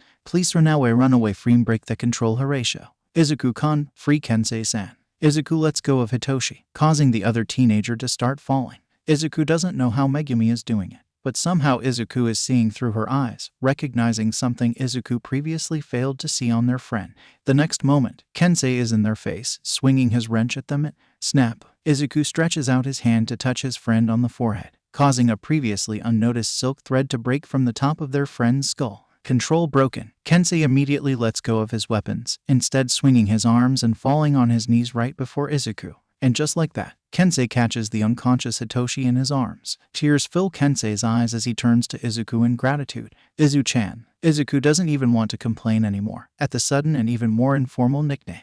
After all, finally, with everything that happened that day, Izuku has his friend, his ridiculously rude and apparently former criminal friend, back. So instead, he says, "Welcome back, Kensei." And then all three of them then turn to face Tsuchigumo as one. Tsuchigumo isn't smiling anymore. Izuku immediately takes this as a reason to be more cautious. After all, he knows enough to recognize that for all this time, the only reason things haven't managed to get as worse as they probably could was that Tsuchigumo had been underestimating him from the get-go. But now that Izuku had actually managed to injure him, there is no chance of that happening again. Izuku would prefer to start running at this point, considering he had already freed his friends.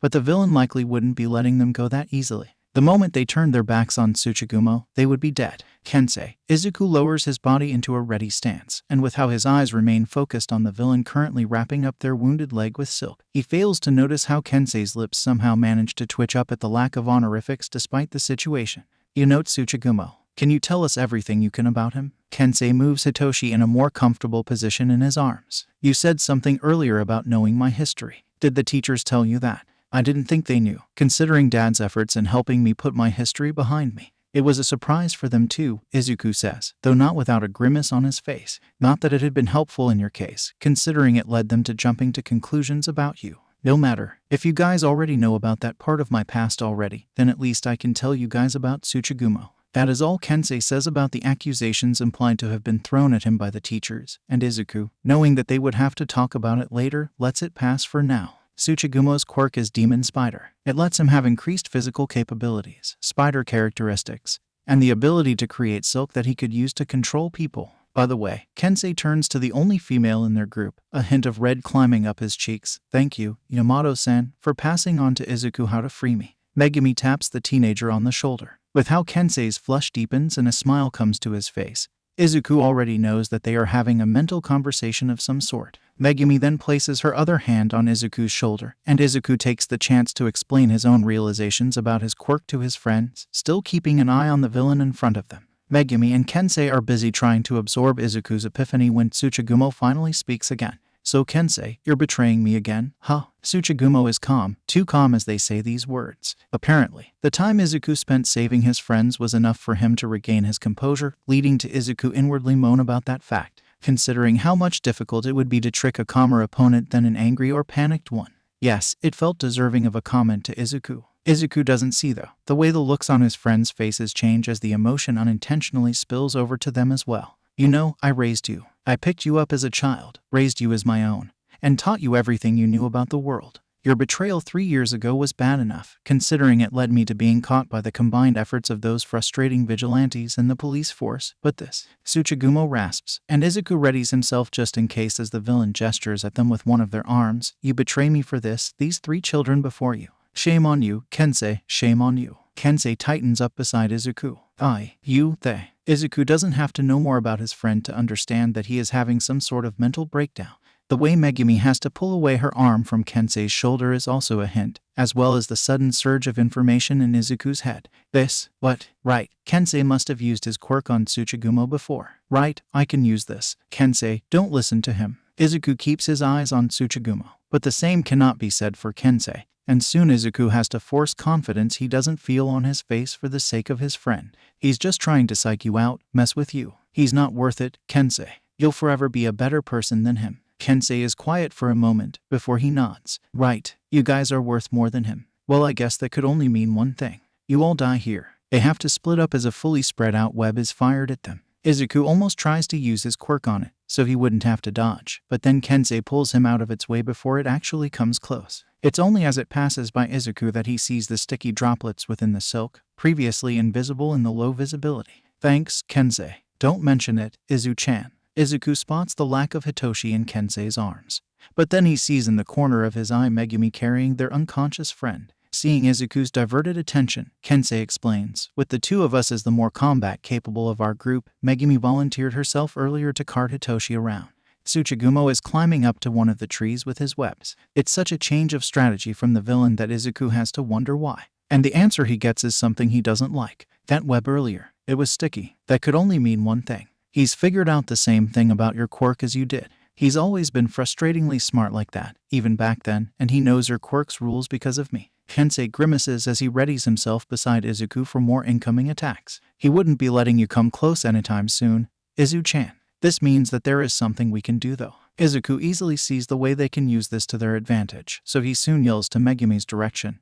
Megumi-san, take this chance to run away with Hitoshi-kun. If you get to the path we came from earlier fast enough, you'll be under enough leaf cover to prevent Tsuchigumo from sniping you. Megumi hesitates, but you and Kensei-kun, both of you are already injured. Don't worry, we can take care of ourselves. Kensei shoots back, and Izuku forces on a smile as well. That was as much as a lie as it was the truth that with Kensei's bleeding head and Izuku's broken arm, Megumi really was the only one capable of carting Hitoshi around. Hitoshi is the issue here. As the one unconscious, he is the open target that can't defend himself. None of us can run fast enough to outpace him, especially if one of us has to be carried, so someone would really have to be left behind to distract him while the others run. And it is better that the 2 of us who currently can defend ourselves the most with the ones to stay, don't you think? Don't you think that you 3 shouldn't be openly discussing your plans in front of me? Tsuchigumo throws a branch at Megumi's way using his arms, and just as about Izuku is about to run to try and defend his friends, not that he could have reached them anyway, considering their distance, one of Kensei's wrenches flies into the air.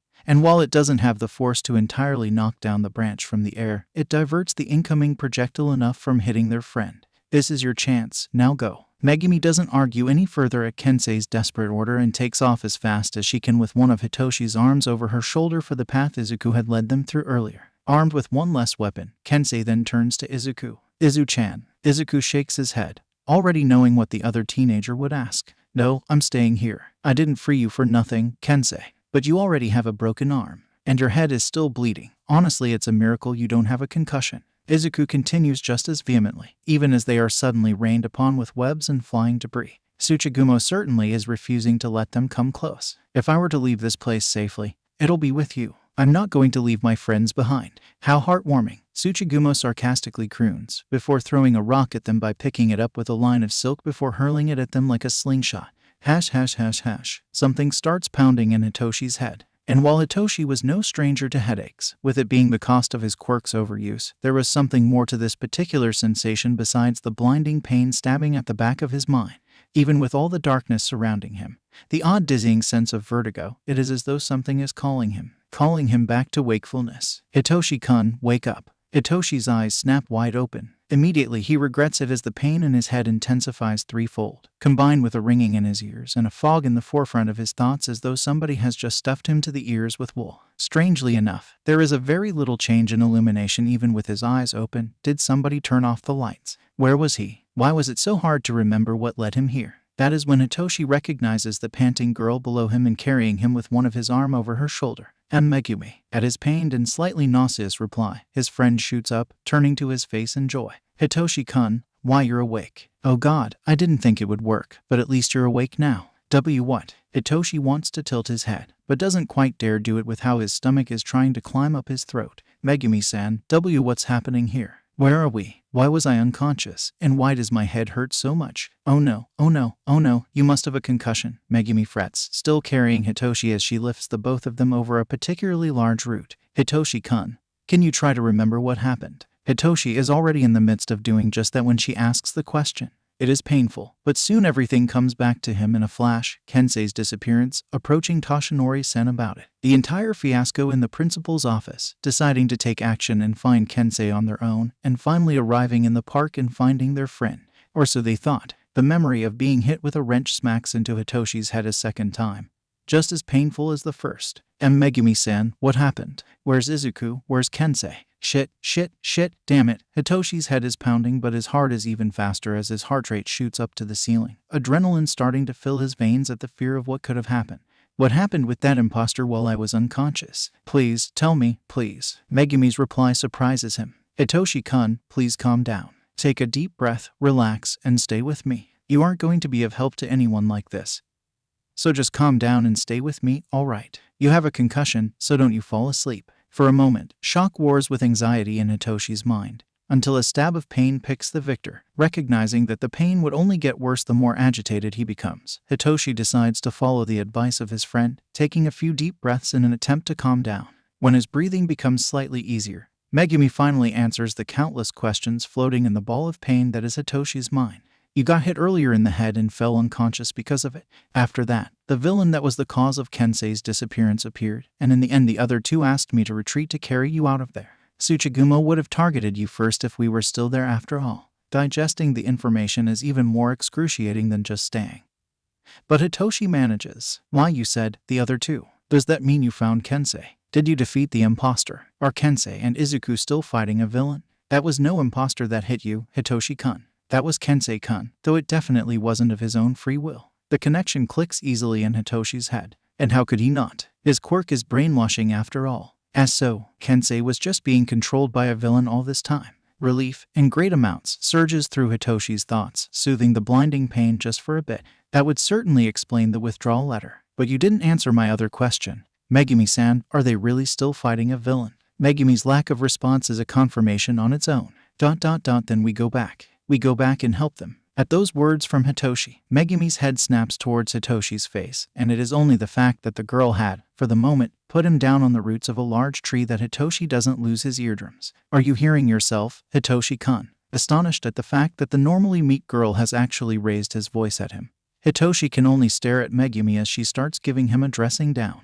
The other two decided to risk themselves for your sake, for our sake. The only source of illumination in the forest is the waxing moon, but it is enough for Hitoshi to see the frustrated tears in Megumi's eyes, the lines on her face showing just how much the past few hours must have been for her while Hitoshi was unconscious. Izuku-kun broke an arm. Kensei was forced to hurt himself before Izuku-kun managed to free him. They're fighting some kind of spider monster villain right now, just so we can escape. And you mean to tell me to go back after all that? Do you mean to spit upon their efforts? Hitoshi tries, even as his headache starts to worsen. But Megumi, if they really are fighting, then they definitely need help. Do you even know how you look like right now, Hitoshi-kun? Megumi shoots back. Her braids swing down her sides as she shakes her head in protest. You can barely stand. Tsuchigumo, the villain they are fighting against, know our quirks because he forced it out of Kensei-kun. The only way you could help would be if you could fight, but you can't. I can't. Both of us can't. Only the heroes can. Megumi falls to her knees, her hands covering her face as tears start falling out of her eyes. We'll be just hindrances if we try to head back there now, Hitoshi-kun. In that moment, Hitoshi realizes what Megumi before him must feel, how it must have felt, carting him out of that park alone.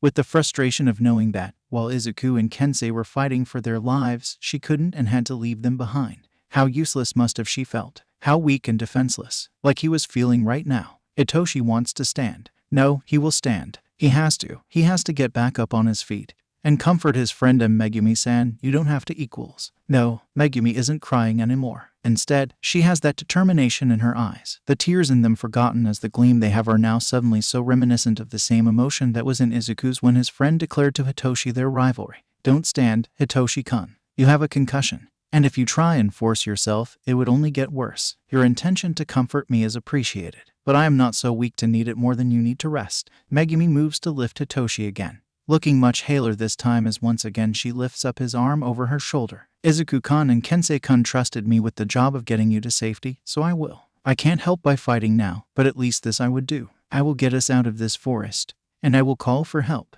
The faster we get back to Matsutafu, the faster we can call the heroes to save our friends. Do you hear me, Hitoshi-kun? Megumi stands. Bring Hitoshi up with her. Do I have to repeat myself, Hitoshi-kun? With her skin touching against his and her quirk activated again, Hitoshi can literally feel the nerves of steel in her decision. ... Yes ma'am. Good to hear. They walk for a bit more, Hitoshi gritting his teeth at his own frustration and powerlessness when lights suddenly fill the portion of the forest they are in, brought about by dozens of flashlights suddenly converging on their location. Despite the pain brought about at the back of his eyes by the bright lights, Hitoshi can't help but feel relief at the sight of so many policemen. Policemen. Now we're all saved. Hitoshi doesn't see how the blood evacuates Megumi's face at the sight of the officers. Kensei is tiring. His body had been aching badly enough due to his former mentor's mistreatment of it earlier, but with the continuous need to keep himself and Izuku still alive and whole from all of the projectiles being thrown at them, what little blood that remained in his head that was starting to disappear, leaving him lightheaded. Lightheaded. That's a pun. Despite everything happening, that was almost funny. Kensei, snap out of it. You're losing focus. Izuku clears his mind for him just in time for Kensei to dodge the branch moving to dislodge his head from the rest of his body. Sorry, Izu-chan. The bloodlust almost got me there. Wait, shit, if there was any need to further cement the problem of losing blood affecting his mind, this is definitely it, because Kensei definitely shouldn't have said that, because it's why Izuku is sending him worried looks now. And Kensei can't have Izuku looking at him like that right now. Not when Izuku is in far worse condition because of him. Nah, I'm still alright, Izu-chan. Still good. Izuku doesn't look at all convinced. So Kensei instead focuses on his former mentor, Tsuchigumo, and where they were camping on the top of the largest tree of the park. The villain is strangely allowing to have let Megumi and Hitoshi escape so easily. Kensei expected to need to do a lot more just so they could escape, but Kensei would rather not look at the gift horse's teeth right now. What do you know? Maybe Tsuchigumo's hate for Kensei is enough to keep them here until he's crushed like a bug under several rocks. That would be awful, but at least it meant his friends could escape, right? Right. Still, Izuku, at this rate, we'll tire out soon. It'll be only 10-20 minutes before we'll be so tired that we won't be able to do anything anymore. Once that happens, Tsuchigumo will be free to chase down our friends. We have to do something. Kensei doesn't quite look at Izuku, but he can still see the other teenager nod in his peripheral vision. Right. They have to dodge as another series of debris are thrown at them. Tsuchigumo must be growing impatient for them to up the pace. There was only so much for Tsuchigumo to throw around here. I'm trying to figure out a plan, but he's still too calm for most of them to have any chance of working. Do you anything in mind, Kensei-kun? Kensei did have a plan, but it lied with Izuku having to trust him to do something really reckless. I do, but you wouldn't like it. Before his friend can even begin to ask what he means, Tsuchigumo roars again in outrage. What did I say about talking about your plans in front of me? Kensei prepares himself to dodge something being thrown at him again when he finally sees what Tsuchigumo is trying to do. With all of the sticky lines of web connecting so many of the debris that had been thrown at them, Kensei failed to see it before, but now he realizes that he and Izuku are surrounded in a veritable maze of web and debris. There was literally no place for them to run. Except, Kensei wasn't exactly easy to capture either. This was entirely his thing, breaking in and breaking out of places. Tsuchigumo should have realized no maze could ever hold him. Izu-chan, he must have been planning this for a while now. Follow me. Kensei grabs his friend by his good arm. For a moment, Kensei has to grimace at the information filtered through his quirk at Izuku's current physical state, before slamming his other hand to one of the pieces of debris surrounding them. The next instant, Kensei already has a mental blueprint of the maze in his mind, with him capable of seeing through it from all directions. From every single rock to every branch, leaf, and silk fiber, everything Kensei sees, as well as how they got there in the first place. I found our escape route. Here, Kensei pulls Izuku into the leaves of one of the nearby branches, the gaps between the leaves large enough for the both of them to hide in while a rock is thrown at their previous location. Of course, soon even their new shelter is being pelted by large rocks. So Kensei proceeds to pull his friend through the rest of the maze, being chased by more debris as he finds just the right gaps and weaknesses between the obstacles for them to squeeze through. Kensei, Izu-chan, please use your quirk on this particular web. The other teenager immediately does so without question, easily splitting the large web in between with his quirk, and soon Kensei has managed to get them out of the maze and behind the cover of some trees. As Tsuchigumo moves to shift to another tree, clambering to build up on debris to throw at them, Kensei turns to his friend. Izu-chan, are you all right? The sight of Izuku rubbing at his arm sorely has Kensei feeling guilty for a moment. Why yeah, I'm all right. I was just surprised. You really did seem very confident in getting us out of there. You learn a lot of things, living in the streets, and being a criminal goes unsaid. But thankfully Izuku doesn't press further on the subject.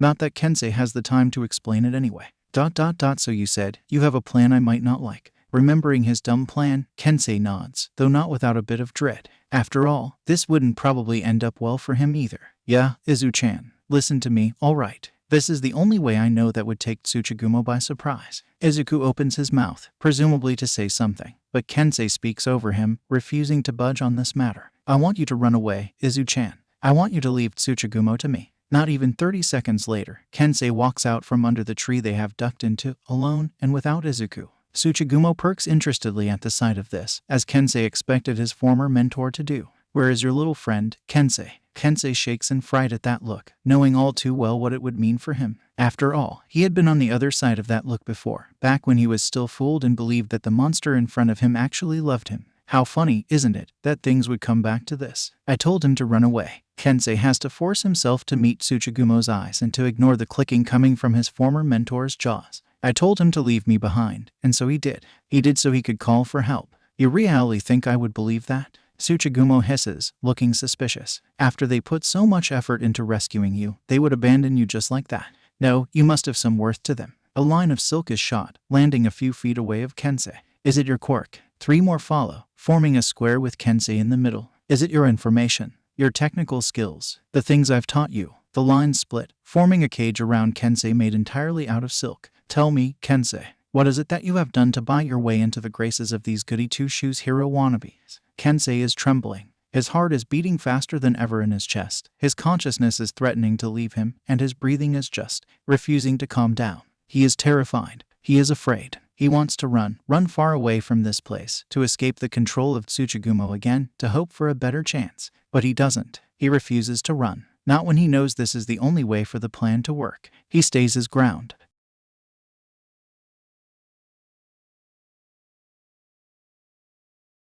With far too much force for something of their size, it flings the rock up, swinging it around in a circular motion, before swinging it down at Kensei, who refuses to look away from him. Goodbye, Kensei. For a moment, Kensei thinks that he's going to die, that he would be wrong, that it'll be over, that he won't be able to apologize to his friends for all of this bullshit he has dumped into their laps. Thankfully, it is not so, as just before the rock is about to hit Kensei, Tsuchigumo tugs at it just so that it would instead land beside him instead of squashing him like a bug. I thought that would have that boy running out to try and rescue you. That whatever plan you two were planning to do would be ended by that boy's need to be the hero. Tsuchigumo has a strange look on their face, which soon changes into what Kensei knows to be amusement. I suppose that does mean that he's gone now. This Izu-chan of yours, he really did leave you here. Kensei has to force himself to not fall on his butt with how his legs feel like jelly in that moment.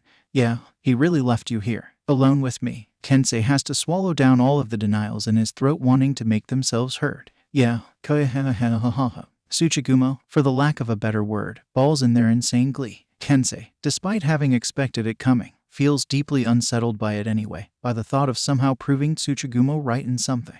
You see. Tsuchigumo leaps off his perch, landing in front of Kensei with a loud thud.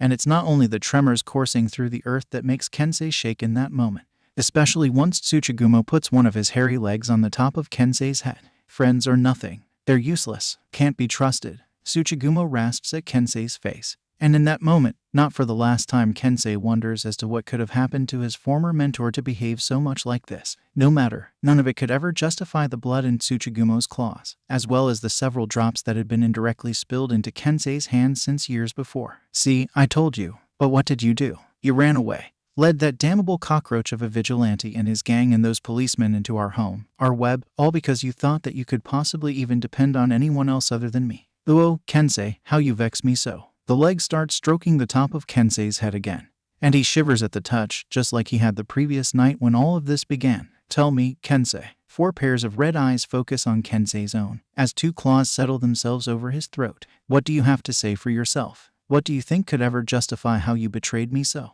Kensei mutters something inaudible. HMMMMM. What was that? Kensei repeats his words, just a bit louder.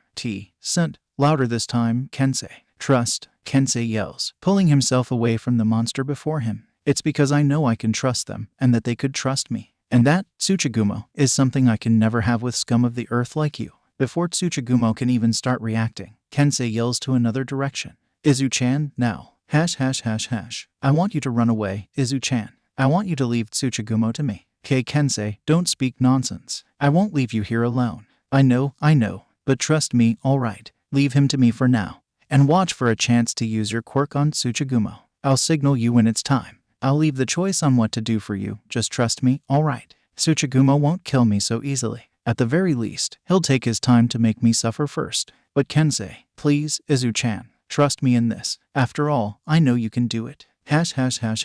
Izuku jumps out of the bush he had been hiding in, slamming his hands at the ground in front of him. His lips bleed, having been bitten through in Izuku's efforts to force himself to not reveal himself and disrupt Kensei's plan. His broken arm is pure agony, and despite the adrenaline still surging through him, Izuku can still feel the one of his ribs dig into something deep in his chest. Still, that doesn't matter right now. After all, the ground beneath Tsuchigumo is now just 10 meters away, forcing his quirk straight into the ground, like the time he used minor banishment to trip up Kensei not so long before all of this. Izuku conducts minor banishment into the ground, as though some imaginary circuit is being formed from his hands towards Tsuchigumo's direction. And normally this wouldn't be enough. Normally, Izuku would need more preparation than this. After all, the activation of his quirk required both touch and spatial awareness of what he is aiming to banish. But without meaning to, Kensei and Megumi already solved that problem earlier. I really should have realized this particular use. If Kensei could instantly scan objects and people with a touch,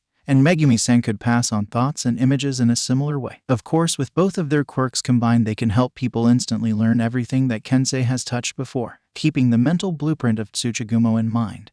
Izuku closes his eyes and activates his quirk. The next second, Tsuchigumo screeches out in pain. No wonder. It was another thing to be wounded, and another to have something vital to you disappear entirely. Like, for example, the spinneret on the tip of Tsuchigumo's abdomen. What did Bakugo see in that moment, when he was spying on Izuku in Toshinori's first meeting, to realize something Izuku never knew before about his own quirk? It couldn't have been Izuku's story, because as much as it was the beginning of Bakugo Katsuki's part of repentance for his own actions, the story wasn't related to minor banishment. For the same reason, it couldn't also have been Toshinori's kindness, the promise, the newly established goal. No, instead it could only have been in that moment, when Izuku activated his quirk and banished the blood stains from his clothes. Because in that moment, Bakugo Katsuki realized something. If Izuku could banish blood, something organic, something from inside a person, then what was stopping him from doing the same thing with the rest of what was inside a person's body? What was stopping him from taking apart a person's heart, their lungs, their muscles, and their internal organs, all of this with just a touch? The answer, nothing. Nothing but the fact that it was in the hands of a boy who couldn't be any more far away from becoming a murderer with such a quirk. In that moment, Bakugo Katsuki decided that he would make Midoriya Izuku a hero. Because even if you took out the factor of his guilt, the thought of Izuku turning into a villain is enough to make him shudder. I will not let Deku become a monster. It was only 8.5 grams, as per the blueprint left in his head by the combined quirks of his friends. The spinneret was only 8.5 grams, yet enough to cripple Tsuchigumo from creating any more of his silk. With Kensei still trapped in the same cage as Tsuchigumo though, Izuku reactivates his quirk over and over again, without any mercy or regret in his actions as he continues to selectively banish certain parts of Tsuchigumo's anatomy. The array of choices in his fingertips increasing as Tsuchigumo starts twitching and rolling over the ground in what Izuku supposes is the agony of someone ripping Tsuchigumo apart from the inside. Still, he continues to activate his quirk. Bits of leg muscles, important tendons, an eye, all of this and more. Izuku takes, all of them less than 10 grams on their own, but of crucial importance to Tsuchigumo's body. And it feels all too easy. Too much like having a live human being dissected before his very eyes. Izuku has to swallow his bile. So this is what Kaken warned him about. What his quirk could do in the right hands. With his quirk literally able to banish parts of people's internal organs with a touch, Izuku doesn't know if he wants to celebrate or feel horrible for having such a terrifying, cruel quirk. When it feels finally enough, when Tsuchigumo is left a wheezing and crippled wreck, Izuku stands, walks up to the cage surrounding Kensei. Another application of his quirk. And Kensei is soon freed as the portion of the web in front of him falls into tatters. Izu-chan. Kensei stares at Tsuchigumo with something that could almost be called pity in his eyes. When Kensei finally lifts his face to meet Izuku's gaze, Izuku has to avert his own eyes to not meet what was probably a horrified or terrified look. I know I went overboard, but then I saw how he was tormenting you and Izuku freezes up in shock when instead of decrying him, Kensei takes him into a tight hug. I know. Of all people, I won't judge you. After all, I can't say that Tsuchigumo doesn't deserve it. You can relax now. We're finally safe, because of you. The relief brought about by those words is what makes Izuku finally snap. Like a puppet suddenly bereft of its strings, Izuku sags, and the tears start welling up in his eyes. Kensei. And just like that, Izuku starts sobbing in Kensei's arms. Finally this terrible night was over. Finally, they were safe. Kensei starts stroking the back of his head, and Izuku continues to cry into his friend's shoulder. This goes on for several minutes more, until empty chuckling comes from the crippled Tsuchigumo behind them. Kensei and Izuku pull away in ready stances, but Tsuchigumo only says, "Don't bother. I may no longer feel pain anymore, but I know enough to recognize the symptoms of shock. You've already left me crippled. There is nothing I can do now to hurt any of you." "Hey, monster." Izuku flinches, recognizing that Tsuchigumo is referring to him. "What is your full name? I didn't bother trying to recall any of your names earlier. As far as I was concerned, you three were going to die and that was it."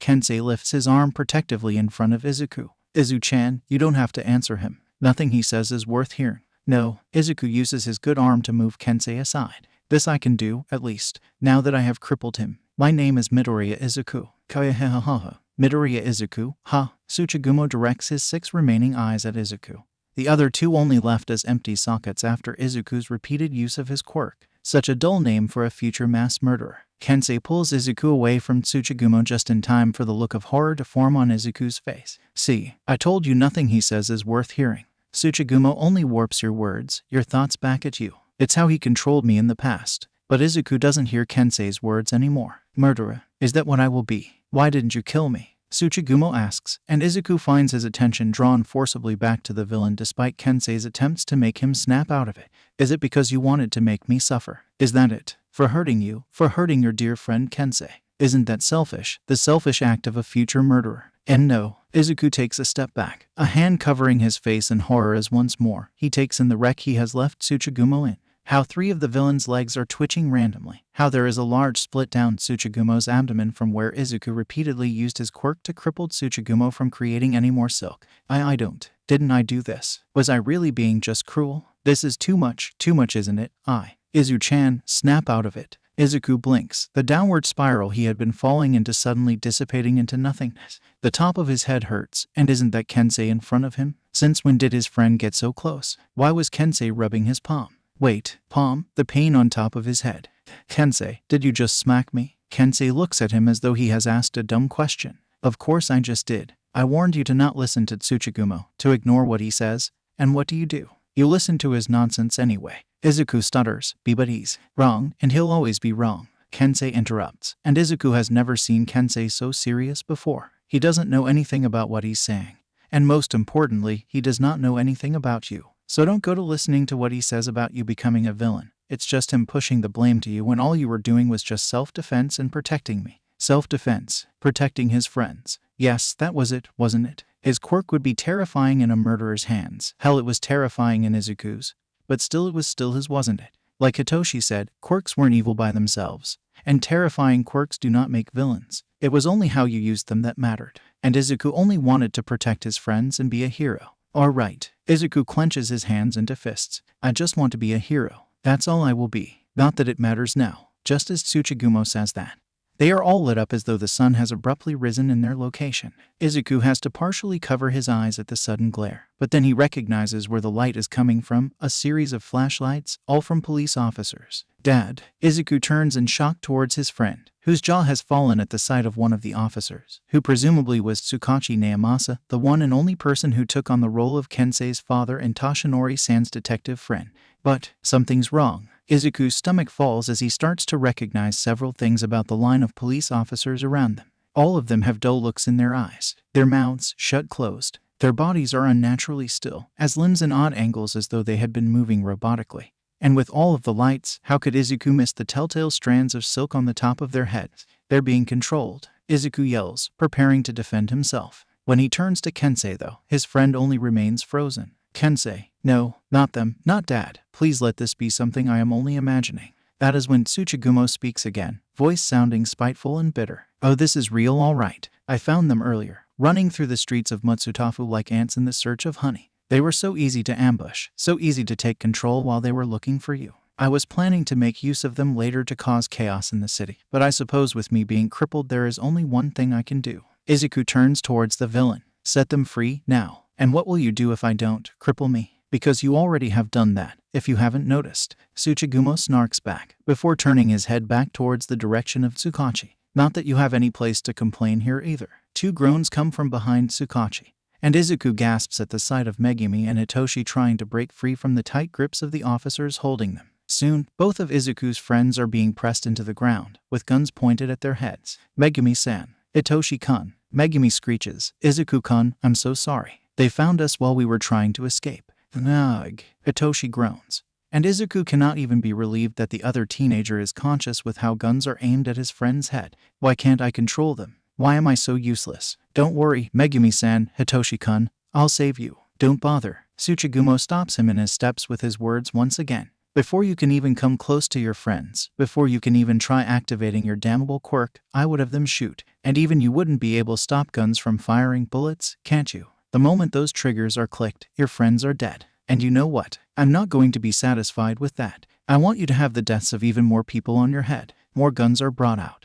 And soon the officers that don't have their guns directed at Izuku's friends have their gun pointed at their own heads, one of them being Tsukachi, leading to Kensei wheezing at the sight of his father with a gun on his head. Dad. Izuku yells out at Tsuchigumo, outright begging, please, stop this, please. Why don't you do that yourself? Izuku blinks tears at the sudden challenging tone in Tsuchigumo's voice. If you can cripple me with a touch, then you could probably kill me just as easily. Tsuchigumo's face is unreadable as they say this, with Izuku left as a helpless listener to the villain's words. You can banish part of people's internal organs, right? What's stopping you from banishing part of my brain and killing me instantly that way? With me crippled like this, I'll end up heading to jail now no matter what happens here. I'll rather die than let that happen to me again, so I'm going to give you a chance. Kill me now, and I won't kill your friends and most of the officers here. Kill me now, I dare you. It should be easy. Cold math. It was only the life of one villain, weighed against the lives of two of his friends and almost an entire department's worth of police officers, one of them Kensei's own adoptive father. It should be easy, just a little touch, but... Why? Why is it that Izuku can't make this decision? And no, Izuku can't force himself. Not with his hands, not with his quirk, not even with a villain. I see can't kill you, then they shall die. Time freezes for the last time that night. Izuku's heart is at his throat. Kensei has his arm directed at his father, his face in horror as he runs blindly in a futile attempt to stop him. And Megumi and Hitoshi have their eyes shut, the prospect of death making them close their eyes in fear of what is coming. In this moment of frozen time, Izuku wishes to be saved, for someone to rescue them, to save everyone's lives. He tried his best, twice, and even broke his arm trying to save his friends. But was this really how everything was going to end? Even with his newfound insight in his quirk, even with how he won the battle, was he really going to lose the war? Was this night going to end with a bloodbath? Please, Izuku cries loudly in his heart in that moment, somebody save everyone here. Thankfully, the world decides to answer his wish. Do not fear, for I am here. Izuku has never been so relieved to see All Might's smile. Izuku doesn't see how it all ends. It is not because he is incapable of seeing what happened, because he does. It is not because his attention had been directed the wrong way, because in his desperation and hope for somebody to save his friends and the officers to say that his senses weren't at their peak would be an absolute lie. Indeed, Izuku should have been capable of seeing how it happened. Yet that is not case. Why? The answer, because it happened so fast that by the time Izuku realizes that All Might had arrived, All Might had already saved all of them. And by then, the relief of things finally being over slams over him so hard he falls into a dead faint. Minutes before, in the form of All Might, Toshinori rushes through the streets and rooftops of Matsutafu with only one goal in mind, to find his wayward students. And as much as Toshinori would like it not to be, all he has in his hands are guesswork on where Midoriya and his friends could be. After all, despite the dozens of cameras in Matsutafu, even Nedu couldn't find any video recordings of his students out on the streets when there really should have been some. I believe I may have erred, letting your student get a glimpse of camera feeds in Matsutafu. Given what Midoriya-kun has shown us in terms of his own intellect, it is not beyond what I have observed of the boy to use the feeds I have shown him to accurately locate Matsutafu's security cameras and avoid them the same way Tsuchigumo probably has with Katsura-kun's help. All I can give you is some help from your fellow heroes in finding your students, and an idea on what kind of place they might be. Knowing Tsuchigumo's patterns, you'll find them somewhere secluded and without much of a security system, like parks or forests. Parks or forests. This was Matsutafu, for crying out loud. Of course, there were many parks and many forests, especially more of the latter once Kamui Woods got around to reforesting much of the unused land around Tokyo. So that left Toshinori having to guess. Where could his students be? Where could his students be? Having read the villain's file, Toshinori knows very well that every minute with his students possibly left alone with the spider-themed villain, the higher the chance of them not getting through the night alive and whole. He simply cannot waste any time making any mistakes. So where could his students be then? Think, Toshinori, think. You know your students, there must be a place where they could be. Where Midoriya Izuku could be. Wait a minute, wasn't there one place, one park, around Toshinori? People suddenly felt a tremor come from around them as he turns on his feet in one of the streets and jumps into another part of town with one great leap. In fact, this tremor then gets incorrectly reported as a minor earthquake around town, leading to much embarrassment for Toshinori later on that night. But in the meantime, Toshinori ignores the way parked cars start screeching as the shockwave of his movements knock them into action. A memory of a certain first meeting comes into the forefront of Toshinori's mind, and All Might's perpetual smile soon focuses into a look of pure determination. My name is Midoriya Izuku. Please take care of me. His fists clench, and soon, Toshinori ups his pace. When he does finally arrive in the Park of Promises, Toshinori doesn't like what he sees. First, his favored bench, the one he and a certain teenager exchanged ice cream bars over for the first time, is completely wrecked, with a large rock having crushed it much of the same way with wrecking balls. Second, it's not just the bench that is destroyed, so is much of the rest of the park. Debris is thrown all over the place, ranging from random rocks to large branches from trees, and there are also large webs scattered everywhere the eye could see. There is even a large cage construct made out of webs in the area. The construct leads his eye to the third and most important thing he sees there: his students, all of them begging in one way or another as police officers surrounding them point guns at their own heads and at the heads of their friends. Toshinori's heart clenches at the sight of Tsukachi with his gun pressed against his own temple. But it doesn't take a genius to see that there is something very wrong here and could get rather worse very quickly. So as soon as he sees the park, Toshinori pumps one for all into his entire body, focusing particularly on his legs. There is less than a second to do this successfully, so Toshinori doesn't quite dare declare his presence just yet, at least not until he has removed all of the silk threads connected to the top of the officer's head. Toshinori goes ultrasonic, causing entire branches to fly away from nearby trees with some of the debris already littered around the park. His fingers move even faster than his legs as he runs from officer to officer, plucking out the string on top of their heads and even their guns just to be safe. Sonic booms are made as the tips of his fingers repeatedly break through the sound barrier. And the occasional gun, the latter of which only because he can't control his strength too well at these speeds. When Toshinori is finally finished, he dumps all of the confiscated guns below his feet and bellows his signature catchphrase, "Never fear, for I am here." Time resumes at its normal pace, and soon, everything finally starts to react appropriately. First comes the shockwaves of Toshinori's movements finally slam into everyone, leaving no one on their feet. The policemen, Toshinori's students, even some of the smaller trees in the area are knocked over by Toshinori's arrival. And then, the sighs and tearful proclamations of relief begin as the curtains of that dreadful night finally start to close. Toshinori becomes the reluctant messenger for the principal the following day, and it is probably the fact that she has also invited that recovery girl doesn't stab him with her giant syringe when he tells her that the principal wants her newest patients in the principal's office. That, and also the entire issue that if he got hurt, she would have to heal him afterwards. Maybe. After all, at this point, the healer's list of complaints about him is so long that Toshinori isn't sure that she wouldn't do it anyway. Still, getting recovery girl's permission is just the first step, so even as Toshinori prepares to lead his students to Nedu from the nurse's room, he makes sure to ask all of them one question. Midoriya-kun, Katsura-kun, Yamato-kun, Shinsu-kun, are you all sure you are ready? I would understand if none of you want to go. After all, with everything that happened yesterday, I believe the principal would understand if none of you feel up to it just yet. Some of you are even still injured anyway. Toshinori has to force himself to not look at his future successor as he says this, because while young Katsura and young Shinsu's injuries have been easily healed by recovery girl, Izuku's broken arm and several bruised ribs had been bad enough that despite a full night's sleep and several activations of recovery girl's quirk, the teenager still had one of his arms in a cast. It is only the fact that he has been told by recovery girl that his student is already en route to full recovery the following day that Toshinori hasn't already called Nedu and told him that there wouldn't be a meeting. Yeah, in the end, it is the same student that he is most worried about that answers his question. Izuku tightening his good hand into a fist as he does so. I think we all need to hear what the principal has to say for us, Toshinori-san. From what I've heard from recovery girl, had we not broken out of Yuuei to look for Kensei ourselves, none of us would have gotten this injured, nor All Might would have had to rescue us last night.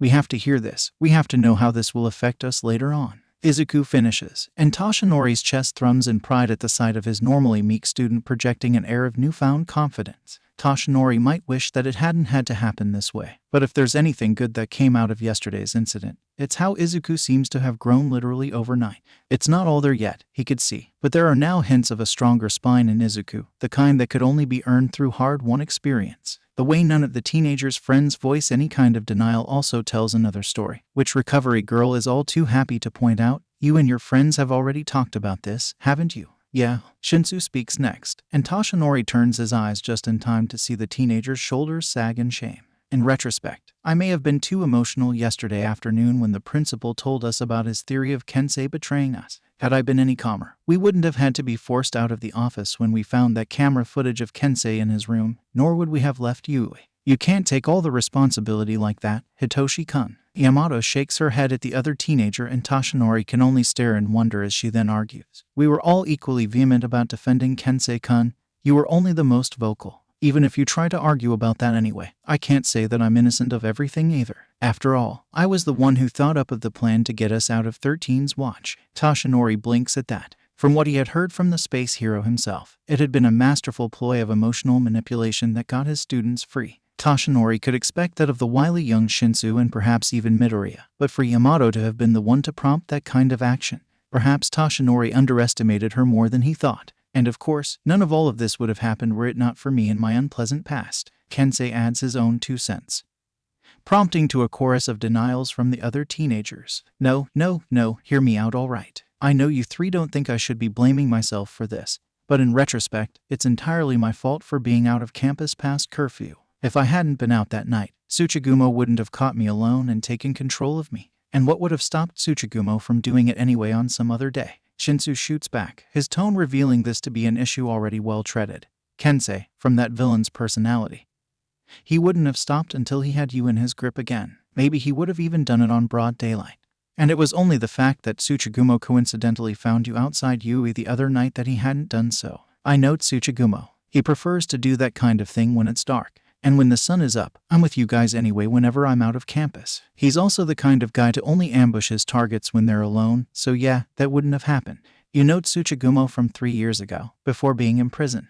That's different. Well, if Dad hadn't had the police out of the streets looking for me, the whole fiasco of all of them being put under Tsuchigumo's control wouldn't matter then. Again, you can't blame yourself for being kidnapped, Kensei. Toshinori recognizes the beginning of a loud quarrel when he sees one, so he raises his voice again to interrupt young Katsura and young Shinsu from saying anything else. While it is good to hear that none of you seem averse to taking responsibility for your actions, there is such a thing as being too guilty and trying to take responsibility for everything when nobody is to blame. Please settle down, Katsura-kun, Shinsu-kun. Chastised, the 2 teenagers lie down, both of them having left their infirmary beds early on to their escalating argument. Toshinori hears recovery girl mutter something about hypocrites and has to hide an internalized wince when his protege finally speaks again. Toshinori-san, what do you think the principal would tell us when we meet him? Izuku asks, and it seems for the moment the teenager's newfound spine disappears as he looks down at his bed sheet. We did break the school's rules. Plus, with how I ended up crippling Tsuchigumo, I'm pretty sure I broke some vigilantism laws and some of the ones on public quirk use. At the C word, Toshinori has to force his face to remain unaffected.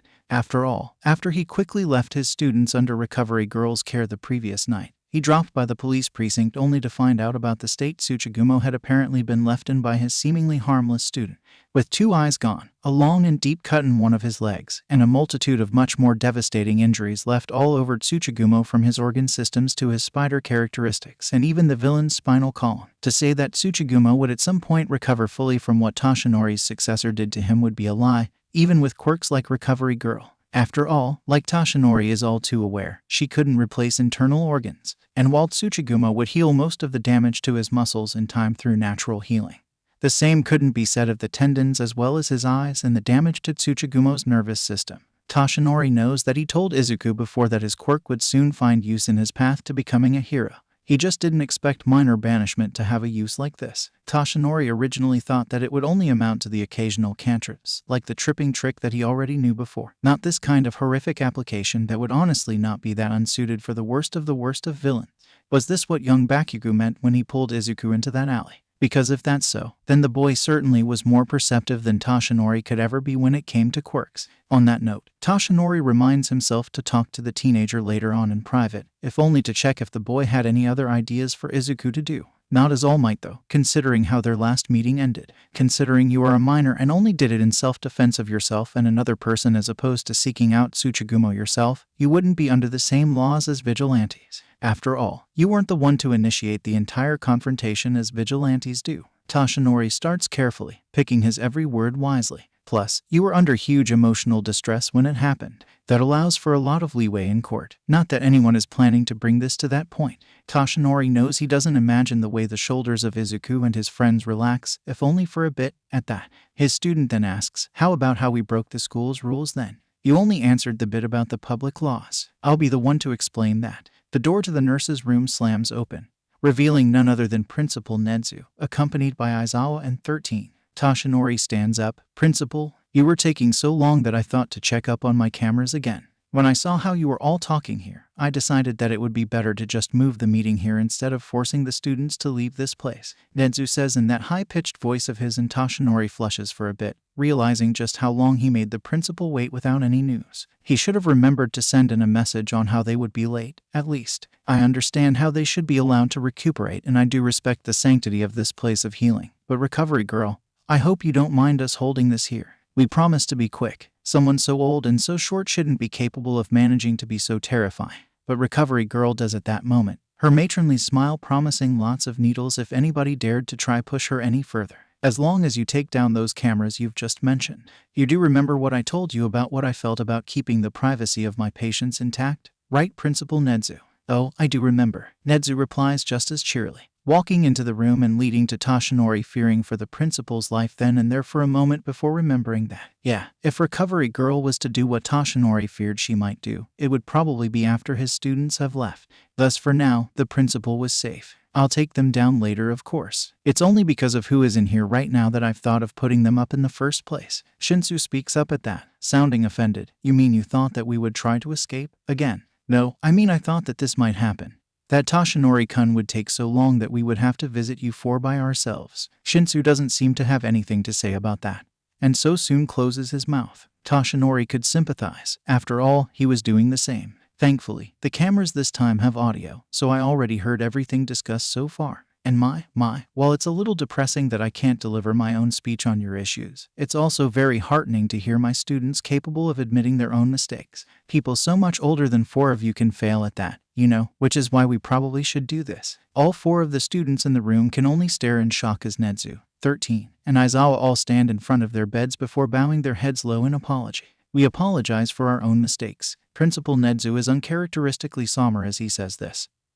Something that Toshinori knows is rare enough that pigs might start growing wings and taking to the sky and he wouldn't be surprised. My own was that I failed to consider checking Katsura-kun's records deeper before coming up with a theory. With how convinced I was with my own theory of Katsura-kun as a traitor early on, I failed to correctly assume for all possibilities despite my own words, and in doing so I've erred in the worst of mistakes made by those with intellectual quirks like mine. Instead of shaping my theory to fit the evidence, I had shaped the evidence to fit my theory. While you three, Shinsu-kun, Midoriya-kun, and Yamato-kun were in the wrong to leave Yuuei in such a dangerous time as yesterday afternoon, I can't blame you for doing it as it was I that led you three to making that kind of decision in the first place. 13 then stars with their own piece. I also can't say that I'm without my own failures. If I hadn't been fooled by the three of you, then none of this would have also happened. And before any of you say that it was your fault for fooling me in the first place, Toshinori watches just as Yamato closes her mouth, in the middle of an attempt of trying to speak up before being prevented by the space-themed hero.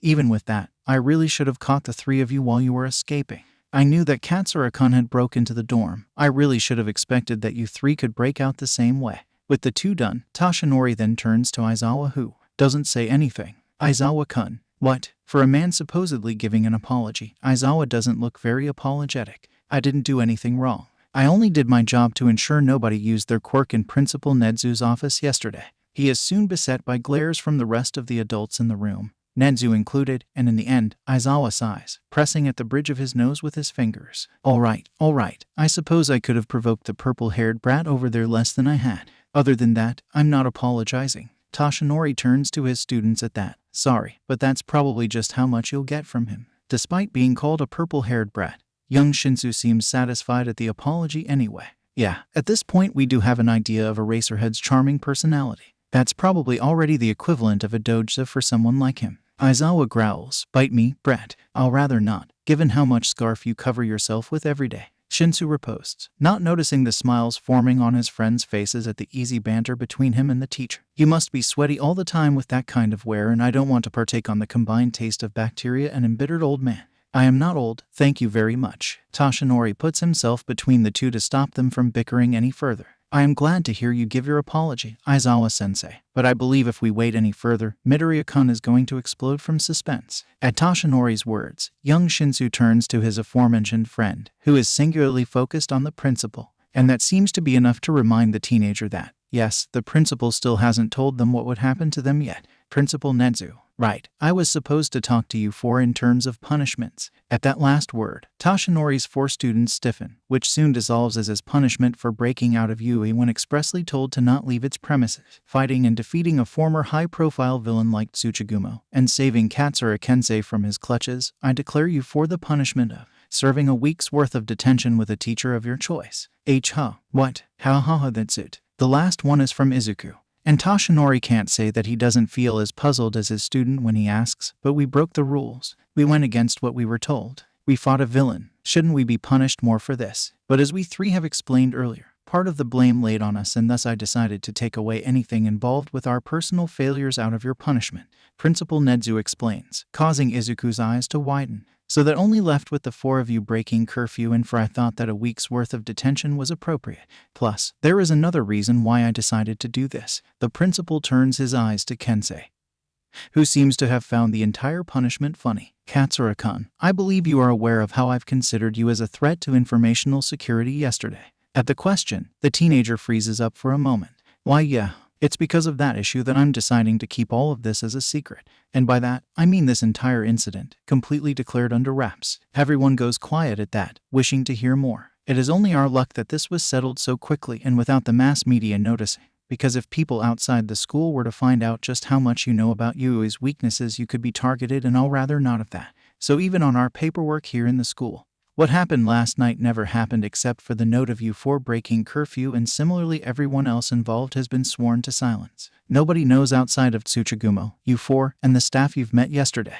How about Dad? What did the rest of the police have to say? I'll rather explain that myself, Kensei. That is exactly the moment Tsukachi walks into the room, causing young Katsura to yelp, Dad. Hey, is that all the welcome I would get? Thanks a lot, kiddo, though I am glad to see that you're all right. Tsukachi teases his son for a moment, coming close to give him a hug before nodding at Toshinori's way, which Toshinori returns of course. He then gives an envelope to Nezu before turning to Recovery Girl. Recovery girl, I hope you don't mind me visiting. It's your son who is one of my patients. That gives you more right than anyone else to be here in this room beside my patients. No matter how Toshinori might treat Midoriya-kun as his own. Toshinori coughs out blood at that statement from Recovery girl, and he is treated with the sight of Izuku turning bright red before Toshinori notices the chuckling directed at him from Tsukachi. Toshinori then takes his time to wipe his face of blood, because this is supposed to be clean environment and not because he is feeling embarrassed. No, not at all. Now then, to answer your question, Kensei. Tsukachi turns back to his son, and Toshinori would have to be blind to not see the clear signs of paternal affection coming from his good friend, as well as the way Katsura-kun easily looks 4 times brighter with his father in the room. Yes, the police department and Principal Nedu have already agreed to keep this matter need to know only, as far as people are concerned. By now, if anybody asks why we were so active last night, it'll be because we heard that a former escaped criminal was in the area and was looking for him. Given how in the same night we've put Tsuchigumo back in jail and on his way to a more secure holding cell, nobody would even check to see if there was even anyone else involved. Tsukachi then turns to Toshinori's successor. That also neatly saves the problem of you facing any issues for using your quirk in self-defense, Midoriya-kun, so you don't have to worry about that anymore. Toshinori can't say that he doesn't heave a sigh of relief in that moment. That is indeed good news to hear, Tsukachi-kun, he says. Izuku soon catches the attention of everyone, posing a question at his friend's foster father. May I ask, how do you know Toshinori-san, by the way? Tsukachi Keiji. Tsukachi blinks. Midoriya-kun, you don't have to refer to me so formally, you know, especially now that I'm here as Kensei's father instead of as a police detective. Tsukachi-san then. Well, to answer that question, Tsukachi makes a show of lifting his head and thinking when Toshinori explicitly remembers telling his friend the situation between him and his successor the previous night, causing Toshinori to start shaking his head as he tries to catch his friend's attention. Well, you can say that our friendship all began when I met him, developed when I saw him bring a cat into our formal meeting, and it got cemented after he pushed all of his paperwork on me. Toshinori freezes mid-shake. While that isn't exactly untrue, the way you've just put it makes me sound like some kind of irresponsible weirdo, Tsukachi-kun. Toshinori turns slowly to meet Tsukachi in the eyes, and apparently young Katsura's playfulness had to come from somewhere, because when their eyes meet, all Toshinori sees in Tsukachi's normally polite irises is nothing but pure and unadulterated mischievousness. Consider this as revenge for all the times you've pushed the issue of having to handle your numerous cases to me, the look said. Why, you must be kidding, right? It is young Shinsu that asks this, given that Yamato's jaw only drops at the news and Katsura's reaction is to look like the cat that ate the canary. Toshinori-san, Kensei's father is just kidding, right? There were a lot of circumstances involved. I can't explain it right now, but, so it did happen. Young Katsura hollers for all to hear, bending over in laughter. Toshinori, knowing enough to recognize a lost cause when he saw them, turns to his future successor in an attempt to convince him otherwise. Midoriya-kun, you must believe me when I say that is not the entire story. For a moment, Toshinori thinks he has convinced his own student, but then that same glint enters Izuku's eye as he presses one finger on his chin and tilts his head, looking all too innocent.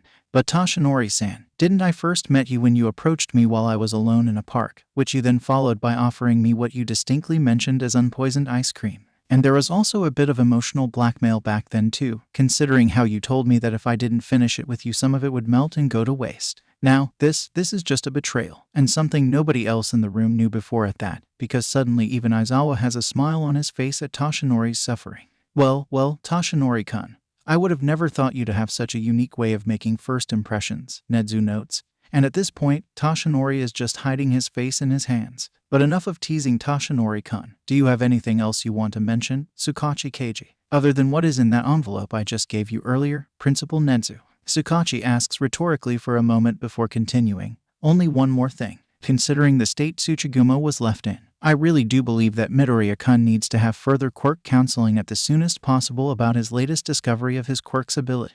I agree, that was what I thought too, Nedu nods. Why quirk counseling? Yamato asks, causing the entire room to turn to her. I mean, aren't those just for children, just as they are starting to get used with their quirks? The principal gives her a studying look. Yamato-san, your goal in the future is to become a therapist, am I correct? Why, yeah. Yamato nods, though looking very conflicted for some reason. Well then, it's only good that you hear this now instead of later. Now, what do you think is the purpose of quirk counseling? It is so a child could learn how to accept their quirk in life, how to use it, and what the possible consequences of using it could be. Yamato answers automatically. Before giving more detail, children with more dangerous quirks are especially given focus, so that they wouldn't abuse their quirk or accidentally hurt others or themselves in using them. For some reason, Toshinori sees young Shinsu stiffen at that. Textbook answer, Nedu notes, before continuing. The truth of the matter is, it's far more complex than that. Tell me, do you think Midoriya-kun's case of finding a new use for his quirk is anything new? That it is something entirely unprecedented? Yamato shakes her head. No, of course. Even I had discovered new uses for my own quirk recently. Indeed, with how quirks can be, some quirks can be so simple that it's a matter of a then be, while some can be so creatively applied that it could lead to be which would lead to C, and so on and so forth. Nedu opens his arms, his paws making a wide gesture. With these quirks, finding all the uses for them at a young age is impossible, and as with the case of your friend here, sometimes the new use can be rather dangerous. And as with anything dangerous, abuse and accidents can happen, no matter how old the user may be. He then turns back to Yamato. In that case, do you think that these people don't deserve to have further counseling over their quirks just because of their more advanced age? And no, Yamato blinks. Oh, of course. Then that means quirk counseling is not just for children. Indeed, so in an ideal world, everyone gets quirk counseling as much as necessary as they grow older. But that is not the case, is it? This world is far from ideal. Nedu shakes his head, given that quirk counselors are rare and few in between with how difficult and risky their jobs can get. It costs a lot just to get an appointment with one. And like any kind of counseling or therapy, not all of them are of the same stock. As arranging it, paying for it, and ensuring that everyone could get it for free for the rest of their lives is impossible, especially with how the government has to pay for all of it. In the end, it was decided that the laws regarding mandatory quirk counseling only applied to children, and anyone else who seeks counsel for their quirk when they're older would have to pay for it on their own. Even those who do get the counseling have varied results and varied times for their counseling. For example, Yamato-kun, Midoriya-kun, Shinsu-kun, Kensei-kun, are you all okay telling me your experience with quirk counseling? Yamato-kun, considering you brought this up, may I ask for your experience first? Yamato blinks, before looking at her own hands and saying, I had 3 months worth of counseling. And that was when I was in an all-girls grade school. And with how my quirk is touch-based telepathy, it didn't prepare me for when I transferred into my co-ed middle school. Toshinori has to think for a moment how that would be like. And soon, he nods his head somberly. My apologies, Yamato-kun. Toshinori-san, why are you apologizing? The girl only smiles at him, even as her lips shake a bit. It is not your fault. Plus, I think I'm starting to get over it these days, especially with how I have befriended these 3. Yamato points a thumb at the 3 boys behind her, and this time, she does smile a lot more sincerely. I had 8 months worth of counseling. Young Shinsu then blurts out, catching everyone's attention. With how my quirk, brainwashing, popped up when I was 3, the principal of my preschool decided that I should get more counseling compared to those of my age. But it only led to me growing up with the other kids pointing at me behind my back, calling my quirk dangerous and villainous. Recovery girl speaks what all the adults in the room has for that first. Shinsu-kan, what makes a quirk villainous is not what it can do, but who uses it. You don't have to feel maligned just for having a powerful quirk like that. Young Shinsu nods at that, though not giving Izuku a glance. Why yeah, someone told me that too, even back then when I was a kid from my counselor. But given how everyone treated me like ever since I've had my quirk, I certainly didn't feel like it up to only recently, and only to a select few people. And while I don't feel as desperate about it anymore these days, my lifelong goal is still to prove to everyone else that I won't become evil just because of my quirk. Is that why, young Shinsu? Is that why you want to become a hero and to prove yourself to the world so much? Shinsu then turns to Katsura beside him, giving him a nudge. Your turn, Kensei. Aye. Katsura opens his mouth, trying to answer, only to fail and to turn to Tsukachi. Actually, Dad, can you, be the one to answer for me? Sure thing, kiddo. Tsukachi gives his son a supportive squeeze on the shoulder with one hand before turning to the rest of the room. Kensei here is kind of a special case, given how, as a kid, the only authority figure he had was Tsuchigumo up to just 3 years ago, when Kensei decided to turn a new leaf and approached us to help us take Tsuchigumo, and he still hadn't had any counseling. Of course, when I soon adopted him afterwards, I hired one for him from my coworkers, and after a year's worth of counseling, Kensei was declared good to go. A year's worth. Shinsu sounds utterly baffled as he repeats those words. Kensei, you actually spent more time in counseling than me. Consider my former criminal background and how at the age of 12 I already knew how to make most conventional weapons, including bombs, on my own, as well as several blueprints of banks and government buildings. Is there really any question as to why I spent so much time learning how to cope with all of that and how to keep the entire thing secret? Kensei snaps at his friend, sounding a bit hurt for a moment before realizing, oh, shit, please ignore that. Everyone in the room just gives the teenager range of stares, varying from wide-eyed to just dull. The latter is from Aizawa. who at this point has already taken out his sleeping bag. Tsukachi gives his son a flick on the head. Kensei, you really should know better by now. But Dad, I guess that only leaves you, Midoriya-kun. Nedu speaks up again, ignoring the father and son dynamic in that part of the room while turning to Toshinori's student. Toshinori himself feels very curious about Izuku's answer to this particular question. How was your experience with quirk counseling? Izuku mumbles something. I'm sorry, can you repeat it for us again? Louder this time, Midoriya-kun. This time, Toshinori manages to hear Izuku's whisper, I didn't get a counselor growing up. What? It looks like the rest of the room has also heard of Izuku's whisper, because the room, despite the lighthearted bickering earlier, becomes very quiet. Nedu sounds very grave as he asks, is that true? Toshinori's student nods. With how minor banishment was written off as useless, my grade school decided to treat me as though I was quirkless when it came to getting a counselor. May I ask for the name of your grade school? Izuku does so. All right, I hope you don't mind if I report this to the authorities. Nedu nods seriously, before coming to a realization, or actually, given we do have a police detective here, Tsukachi-kun, I already memorized the name. Wait, why? Izuku looks baffled at the sudden seriousness that has settled over the adults in the room, and Toshinori can't help but find it painful to watch, given that this is how his student grew up. I mean, minor banishment isn't really that important, right?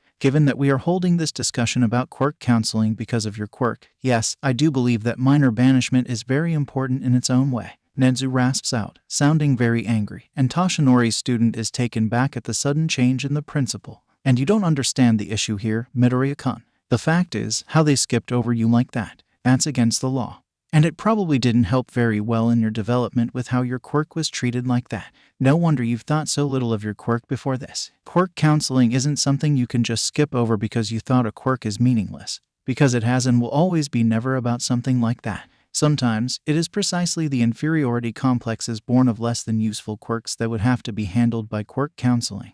Because ever since the advent of quirks, the question of having a strong quirk, a weak quirk, or even no quirk could make or break a child, and it's only society's job to prevent our children from failing to grow properly and reaching the amazing people they could become. If they had only treated you right, then maybe you wouldn't even think that this is something out of the ordinary. So yes, Yamato-san. Nedu finishes his speech by turning to Yamato, who squeaks at the principal's intensity. That is how important quirk counseling is in our world. Now, I would like to ensure something this would never happen again. Izuku shuts his mouth, looking surprised and with not just a bit of awe in his eyes as he is treated, like the rest of the students in the room, with the sight of how the principal could be when irate. And there are only a few things that could set the rage burning in the principal's blood. Murder, the destruction of his school, mad scientists, and lastly, child neglect.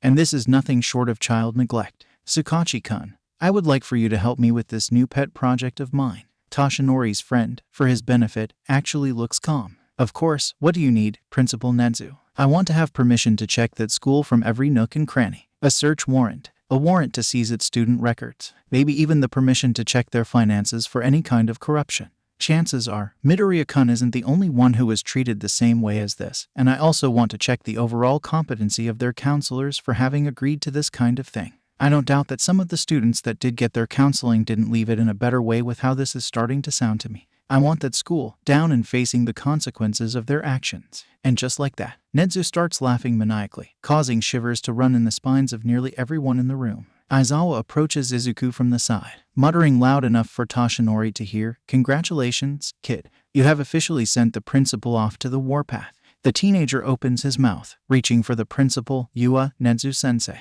Like a switch has been flipped. Nedu unnervingly then returns back to the same high-pitched and mild-mannered unidentified creature he usually is. Yes, Midoriya-kun.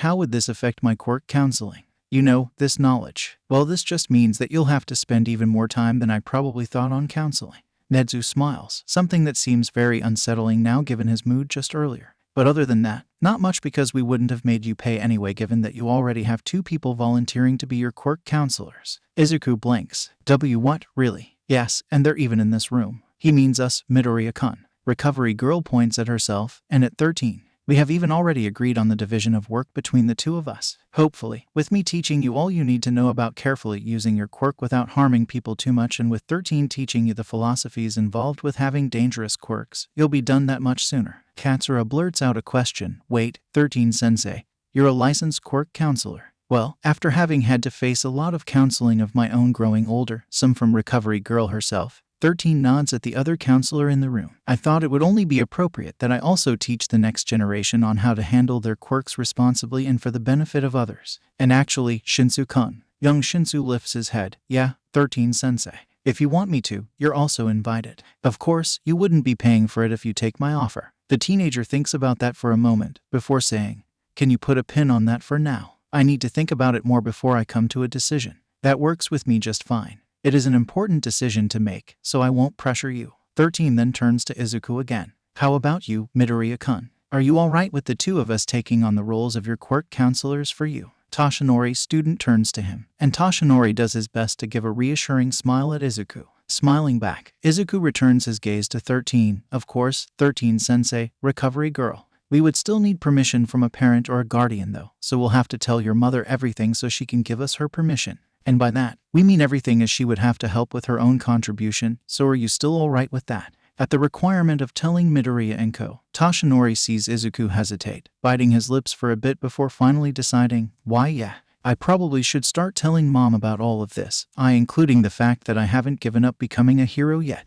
She thought I had. People in the room give him surprised looks at that, but Toshinori can only put his hand on his face. I should have remembered that. Now, with this thing dumped on her in the same time as reminding her that if Midoriya-kun would be a hero, this could only happen again in the future, I won't be surprised if she reacts badly to the news. Still, Midoriya-kun, you know she'll support you no matter what. At Toshinori's words, Izuku's face clears before a more confident, if fond, smile starts to lift his lips. HM, yeah, you're right, Toshinori-san. Toshinori smiles back to his student for a moment before turning back to Tsukachi and Nedu, who have turned to quietly discussing matters of handling his students' previous school on their own. Tsukachi-kun, Nezu-sensei, is that all? Because I think my students need some more time to digest everything now. Tsukachi lifts his head. Other than reminding everyone to keep all of this quiet, nothing else. There is a collective nod at that. Recovery girl takes over the rest of the proceedings from there. Then I would like to have everyone but my patients and possibly Tsukachi-san outside my clinic. And yes, Toshinori, that also includes you. Toshinori, in the middle of interjecting, gets a sharp glare from the nurse, and soon he stammers an agreement. Oh, of course, recovery girl. I'll leave them to their rest now. One last thing I would like to say. 13 speaks up, getting attention from their and Toshinori's students by approaching them by their beds. As you might recall, tomorrow is the date for our USJ trip. Before anyone forgets, you four are still invited, if Recovery Girl allows. The space hero turns to Recovery Girl, who gives a nod. Midoriya-kun would have to drink some calcium supplements for his bones, while Kensei would have to drink iron supplements for his blood loss, but other than that, they're good to go by tomorrow. As one, the students blink. Kensei is only the one who actually voices his shock. Oh right, I can't believe that we have forgotten something like that after working on our project for so long. Speaking of, sensei, you do still have our project, right? 13 nods. It's still in the faculty room, and yes, it's only understandable that you have forgotten about it given the circumstances. Now, I'll leave you four to your rest. And just like that, 13 walks out of the room. Soon, Aizawa follows, though not without giving young Shinsu a glare, and once Nezu finishes talking with Tsukachi, the principal also exits, leaving only Tsukachi and Toshinori inside the room with the students and Recovery Girl. Well, Recovery Girl asks this of Toshinori very pointedly. When do you plan to leave? Toshinori sends a helpless look at Tsukachi and his students, but Tsukachi only chuckles at his plight. Yagi-san, you don't have to worry about them anymore, they're just recovering. Just leave them to Recovery Girl and me, alright? Yeah. Young Katsura cheers, waving his arms. Then we could get started with hearing all the embarrassing secrets Dad knows about Toshinori-san. I would like to share some of my own as well. Recovery Girl smiles evilly at that idea. I hope you both know that neither of you are good at convincing me to leave, right? Toshinori asks this dryly of his treacherous friends. I could really just stay in this room, you know. Toshinori, right. Toshinori yelps at the look sent his way by Recovery Girl. If the woman had a laser vision quirk, Toshinori would be dead many times over. I'm going. Toshinori walks up to the door, only to be interrupted by Tsukachi one last time. Yagi-san. Yes, Tsukachi-kun. We've interrogated Tsuchigumo to the best of our abilities, and what we've found doesn't sound good. I've passed it all to the principal earlier, but there is something in the wings, Yagi-san. Tsukachi looks grave as he says this, causing people to lean in, something that is hiding in the bowels of our society. We have to prepare for all of it in the future. His son looks unsettled at that. Dad, what do you mean by that? Oh, Kensei, you don't have to worry about it. Tsuchigumo isn't getting free anymore. Plus, Tsukachi turns to Katsura, holding him by the shoulders before giving him a smile. It's our duty to solve this problem, not yours. Your job is to be the students, and as adults, let us protect all of you, all right? The teenager nods shakily at that. Understood, Tsukachi-kun. Toshinori gives his own affirmative, before sending his group of students a grin. Now, you four be careful and rest, all right? I wouldn't like to hear something bad happening to any of you again. Yes, Toshinori-san. And just like that, Toshinori leaves the nurse's office, feeling much lighter. Given everything that happened the previous night, things could be better, but also, they could have been worse. At least young Katsura wasn't a traitor, Izuku would only get better, and his other students didn't seem particularly damaged as well. In fact, they had grown. And so, when Toshinori arrives to wanted to teach his class later that day, young Uraraka yells something at his arrival. All Might, you're humming something. Did something good happen? Toshinori grins. Yes, today something great has happened, and so my spirits are lifted. Now then, as your teacher, I hope you all follow my lead as we go to your next training session, plus ultra. Tsuchigumo had failed. It was something so simple, and still he had failed in the most spectacular of ways. Shigaraki, calm down. You're damaging my bar at this rate. Kurogiri says that, but Tamura ignores his words in favor of making his displeasure known. But he failed, Kurogiri. All he had to do was to just pick up informant from that school, and what did he do? He got caught doing it and was defeated by children. Now what are we going to do now that you don't have the coordinates you need? Kurogiri calmly starts cleaning through his shot glasses with a towel. It means that we're just going to have to bide our time. Even if we were to acquire our information from somewhere else, at this point, it's really just not wise to attack while the security is up. We're good, but we'll get crushed if we attack so foolishly, Shigaraki. Kurogiri sighs as he watches Tamura throw his tantrum and disintegrating his bar counter by doing so. Sometimes, it really just didn't pay to be a villain. How does the trip to USJ go? Today was an amazing day, Kirishima thinks, as he stretches his arms out towards the sky. This trip to USJ has been nothing but manly from beginning to end. And now that Kirishima finally gets to let the lessons sink into him, he can almost feel himself become a better hero. Roahag, he yells for the world to hear, and soon, his classmates turn to him with smiles and shaking heads as they pack their things. Today had been so manly, don't you think so, Bakugo? The intended target of his words, as always, only ignores him. So manly as always, Bakugo. You know, I don't know how you can stand him so much, Kirishima. Kaminari walks beside him, with his bag over his shoulder. With how he keeps ignoring pretty much everyone else in class when he isn't yelling at us, you'd think that someone like you wouldn't be around him so much. Kirishima tilts his head in confusion at his friend. What do you mean by that? I mean, Bakugo is that Bakugo, the guy who somehow manages to be even more explosive and unapproachable than his own quirk. Kaminari gestures a hand over at the blonde beside them before using both hands to gesture at Kirishima, from head to toe. And you're, Kirishima, you're easily the coolest and kindest guy in class, and I don't say that easily. Kirishima has stars in his eyes. Oh man, you really think so? Yeah, I do. Kaminari scratches the back of his head at Kirishima's reaction. Still, I guess, it would really take someone like you to actually be this guy's friend? Before Kirishima could say anything to that, anything to defend his bro, one of the girls in their class suddenly runs towards their direction. A bright smile immediately lifts Kirishima's face as he recognizes the person approaching them. Kirishima-kun, good work. Kirishima rubs the back of his head at the praise. Yeah, you were pretty good out there too, Uraraka. You were absolutely manly, especially in the flood zone. The girl's quirk really had been surprisingly suited for underwater use, especially once 13 got Uraraka over her admiration and to work with her quirk.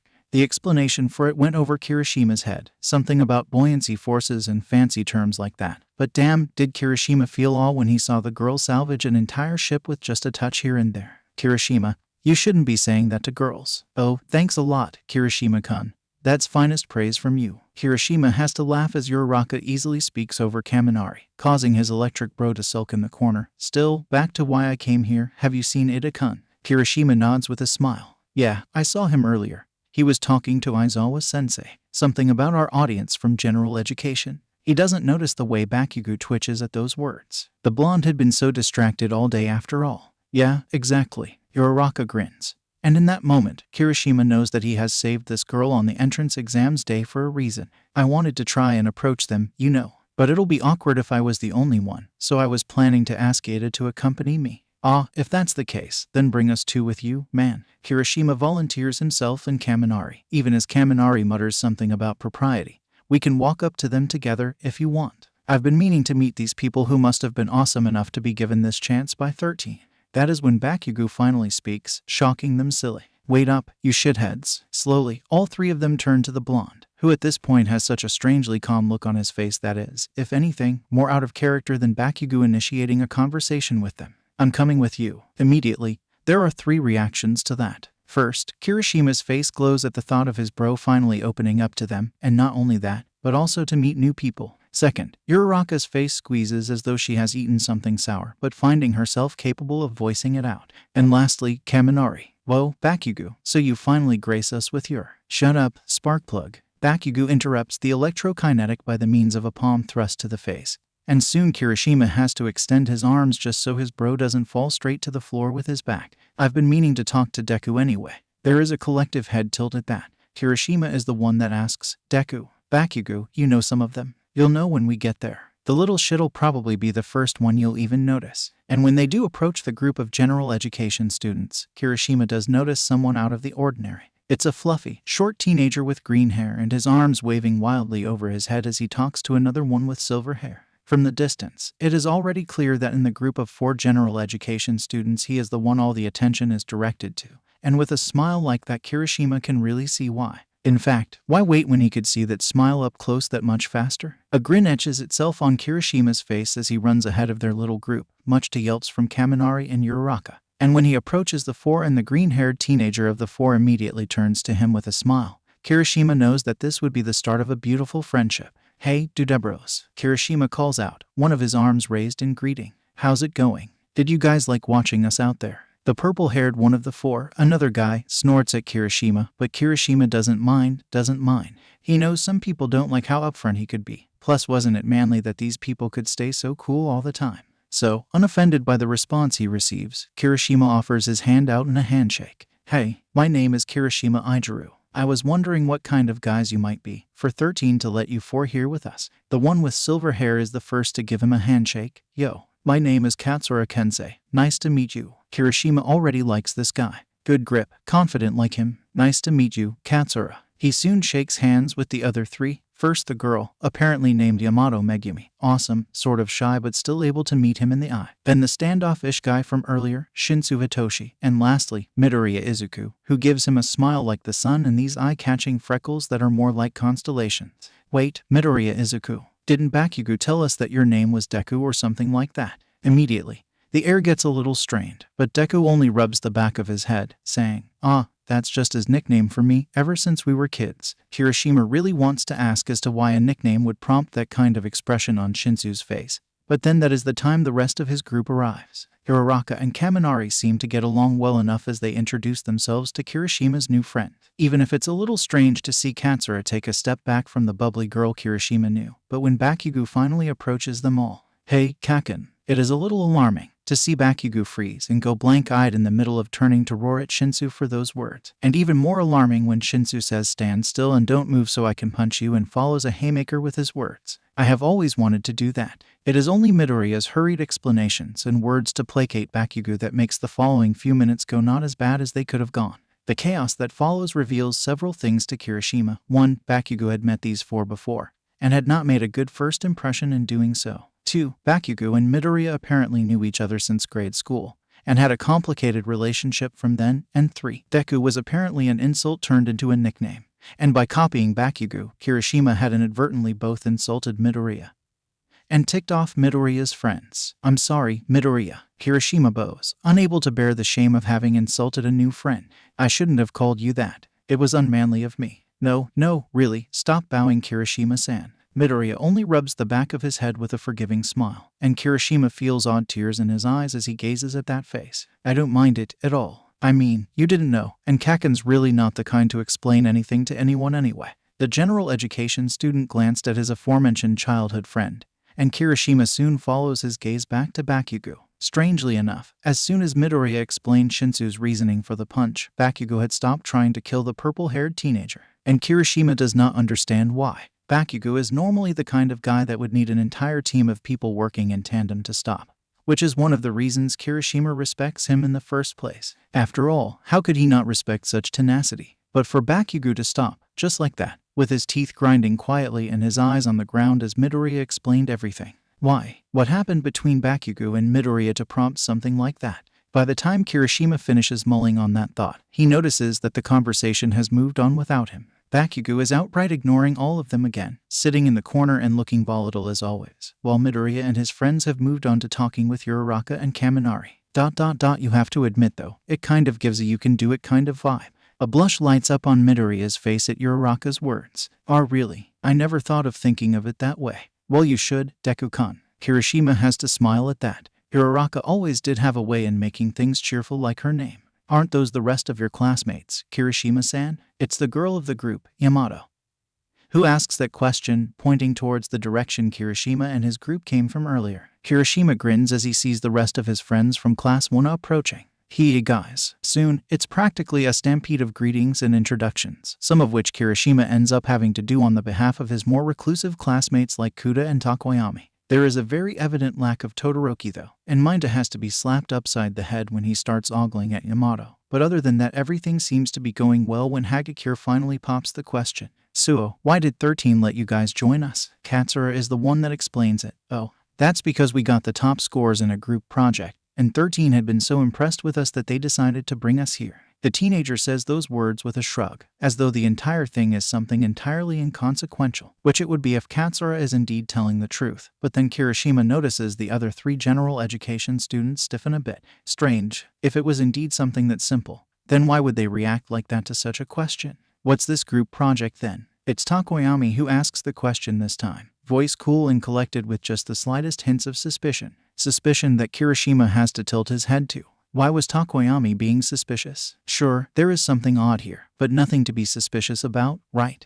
But then, Kirishima realizes that it's not just Takoyami that is starting to look suspicious. In fact, most of Class 1 is exhibiting hints of it, save for a few like Minta who instead betray the same confusion that Kirishima feels in that moment. Why? Why the sudden change in mood? Kirishima knows that he isn't the smartest of people, especially in a class filled with smart ones like Yaoyorozu and Todoroki, but couldn't he isn't missing something big here, right? It's just a group report about heroes, simple things like that. Katsura continues to explain, his smile utterly unaffected even with how the conversations around them slow down to listen to him speak. We were supposed to make a report about 1 hero, but in the end, we went plus ultra and ended up reporting about 3 heroes, In fact, if I can recall what 13 Sensei told us earlier, you guys would see it later. That's so manly. Kirishima pumps his fists, partly to vocalize his admiration, and another in an attempt to banish the air that is slowly going tense around all of them. I can really respect that kind of hard work. I know, right? It was really difficult,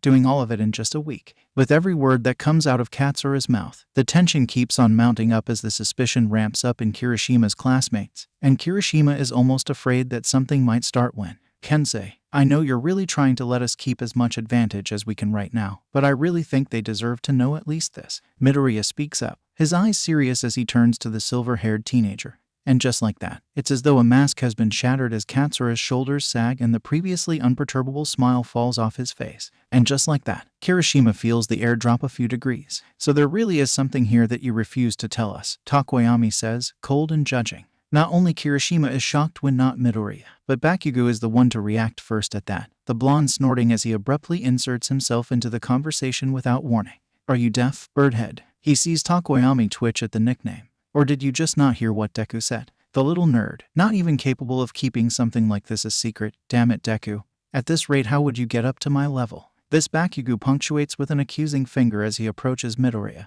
only to make a TCH sound as Shinsu steps in front of him before he can come any closer. And it isn't only Shinsu that is trying to put distance between the two. Kirishima knows that he isn't imagining it when he sees Kensei twitch in place and Yamato's wrap her hand protectively around Midoriya's wrist at Bakugo's words. Just how horrible a first impression did Bakugo make on them? You know what they're hiding. Of course I do. After all, without me, how can the little shit even get to? Kakin, just stop. Please, Midoriya yells, and Bakugo freezes, a guilty look passing through his face before disappearing like it hadn't been there at all. Let me explain this myself, for myself and my friends. Kirishima then watches as Midoriya sends regretful looks in turn to his fellow general education student.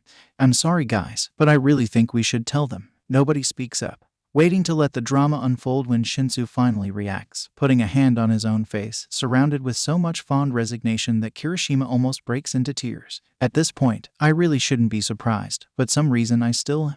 Like a ray of light breaking through clouds, a hint of a smile blooms on Midoriya's face, which only goes full-blown when the teenager then turns to his other two friends. It wouldn't be you if you weren't like this, Izuku-kun. Go ahead, Izu-chan. It's mostly because for you and Hitoshi that we're doing this anyway. Just like that, determination blazes into Midoriya's eyes as he turns back to Kirishima and the rest of Class 1A, opening his mouth to say, "We're here so we can see your quirks in action and get information we might need to win the incoming sports festival." Kirishima feels his jaw hit the floor, and he's not the only one who doesn't express shock, because they definitely didn't expect that to come out of the small and awkward ball of sunshine that Midoriya Izuku had been shaping up to be before this. Idly, he hears Jiru mutter, "Wow. That certainly takes balls," and as though that is the straw that breaks the camel's back, she is soon followed by a collective WHAAAAT. Takes balls indeed. Kirishima would be roaring about how manly it is, were it not for the shock he currently feels. I know that this sounds absolutely brazen, see coming from me, but yeah. Midoriya gulps beneath all of their bewildered stares, but the teenager pushes through before all of their gazes. That's me saying this. We plan to win this coming sports festival. And for that, 13 Sensei thought to give us this chance so we can get an upper hand on Class 1A. I've already went through my analysis of everyone's quirks here, as well as Todoroki-kun's, so I suppose I can say that we've definitely managed that at this point. But that means that you could know nearly everything we could do. Minda cries, not looking at all settled with the possibility of losing. That's not fair. Life isn't fair. Shinsu murmurs, catching everyone's attention as he then offers Minda a challenging smirk. And are you saying that that would be all we would need to defeat all of you? Because if that's the case, then maybe you hero course students aren't that good after all. Hitoshi-kun. At Midoriya's reprimand, his fellow general education student actually looks guilty, and Kirishima's already considerable respect for Midoriya grows at that. So not only was he the center of the group, he was also their leader. No wonder he was though, if he could get this intense. Why are you going this far, Deku-kun? People turn to Uraraka, who asks that question, and while it was clear to see earlier that Midoriya and Uraraka had hit it off pretty well, there's no sense of hurt in sight, just honest confusion. Even if the sports festival is a big thing in Japan, isn't it all mostly for us in the heroics course? Both Midoriya and Shinsu twitch at that. And Kirishima can't help but think, yeah, wasn't the point of the sports festival not only to showcase their talents, but for the heroes to also know who to take on as sidekicks later? Murmurs start between Kirishima's class, but then Midoriya speaks, "You're all in the heroics course already, so you might not know this, but how do you think Yuuei chooses who would shift out of the general education department to the heroics course?" And just like that, everyone is suddenly very quiet. Kirishima whispers, "You mean both of us, Hitoshi-kun and I, we both want to be heroes too?" Midoriya looks down at his own hands, and nobody dares to speak just in case it might break the teenager's thoughts. But for that to happen, we would have to win the entire tournament at the end of the festival. And that means being willing to do almost anything to do that. Hagakure speaks up. But wait, wouldn't mean that between you and Shinsu-kun, only one of you two can become part of the heroics course. And that's even if one of you manages to win. Even then, we have to. Hitoshi-kun and I talked this over already, and we've agreed to be friendly rivals as we both work to the same goal. Midoriya raises his head, his eyes filled with determination. I know that all of you have your own reasons to win the tournament, and I understand that, which is why I'm telling you all about this in the first place. You want to make it fair between us, Ida observes. By telling us this, we would know to also look for chances to study your own quirks if we want to win. Your class would be the likely one to receive which one of us who wins, if we manage to win anyway. Midoriya smiles shyly at them, and Kirishima's heart just goes out for the other teenager. Class 1B has one more student than Class 1A. Chances are, if any of us win, we'll be heading to your class so they could even it out. It's only right that we try to keep things cordial, right? Stupid Deku. Bakugo growls beneath his breath beside Kirishima, and then the next moment, the blonde roars, "Hey, Deku, don't you dare sound so weak, saying if like that. It's not a question, but a fact. You'll be part of my class if I have anything to say about it." That starts another round of murmurs. Did Bakugo just ... for the sake of another person suggest that he was willing to lose the tournament? Kirishima, on the other hand, only asks his Bakubro, "Bakugo, you already knew all about this from Midoriya. Why didn't you tell us earlier?" "Shut up, shitstains," is all Bakugo has for a response, and none of them is even surprised at this point, even as the teenager turns to sulk with a strangely red face. Kachin. Midoriya has tears in his eyes, and soon, Kirishima also does at the sheer manliness of the entire moment. He can't let himself be not a part of this now. "All right," Kirishima yells, pumping his fists. Midoriya, I accept your challenge. His classmates turn to him in shock and confusion. Kirishima turns back. Dudes, don't you get it? This is a challenge. Midoriya isn't just telling us what he and his friends want. He's telling us that he wants a good fight, fair and square, from all of us. If that isn't manly as heck, I wouldn't know what would be. There is a moment of silence, and then Takoyami nods.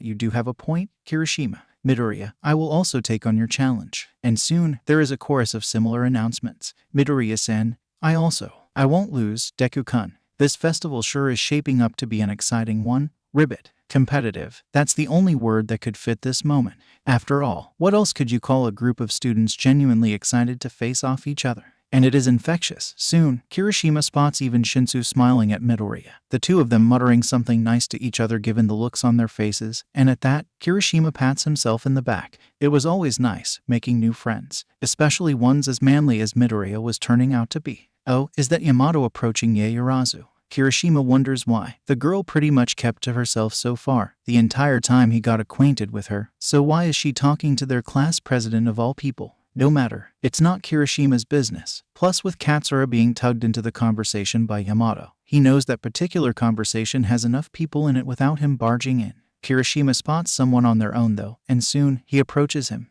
Bakugo, aren't you excited for this? I mean, it's the sports festival. Why do you look so serious, bro? Bakugo lifts his eyes from where he is kicking the ground, before grunting at Kirishima. It's nothing. Is it about him? Bakugo raises his head so quickly that Kirishima is almost worried for his neck. What do you mean by that, shithead? I'm not thinking about Deku. Kirishima lowers his voice, smiling softly. I never said it was about Midoriya, Bakugo. The blonde's eyes go wide, and for a moment, Kirishima almost thinks that Bakugo would explode himself out of the situation or something. But then Bakugo sags and immediately Kirishima starts to really wonder as to what happened between them two. As not supposed to happen like this, shitty Deku. Bakugo mutters, and Kirishima only nods, listening to the other teenager. Not supposed to be like this. Kirishima is about to ask Bakugo what he means by that when a familiar voice rings over all of them. I am late, but I am also finally here. As one, people start turning to none other than the symbol of peace that has crashed into their small gathering. Uraraka yells happily, All Might, you actually came. Kirishima grins as he studies the look of their foundational hero studies teacher. For all of Kirishima's initial fanboyishness for the number one hero, as it turned out All Might was more of a man than he had first thought. Sure, it was kind of funny, seeing All Might wiping the top of his head with a handkerchief as he smiled at them with what could only be called as embarrassment, but wasn't that even better than a perfect All Might, the untouchable hero? As it turned out, the best quality of All Might that Kirishima found was that he was approachable. He was undeniably, unbelievably strong, that was a fact, but he was also kind and little bit of humble, something that Kirishima thought was manly for a hero. The rest of his classmates are soon crowding around All Might though, so Kirishima then turns to Bakugo. Hey, man, want to approach All Might with me? Bakugo gives the symbol of peace an unreadable look, and was it Kirishima's imagination, or did All Might really just meet his bro in the eyes for a moment before returning it with a nod? No way, hair for brains. I'm outta here. Just like that, Bakugo turns to leave, and Kirishima can't find it in himself to stop the blonde. After all, despite his mood earlier, Bakugo actually looks satisfied. Content. Kirishima doesn't know, but he isn't about to interrupt that, especially when he rarely sees Bakugo happy, if only quietly so. So instead, he turns to All Might, who apparently made an announcement while he was watching Bakugo walk away. What? All Might only smiles at the shocked questions pointed at him by Kirishima's classmates. Yes, I would like to talk with young Midoriya now, so could you all please give us a moment everyone? Midoriya. How does All Might know Midoriya? Kirishima is not the only one who turns to the general education student in question, but all he sees on the other teenager's face is a look of shock. Me. All Might nods back, and in that moment, Kirishima knows that the hero has blocked them all out in favor of Midoriya.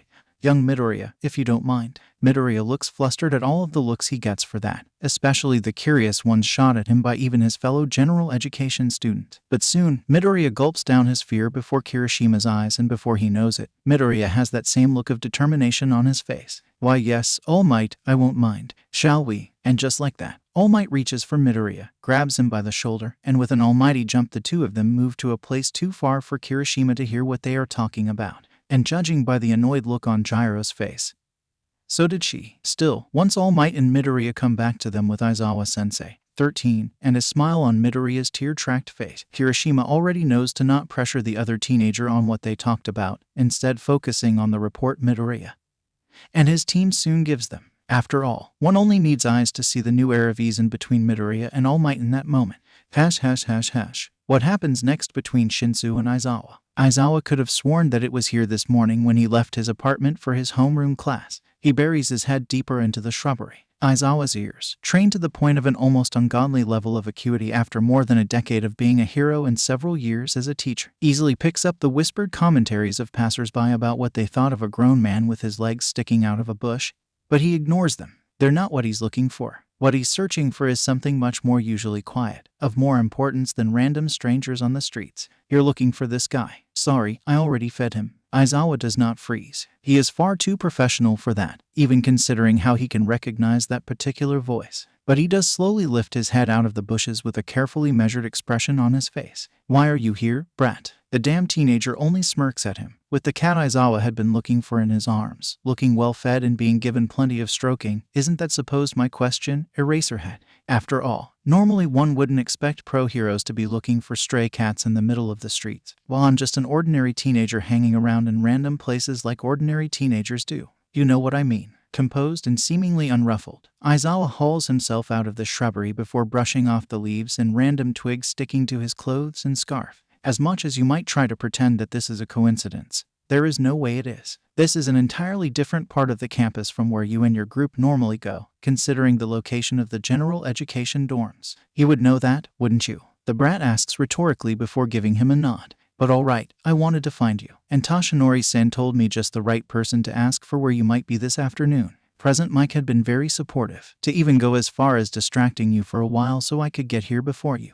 Aizawa is going to kill those two. Their jobs being heroes or no. So that was why Hazashi had been particularly annoying after classes. Thanks for telling me, brat. Hey look, stop calling me that. You know my name is Shinsu Itoshi. Shinsu rolls his eyes, and Aizawa has to hold back the urge to facepalm as the teenager leans on a nearby pole, cat still in his arms. At least call me by my name, Eraserhead. It's only polite. If only you call me Aizawa in return. Aizawa shoots back, feeling rather irritated at the teenager's cheek. I'm not here as a pro hero right now. Yeah, I can see that considering the bushes, Aizawa, and the lack of goggles. Shinsu puts his hands at his temples, as if miming the act of putting on goggles. The cat has settled over the teenager's shoulder at this point. You know, there isn't that much difference between how you normally look like an Eraserhead, right? All right, that is it. Aizawa's just about had it with this teenager. Just get to the damn point, Shinsu. Why are you here? What the Shinsu answers with is something Aizawa doesn't expect to ever come out of that snarky mouth. I want you to train me. Aizawa stares at the teenager, almost as though activating his quirk. What? Yeah, you've heard that right. Shinsu crosses his arms, smirking at him confidently. I want you to train me. The goal of this brat. Aizawa has to ask about this first though. After all, didn't All Might already tell him that these kids were his students? Why was this brat asking for him then? Don't you already have a mentor? You know, tall, gaunt, absurdly optimistic, and looks like a walking, breathing skeleton. Shinsu looks away at that, looking a little guilty. Good, so the brat actually had some sense of shame.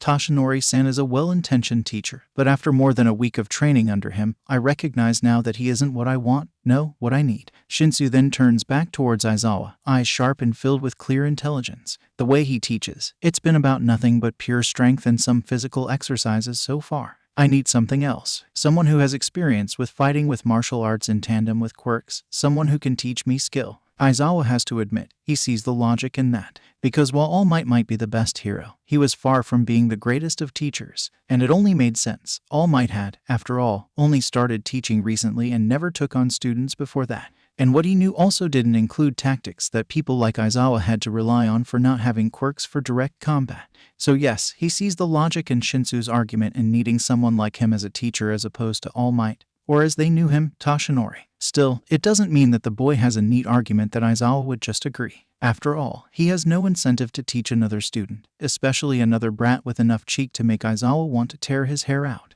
Katsuki Bakugo is enough of a problem student for any teacher. And you would think I would agree to train you, just like that. If you think you're really that smart, brat, then you would remember that I already have one class of children to teach. Shinsu looks at him blankly, but Aizawa's sharp eyes easily catch the teenager fidget with his hands behind his back. Adding one more wouldn't make that much difference, then. So, this brat is actually feeling nervous, huh? Let's add to the pressure then. That isn't very convincing, Shinsu.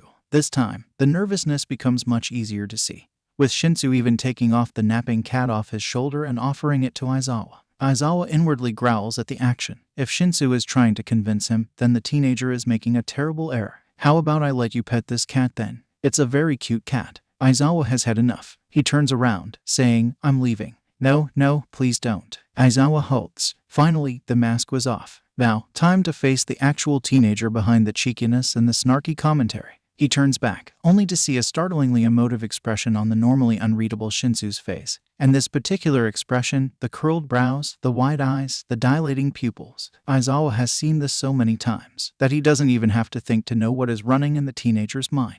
Desperation. Nothing but pure, unadulterated desperation. All right, I'll admit it, all right. I'm not going to try and keep face anymore. I really want you to train me. No matter what it takes, no matter how I must repay you for this later on, please. The teenager's legs buckle before Aizawa, and soon Shinsu has his head bowed in a particularly sharp angle, with his hands and fists by his sides. I'm begging you, please take me on as your student. Still, that isn't enough for Aizawa. Desperation. He has seen plenty out of people, and at this point, Aizawa does not particularly care for it anymore. After all, as a teacher from Yuuei and as a hero, how could he not? Even villains would beg for their freedom if sufficiently pressed. Without the right mindset, desperation could just as easily turn as a weapon against allies as much as it could be used against enemies. Nice try, Shinsu. But I have had plenty of students I've kicked out of my classes, even after they pleaded me to let them stay. Find someone else who might want to train you, brat. And just like that, Aizawa starts walking away again. TCH, this was such a waste of time.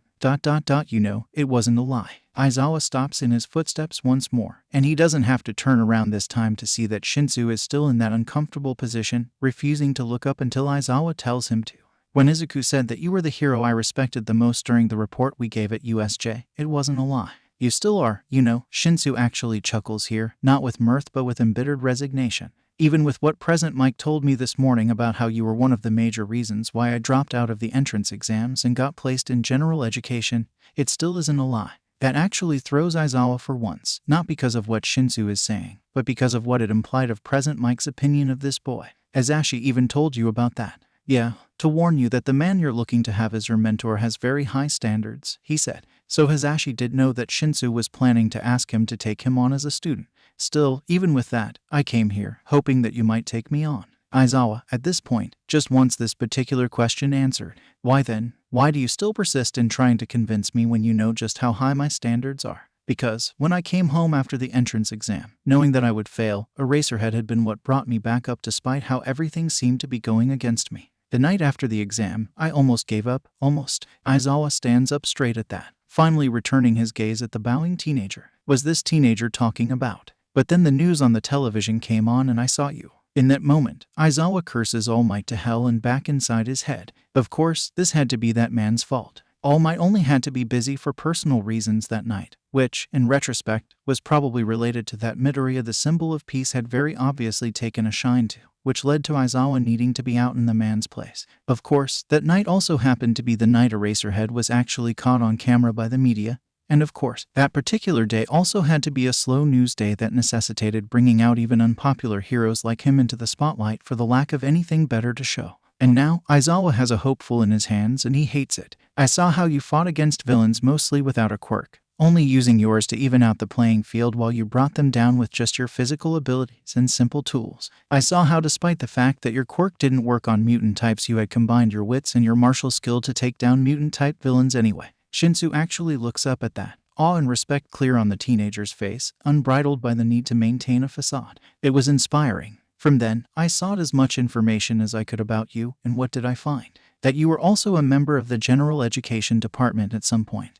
That you had failed Yuuei's entrance exams for the heroic department like me. This is one of the reasons why Aizawa hates attention from the media. How it inevitably keeps bringing up those bad memories, by people thinking he would help them just because they knew a bit more of his history than others. So is that it? You want me to teach you the tricks of getting into the heroic department like I did so many years ago, is that it? Shinsu closes his mouth for a moment at that question, and when the teenager finally speaks, it is much quieter, without the veneration previously there. No, at least, right now, that not all of it. Not anymore. Aizawa goes quiet. Could it be? I recognize now how single-minded I had been back then to become a hero. Shinsu studies his hands before Aizawa. opening and closing them over and over again, to the point that I had been very self-centered. Hands tightened to fists, forgetting that to be a hero is more than just helping people, more than just putting yourself out there and fighting criminals. To become a hero is to want to be able to help people, even if it's only for the ones you care for. Because to even just have that oxymoronic kind of selfish altruism can be good if you apply it the right way.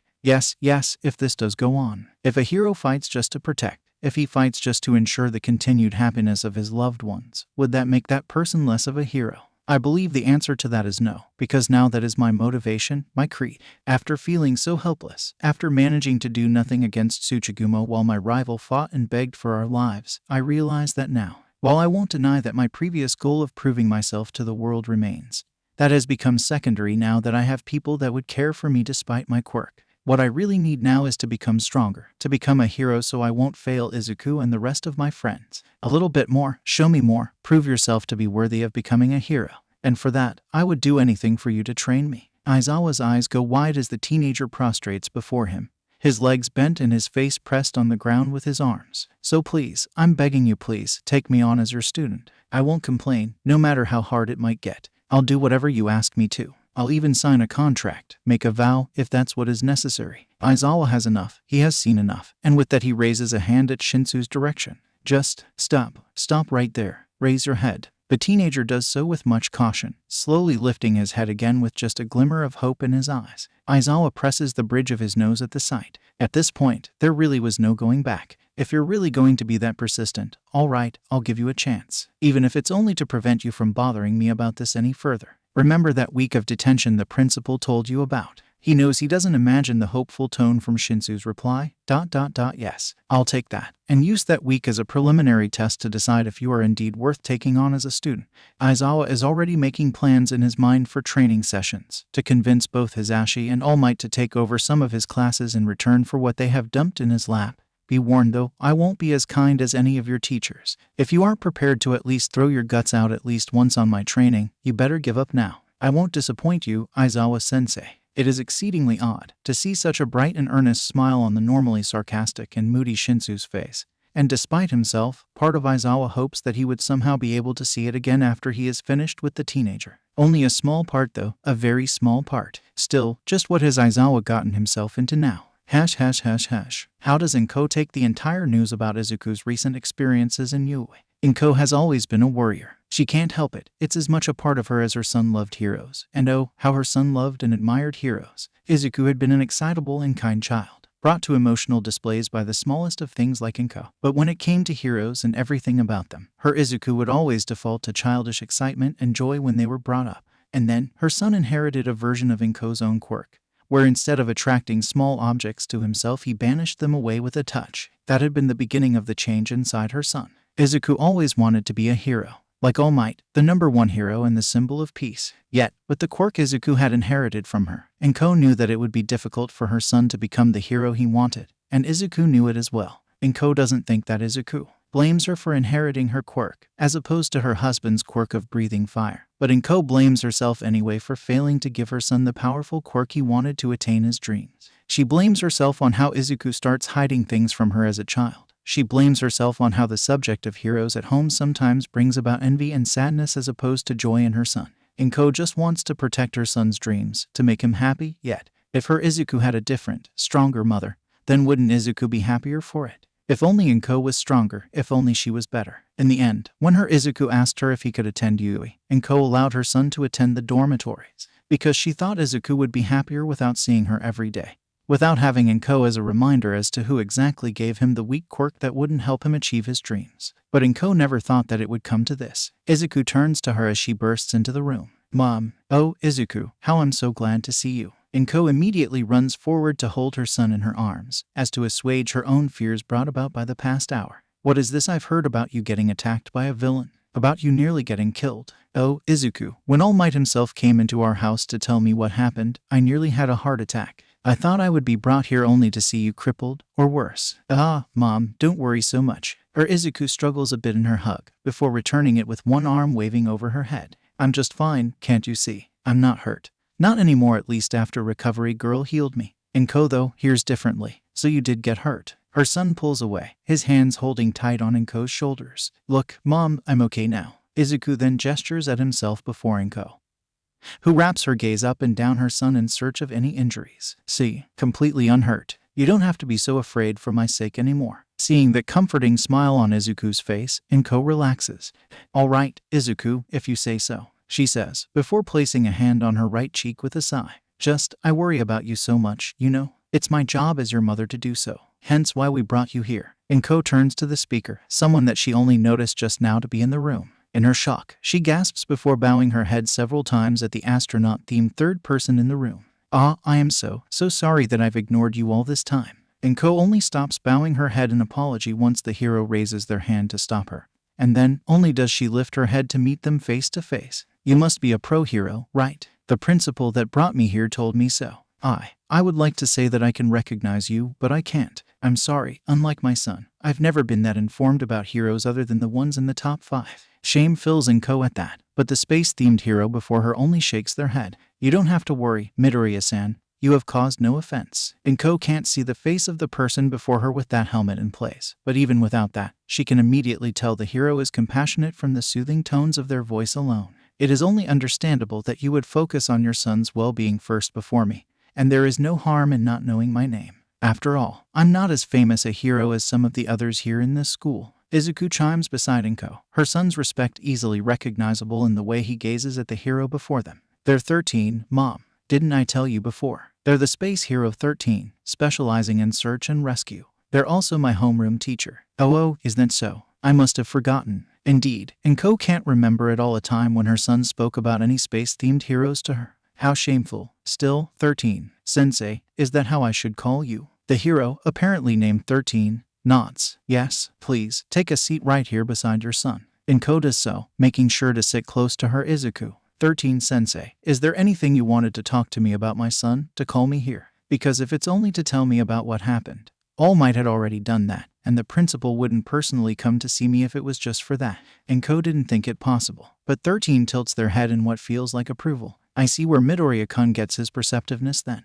Inko blushes. 13 coughs, which sounds weird from underneath a helmet. Well, I guess the best way to start this off would with this then. Midoriya-san, if you could. A space hero hands over a document to Inko, who takes it with not just a little bit of confusion. But when she does read it, the medical report detailing the physical health of a villain named Tsuchigumo with a police document saying that it was her son that did everything, Inko immediately pales. This, she lifts her head from the document, first looking in shock at her son before turning back to 13. Is everything on this report true? Did my Izuku really do this to the villain that attacked him and his friends? With his minor banishment, Inko never thought the quirk her son inherited from her could ever be used this way. She hadn't even considered it possible, yet the proof is here, before her eyes. 13, in face of Inko's disbelief, only nods calmly. We would have to request for you to keep everything about this secret, for both your son's sake and that of Yuuei's. But yes, the entirety of that document is nothing but the truth. Inko turns to her Izuku. In horror or hope, she doesn't know, but her son only refuses to meet her gaze. For a moment, Inko is worried.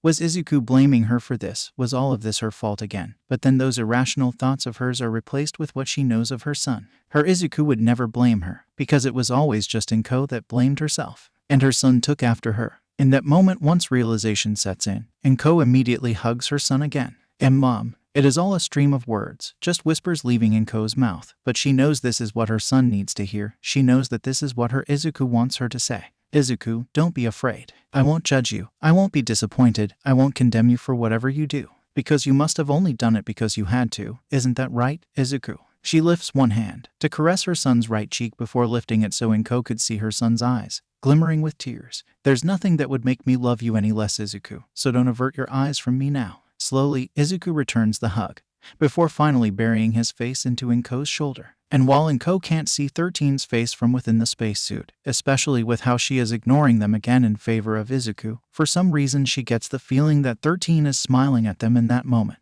They stay just like that for what feels like a minute before Inko lifts her gaze over at 13. Is this what you called me for, 13 Sensei? Because you wanted to talk to me about my son's well-being. Again, you outstand me, Midoriya-san. Your son really does seem to take after you, if not for your insight, for your wide heart. Inko smiles bravely at the praise, even as her Izuku finally pulls away from her save for the way she keeps on holding her son's hand.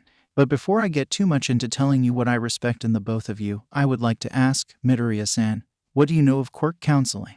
I just know that it's like any other kind of counseling, only for quirks. 13 raises a finger before slowly putting it down. That is actually a fairly accurate, if succinct, explanation of what it is, Midoriya-san. Even if you just reuse the name, it is rare that people actually consider the therapy portion of quirk counseling first as opposed to the actual quirks involved. Inko stares at the teacher. Surely, it's not that rare, right? Again, the feeling of being smiled at from beneath that helmet. You'll be surprised how much people forget its true importance, Midoriya-san. Inko turns to Izuku, who is now looking at the favorite pair of shoes that Inko had given him in silence. She squeezes his hand for a moment. Is that what this is, 13-sensei? Is Izuku going to have to go through quirk counseling again for what happened with his quirk? I remember Izuku telling me about receiving his when he was still in grade school. 13 coughs once more. Actually, about that, Midoriya-kun, don't you think you have something to tell your mother? Mom, Izuku lifts his head to meet Inko in the eyes. I never received counseling before for my quirk. My school skipped over me back in grade school. Sorry I lied to you before,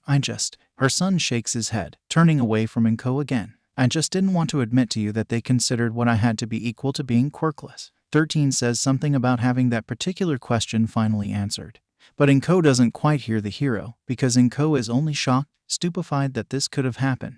Is this true, Izuku? Did they really just neglect you like that? Your school, without her doing everything she could to prevent it from happening. 13 speaks, Midoriya-san. Inko gasps, feeling something flow over her cheeks. Would you like some tissues? You seem to be in the need of them. Inko sniffles as she gratefully starts taking several tissues from the box handed to her by the teacher. Her son turns over her in surprise. Mom, why are you crying? Oh, her dear Izuku. How Inko didn't deserve this boy. But Izuku, I failed you. I failed you as your mother. She whimpers as she tries to clear her face up with the given tissues, only to fail as every time she manages to wipe away her tears, fresh ones keep bubbling up to replace them. I should have noticed this before. Should have personally checked up on you back when you were in grade school. Is this why you started closing yourself from me back then, Izuku? Is this why? Of course, that had to be the only reason. After all, it was all Inko's fault. All her fault for failing her son like this over and over and over. What? No. Mom, don't blame yourself. Inko chokes as Izuku is the one this time to hold on to her, wrapping newly powerful arms around her waist. When did her Izuku get so strong? When did he grow without her looking? I just didn't want to worry you any further with my small problems. You were already working hard to support the both of us back then. If anything, I'm the one to blame. I'm the one who refused to admit to what they thought of me. Inko continues to cry at that.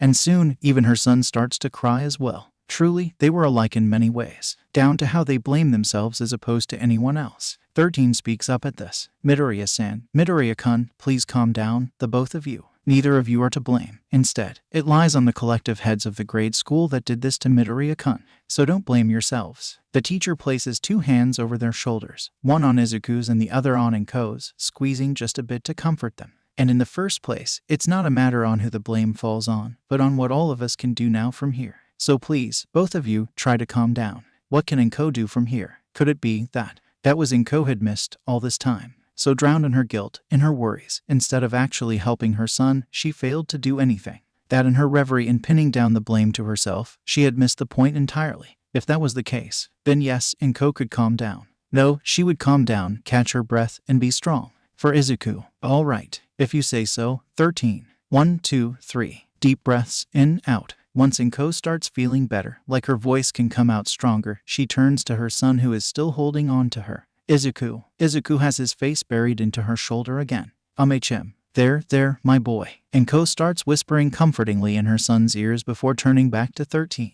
Are the both of you fine now? The teacher asks. Do you think we can proceed from here? Izuku pulls away from Inko, still hand in hand, and soon the both of them nod. Right, so there is one last thing to do before we move on to finalizing this arrangement.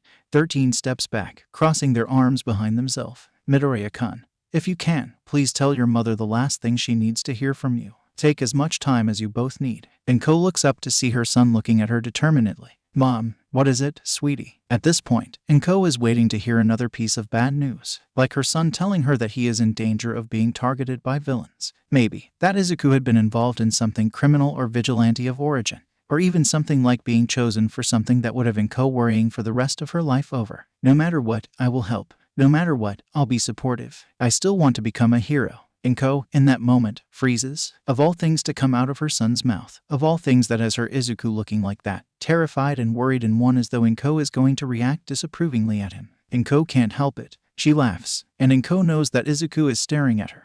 Not looking hurt at her, supposedly laughing at her childhood dream but confused, but she keeps on laughing anyway, laughing until beads of moisture have to be wiped away from her eyes again. And when she does calm down, she says with a smile to her son, "I know, Izuku." Her son looks flabbergasted at her this time. Inko sighs, knowing that the reaction is only understandable considering what her Izuku thought of Inko's opinions on his dreams of becoming a hero. But really, Izuku should know better by now than to expect Inko would be less than supportive of him. Did you really think that I wouldn't notice? Did you really think that I wouldn't know you enough to see that you haven't given up on your dream? Never would. Izuku blurts, but with how you seem less worried and everything. That is because of how you became more confident all of a sudden 10 months ago. Izuku. Inko places her hands on Izuku's face, running the tip of one of her fingers over his chin and admiring how her son looks more and more handsome every day. My son, most of my worries were about how desperate and obsessive you had been before, but back then, you thought that it was because I thought you had given up, but it was only because you had been positive, more sure of yourself.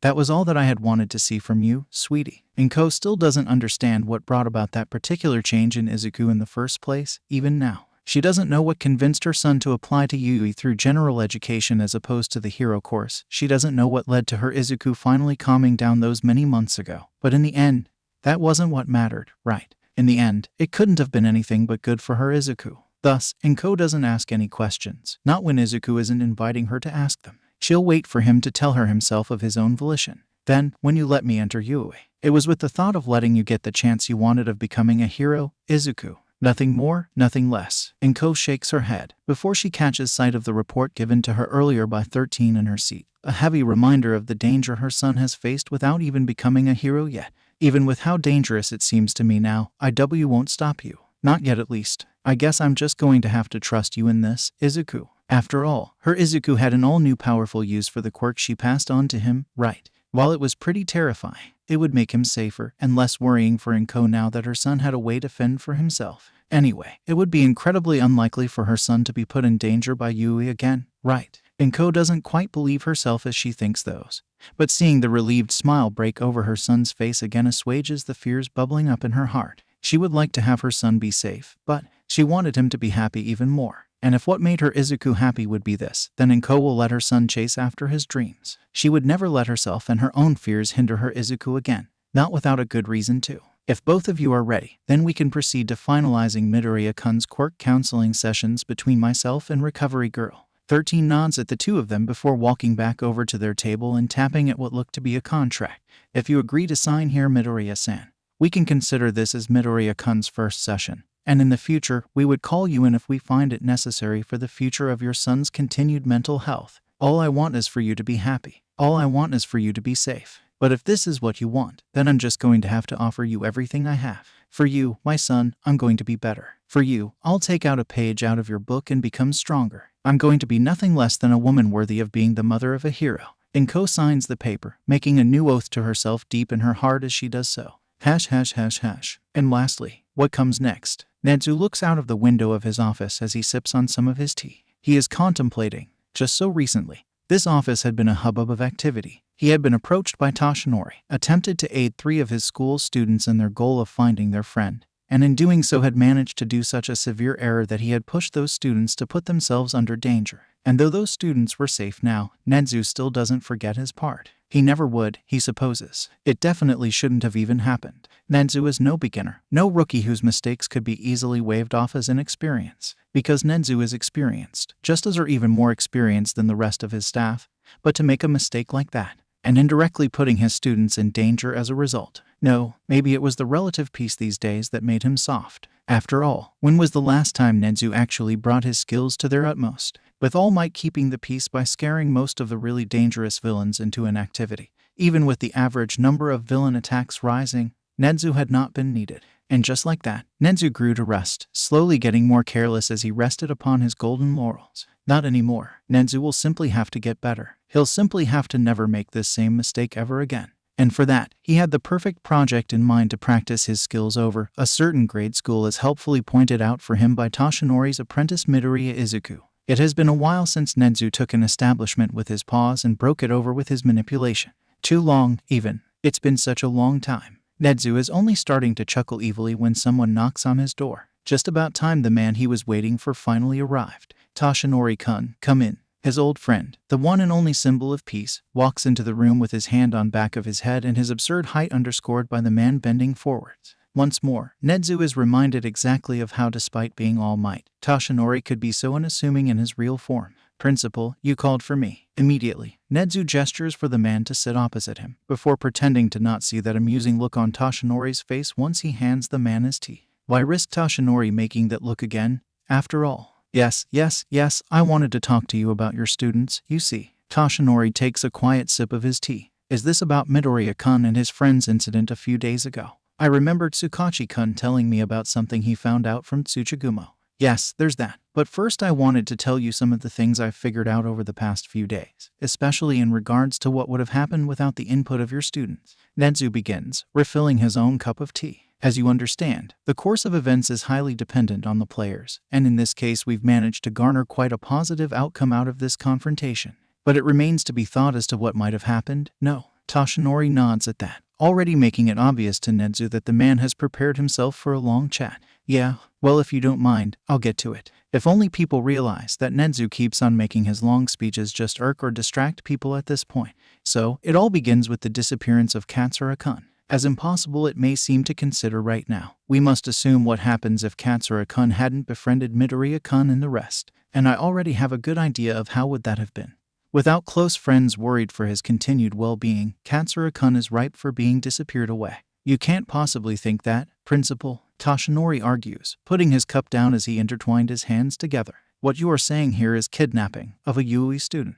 Not only that, this is also Tsukachi-kun's son we are talking about here. Surely Tsukachi-kun would have asked for my help if that happened. Did Tsukachi-keiji tell you of Katsura Kensei before this, Toshinori-kun? Nedu asks rhetorically, before taking the silence from Toshinori as the answer it was. Don't judge him for the secrecy. As it turns out, Kensei is a pretty important secret to the police force. In the case of his disappearance, the likely course of action they would have taken is to keep things down so they could search for him. This much, Tsukachi-keiji admitted to me before. And as for here in Yuuei, do you think we wouldn't have been fooled by that resignation letter? Nedu can't help but sound tired at this. After all, this was where he had committed his grave error. The only reason we knew to check the cameras was because of Midoriya-kun and his friends. Without them, we would have taken it as it looked to be, removing young Katsura off the student list. Toshinori continues, before shaking his head. And that would have also damaged our relationship with the police department, wouldn't it? Because as far as they would be concerned then, we were the ones responsible for failing to prevent the disappearance of Tsukachi-kun's son. I wouldn't be surprised if Tsukachi-kun started hating me for that too. Nedu shakes his head. Now, don't be like that, Toshinori-kun. Tsukachi-keiji knows that you had no clue that he even had a foster son. And you don't teach in general education anyway, so you would have had no reason to meet Katsura-kun. He'll keep the issue from you, but he wouldn't have blamed you. What would Katsura Kensei's disappearance mean in the long run, Principal? Nedu stands, leaving his seat as he folds his arms behind his back. He walks up to the nearby window, looking outside of it as he answers, disastrous. That's the only thing I can say. Katsura Kensei's quirk, as well as the information he has on Yuuei and how it works, would be an absolute disaster in the hands of the villains, especially the ones we are talking about here. Toshinori sucks in a breath at that behind Nedu. So, it is true then, Principal. He's back. Nedu gives Toshinori a sharp glance. Not quite. I know you are talking about that man, the one that gave you that injury, but all we have is just hints, even with Tsuchigumo in our hands. Toshinori looks a bit more relaxed at that, if still a little wary. On the other hand, we have some undeniable evidence of the formation of some kind of alliance between villains, a league of villains if you will. Normal villains are problematic enough, but when they're organized,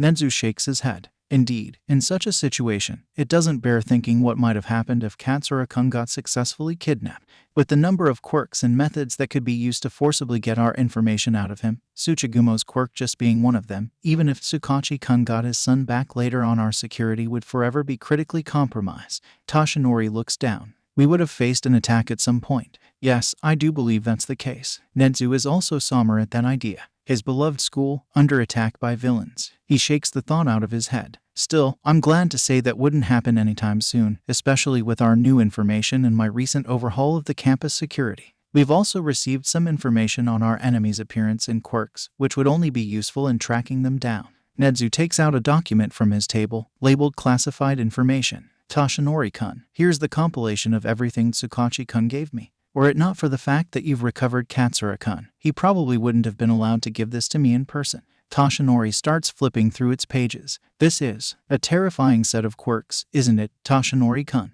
Toshinori nods, even as his eyes remain rapidly absorbing every detail, committing them to memory. Disintegration, signal jamming, and even a teleportation quirk in the hands of villains. That's absolutely horrifying. You must also understand, Toshinori-kun, what a teleporter might be capable of with Katsura-kun's information. Toshinori lifts his head from the document. They would have been capable of teleporting anywhere on campus. Indeed, we really had a close call there, Toshinori-kun, Nedu says soberly, before cheering up. Still, with this information, we could turn their attack back on them. We now have information on the appearance of their leaders, and Tsukachi-kun has already assembled a dossier so he can mount a search team for their base. We have also suitably informed the other heroes of the upcoming League of Villains. But for the meantime, Toshinori puts down the document before taking back his cup. We would have to wait. Indeed, we would have to wait. And it's only so, after all. It's time to prepare for the upcoming sports festival. Are you all ready? Hitoshi honestly feels pretty frightened deep inside.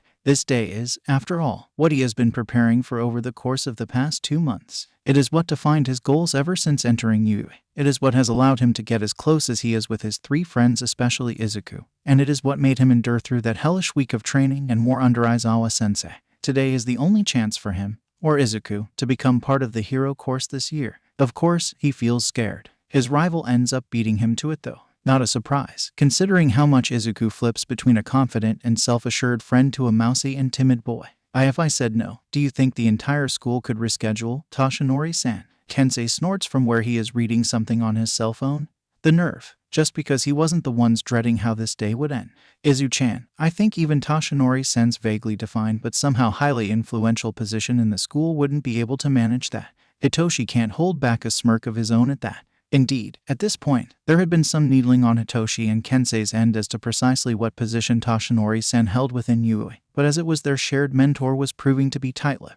If it was Izuku who was asking that particular question, Hitoshi is fairly sure that they'll get the answer they wanted. It was plain to see just how much the adult favored Hitoshi's rival, and for good reason, but Izuku too proved himself to be rather stubborn, not wanting to join Kensei and Hitoshi in their particular quest. If Toshinori-san wants to tell us, then he would tell us on his own. And in the face of that, how could Hitoshi press on in his attempt to satisfy his curiosity? Still, as what was probably habitual for Toshinori-san now, the man flails his arms in denial. Katsura-kun, what are you suggesting? I am nothing more than a mere teacher in this school, nothing more, nothing less. Alright, so Hitoshi couldn't force Toshinori-san to tell anything he didn't want to say. That didn't mean that the man was safe from his teasing. Didn't you forget to mention how you used to be All Might's public manager, Toshinori-san? As with every time Hitoshi mentions that particular fact, which still baffles him despite having heard of it back at USJ from Izuku who had been told by it by All Might himself, Toshinori-san goes bright red in what was clearly embarrassment.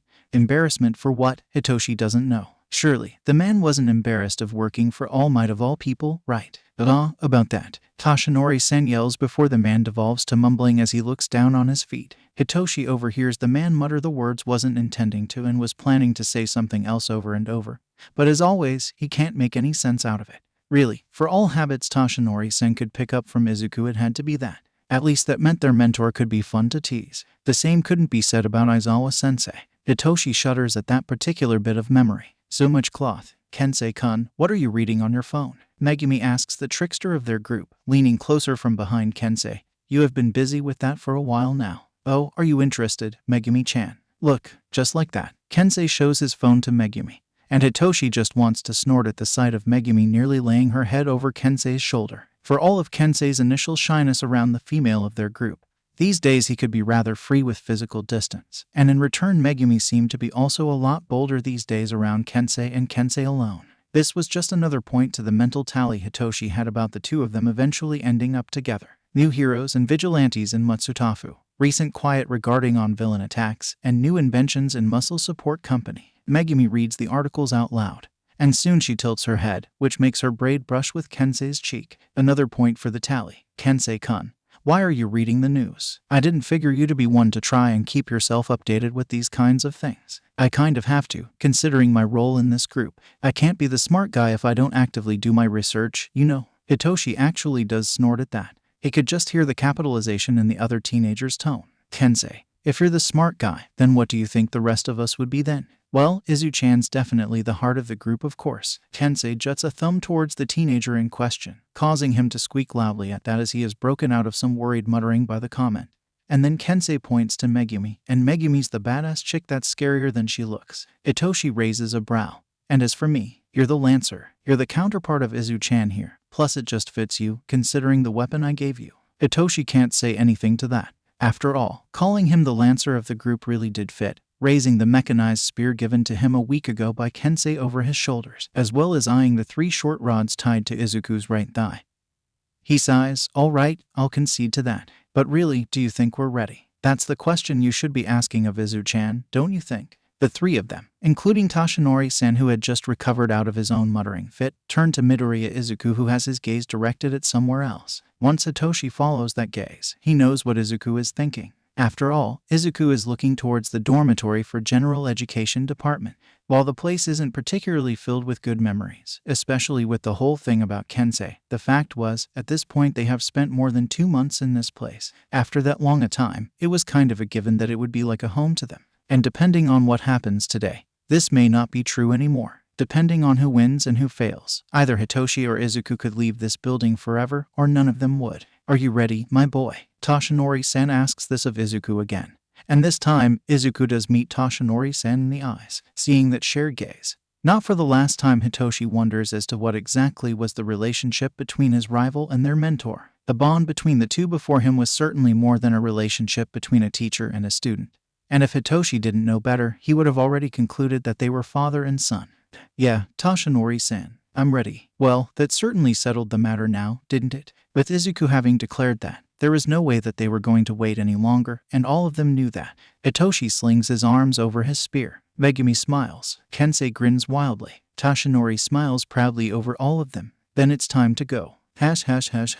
This is where I have to leave you. Toshinori can't say that he isn't worried, because he is. When Toshinori agreed to teach this small group of students because they were Izuku's friends, he hadn't thought that they would manage to endear themselves to him to this level. Izuku is another matter, considering all of their similarities and the 8 months Toshinori spent meeting with the boy before Yuuei. It would have been strange if he hadn't gotten close to the teenager. But these 3, Shinsu, with his sharp wit and outspoken cynicism that reminded Toshinori of Aizawa on a good day, Katsura, with his hidden history and sunny disposition despite it all, and Yamato, who despite being the only girl in this group of 4 managed to be equals with them all. Toshinori really didn't expect that they'll become so important to him so much that he would even plan to arrive late to the preparations of his actual class on such an important day just so he could drop them off personally to their classroom. Toshinori-san, don't be so worried. Look, our classmates are staring at you strangely. Snapping out of his thoughts, Toshinori notices that young Shinsu's comment is indeed true. Some of the students from 1 degree Celsius are giving him odd looks. And with not just a bit of franticness, Toshinori waves his arms.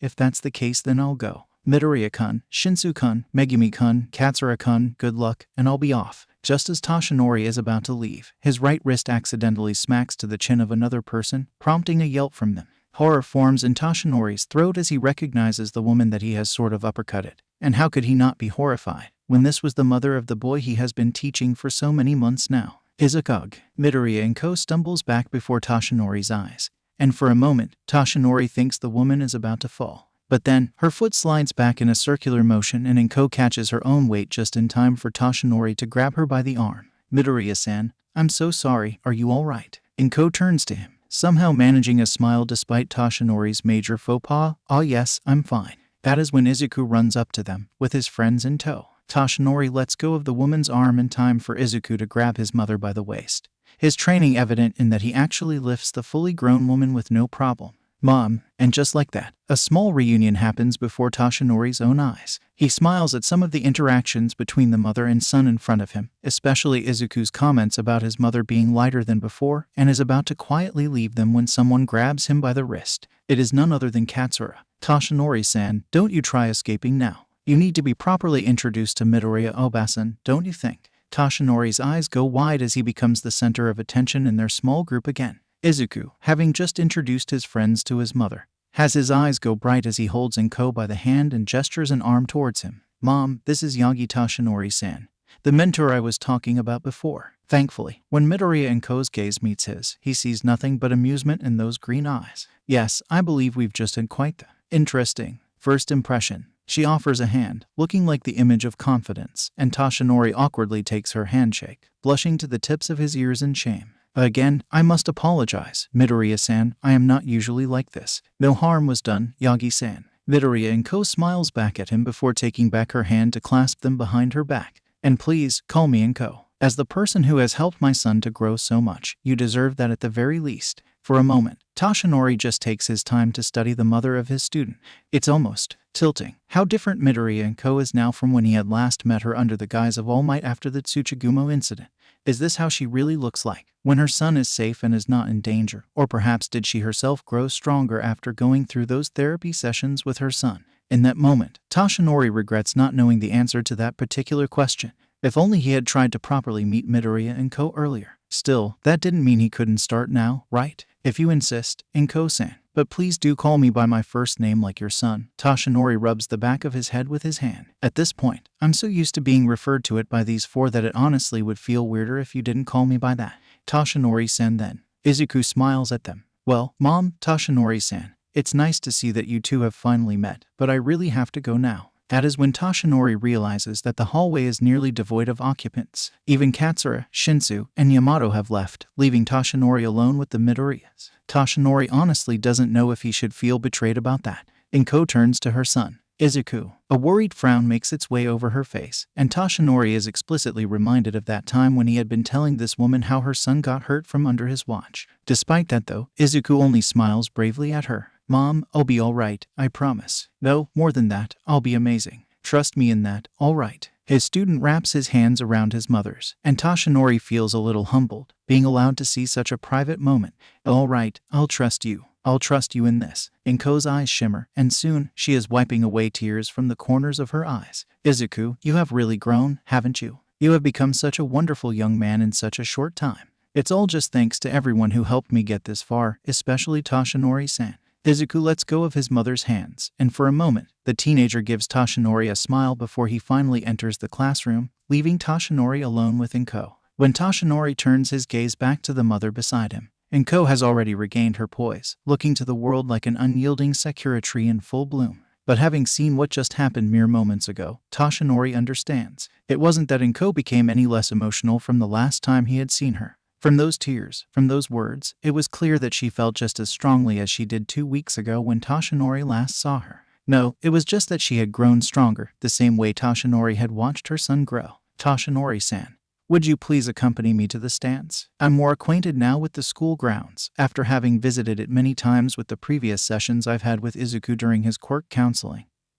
But I still don't have much of an idea where the stands could be. In that short time, Toshinori thinks back to his students in Class 1A, where he had been planning to visit as All Might so he could see them off before they too joined the competition. At least that had been the plan, accompany Izuku and his friends here, then run back as All Might to Class 1A. He could just as easily tell Inko where to go. One could hardly miss the stadium, but then again, Toshinori was pretty sure this wasn't just a question of location. Rather, it was an invitation from the mother of his student, to try and get to know her the same way Inko wanted to learn how to understand him. The problem is, this is not just a small decision to make. Instinctively, Toshinori knows that to say yes to this invitation would be to finally affirm to himself his priorities between being All Might and being Yagi Toshinori. All Might wouldn't fail his students. He wouldn't be late to his duty as a teacher of Class 1A. And with Izuku having left with his friends, all of his responsibility as the current torchbearer of One for All was finished here. As All Might, the only thing to do would be to tactfully reject this invitation and meet Class 1A. But he wasn't All Might now, was he? Instead, he was Yagi Toshinori. And as Yagi Toshinori, he wanted to understand more of the woman before him, try to see more of the Inko that had brought Izuku to this world. Yagi Toshinori wanted to be her friend. Yes, I'll love to accompany you. His students in Class 1A probably wouldn't mind if he didn't send them off today, right? To be safe, he decides to send ahead a message to Aizawa to tell the man to not wait for him. In the end, they end up talking a lot about Izuku and his training from Toshinori. Inko understandably has a lot of questions on his methods in training her son despite having heard of them at this point from Izuku himself. and Toshinori goes red when Inko mentions how Izuku told her about Toshinori's job as All Might's manager. Really, of all things to blurt to the boy instead of his true identity as All Might back then at the USJ, it had to be that. Hash hash hash hash. Izuku takes in a deep breath. This was it. This was finally it. They are in the stadium, the seats packed full of excited people and the stage filled with his fellow students. Some are members of the heroic department, but most of the students there are just like Izuku and his friends, non-heroic department hopefuls trying to make a stand. To be honest, the entire thing makes Izuku wonder. So many people, only one ultimate winner. Could he become that winner? Could he rise above so many?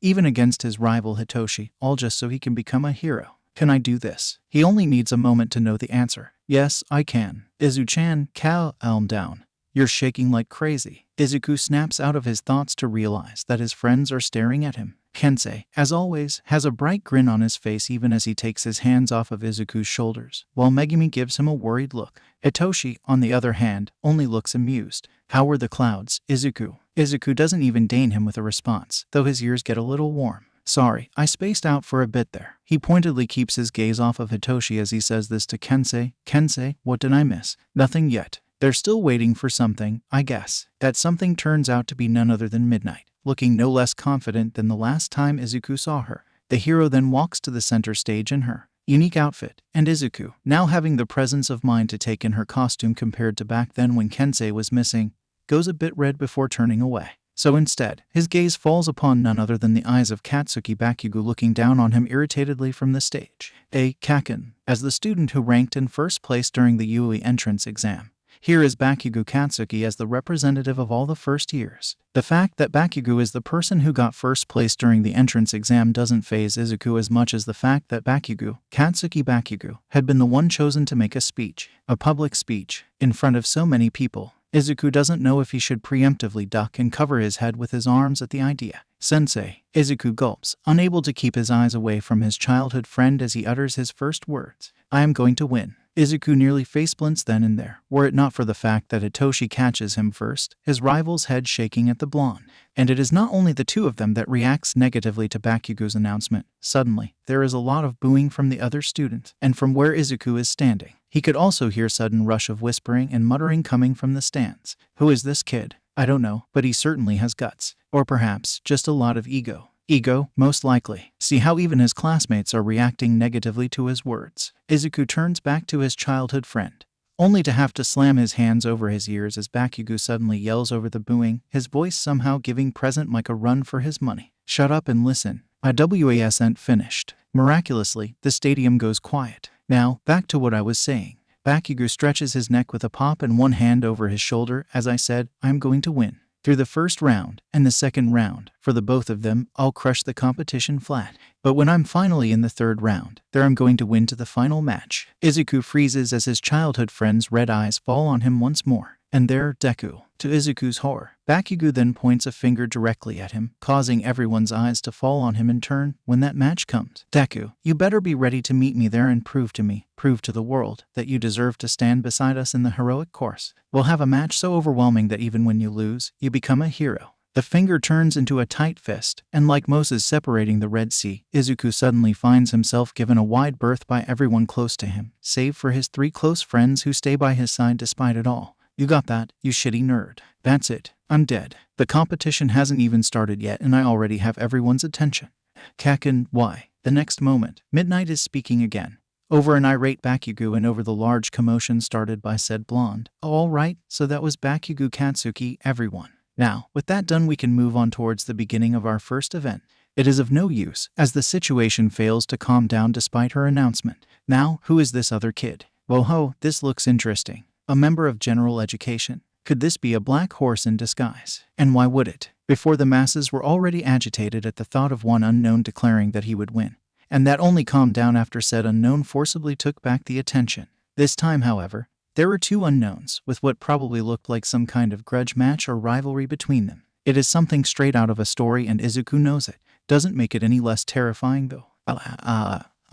Kaken, why did you do that? Why did you do that? Nuo, Izuku ends up sobbing as he curls himself while Hitoshi, Kensei, and Megumi congregate together in a circle around him to hide him from sight. The sound of camera flashes suddenly fills his ears and Izuku looks up to his three friends in tears. Everyone. Don't worry, Izu-chan, this changes nothing. Kensei smiles unsteadily at him, even his normally upbeat friend looking a little shaken at the sudden turn of affairs, but obviously refusing to let his smile fall. This just gives you, us some more attention, that's all. Us? That's right, us. Megumi wraps her hands around Izuku's, a stream of soothing thoughts flowing into his mind at the action. We're a team, right? We won't let you stand alone in this. Plus, Hitoshi taps at his shoulder with the butt of his new spear. If there's one thing Kaken got wrong here, it's the fact that he's not the one who is going to meet you in that final match. I would. You got that memorized, Izuku. At the overwhelming support of his friends, Izuku lifts his head again, this time looking towards the stands. Despite all the hubbub, he still hears the cheers.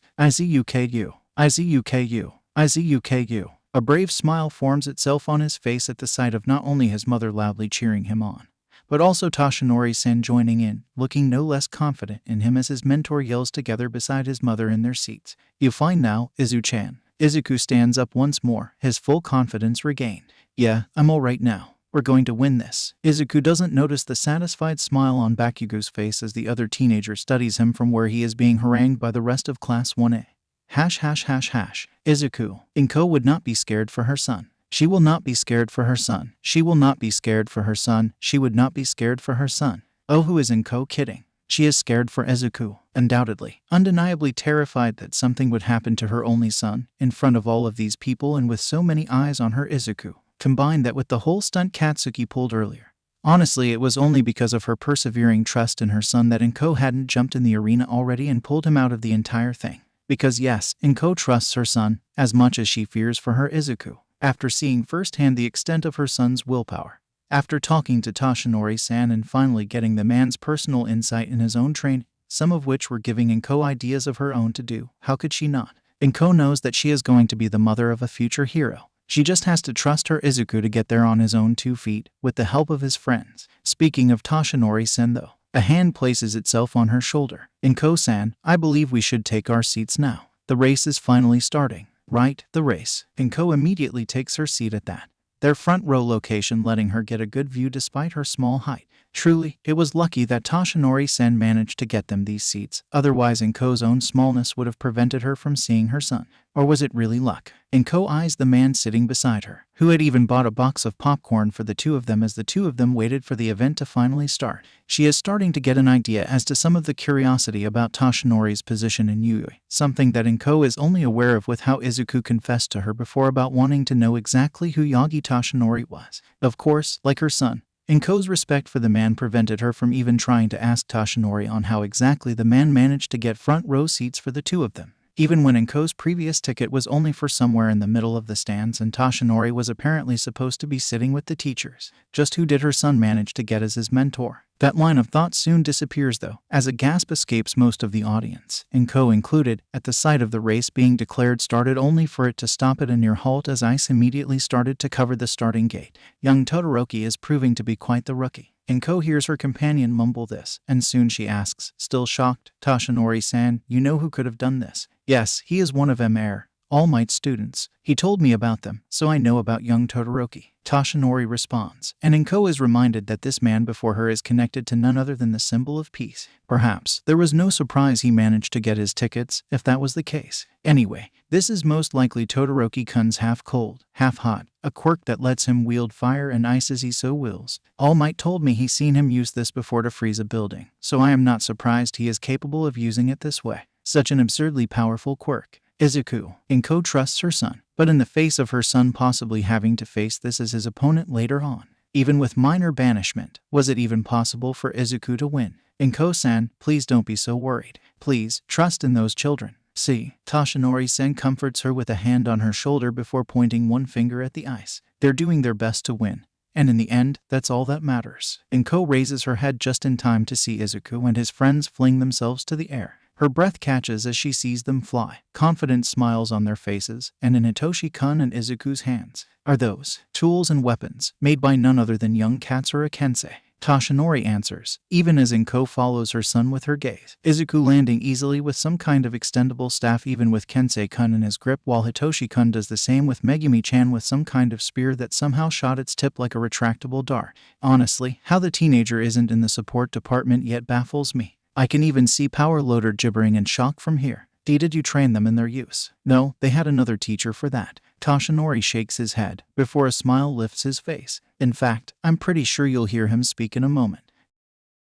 Okay, sadly the chapter is over. And if you enjoyed the video, just leave a like and subscribe with post notification, so when the next chapter is ready, you will be notified. Okay, see you in the next video. Bye.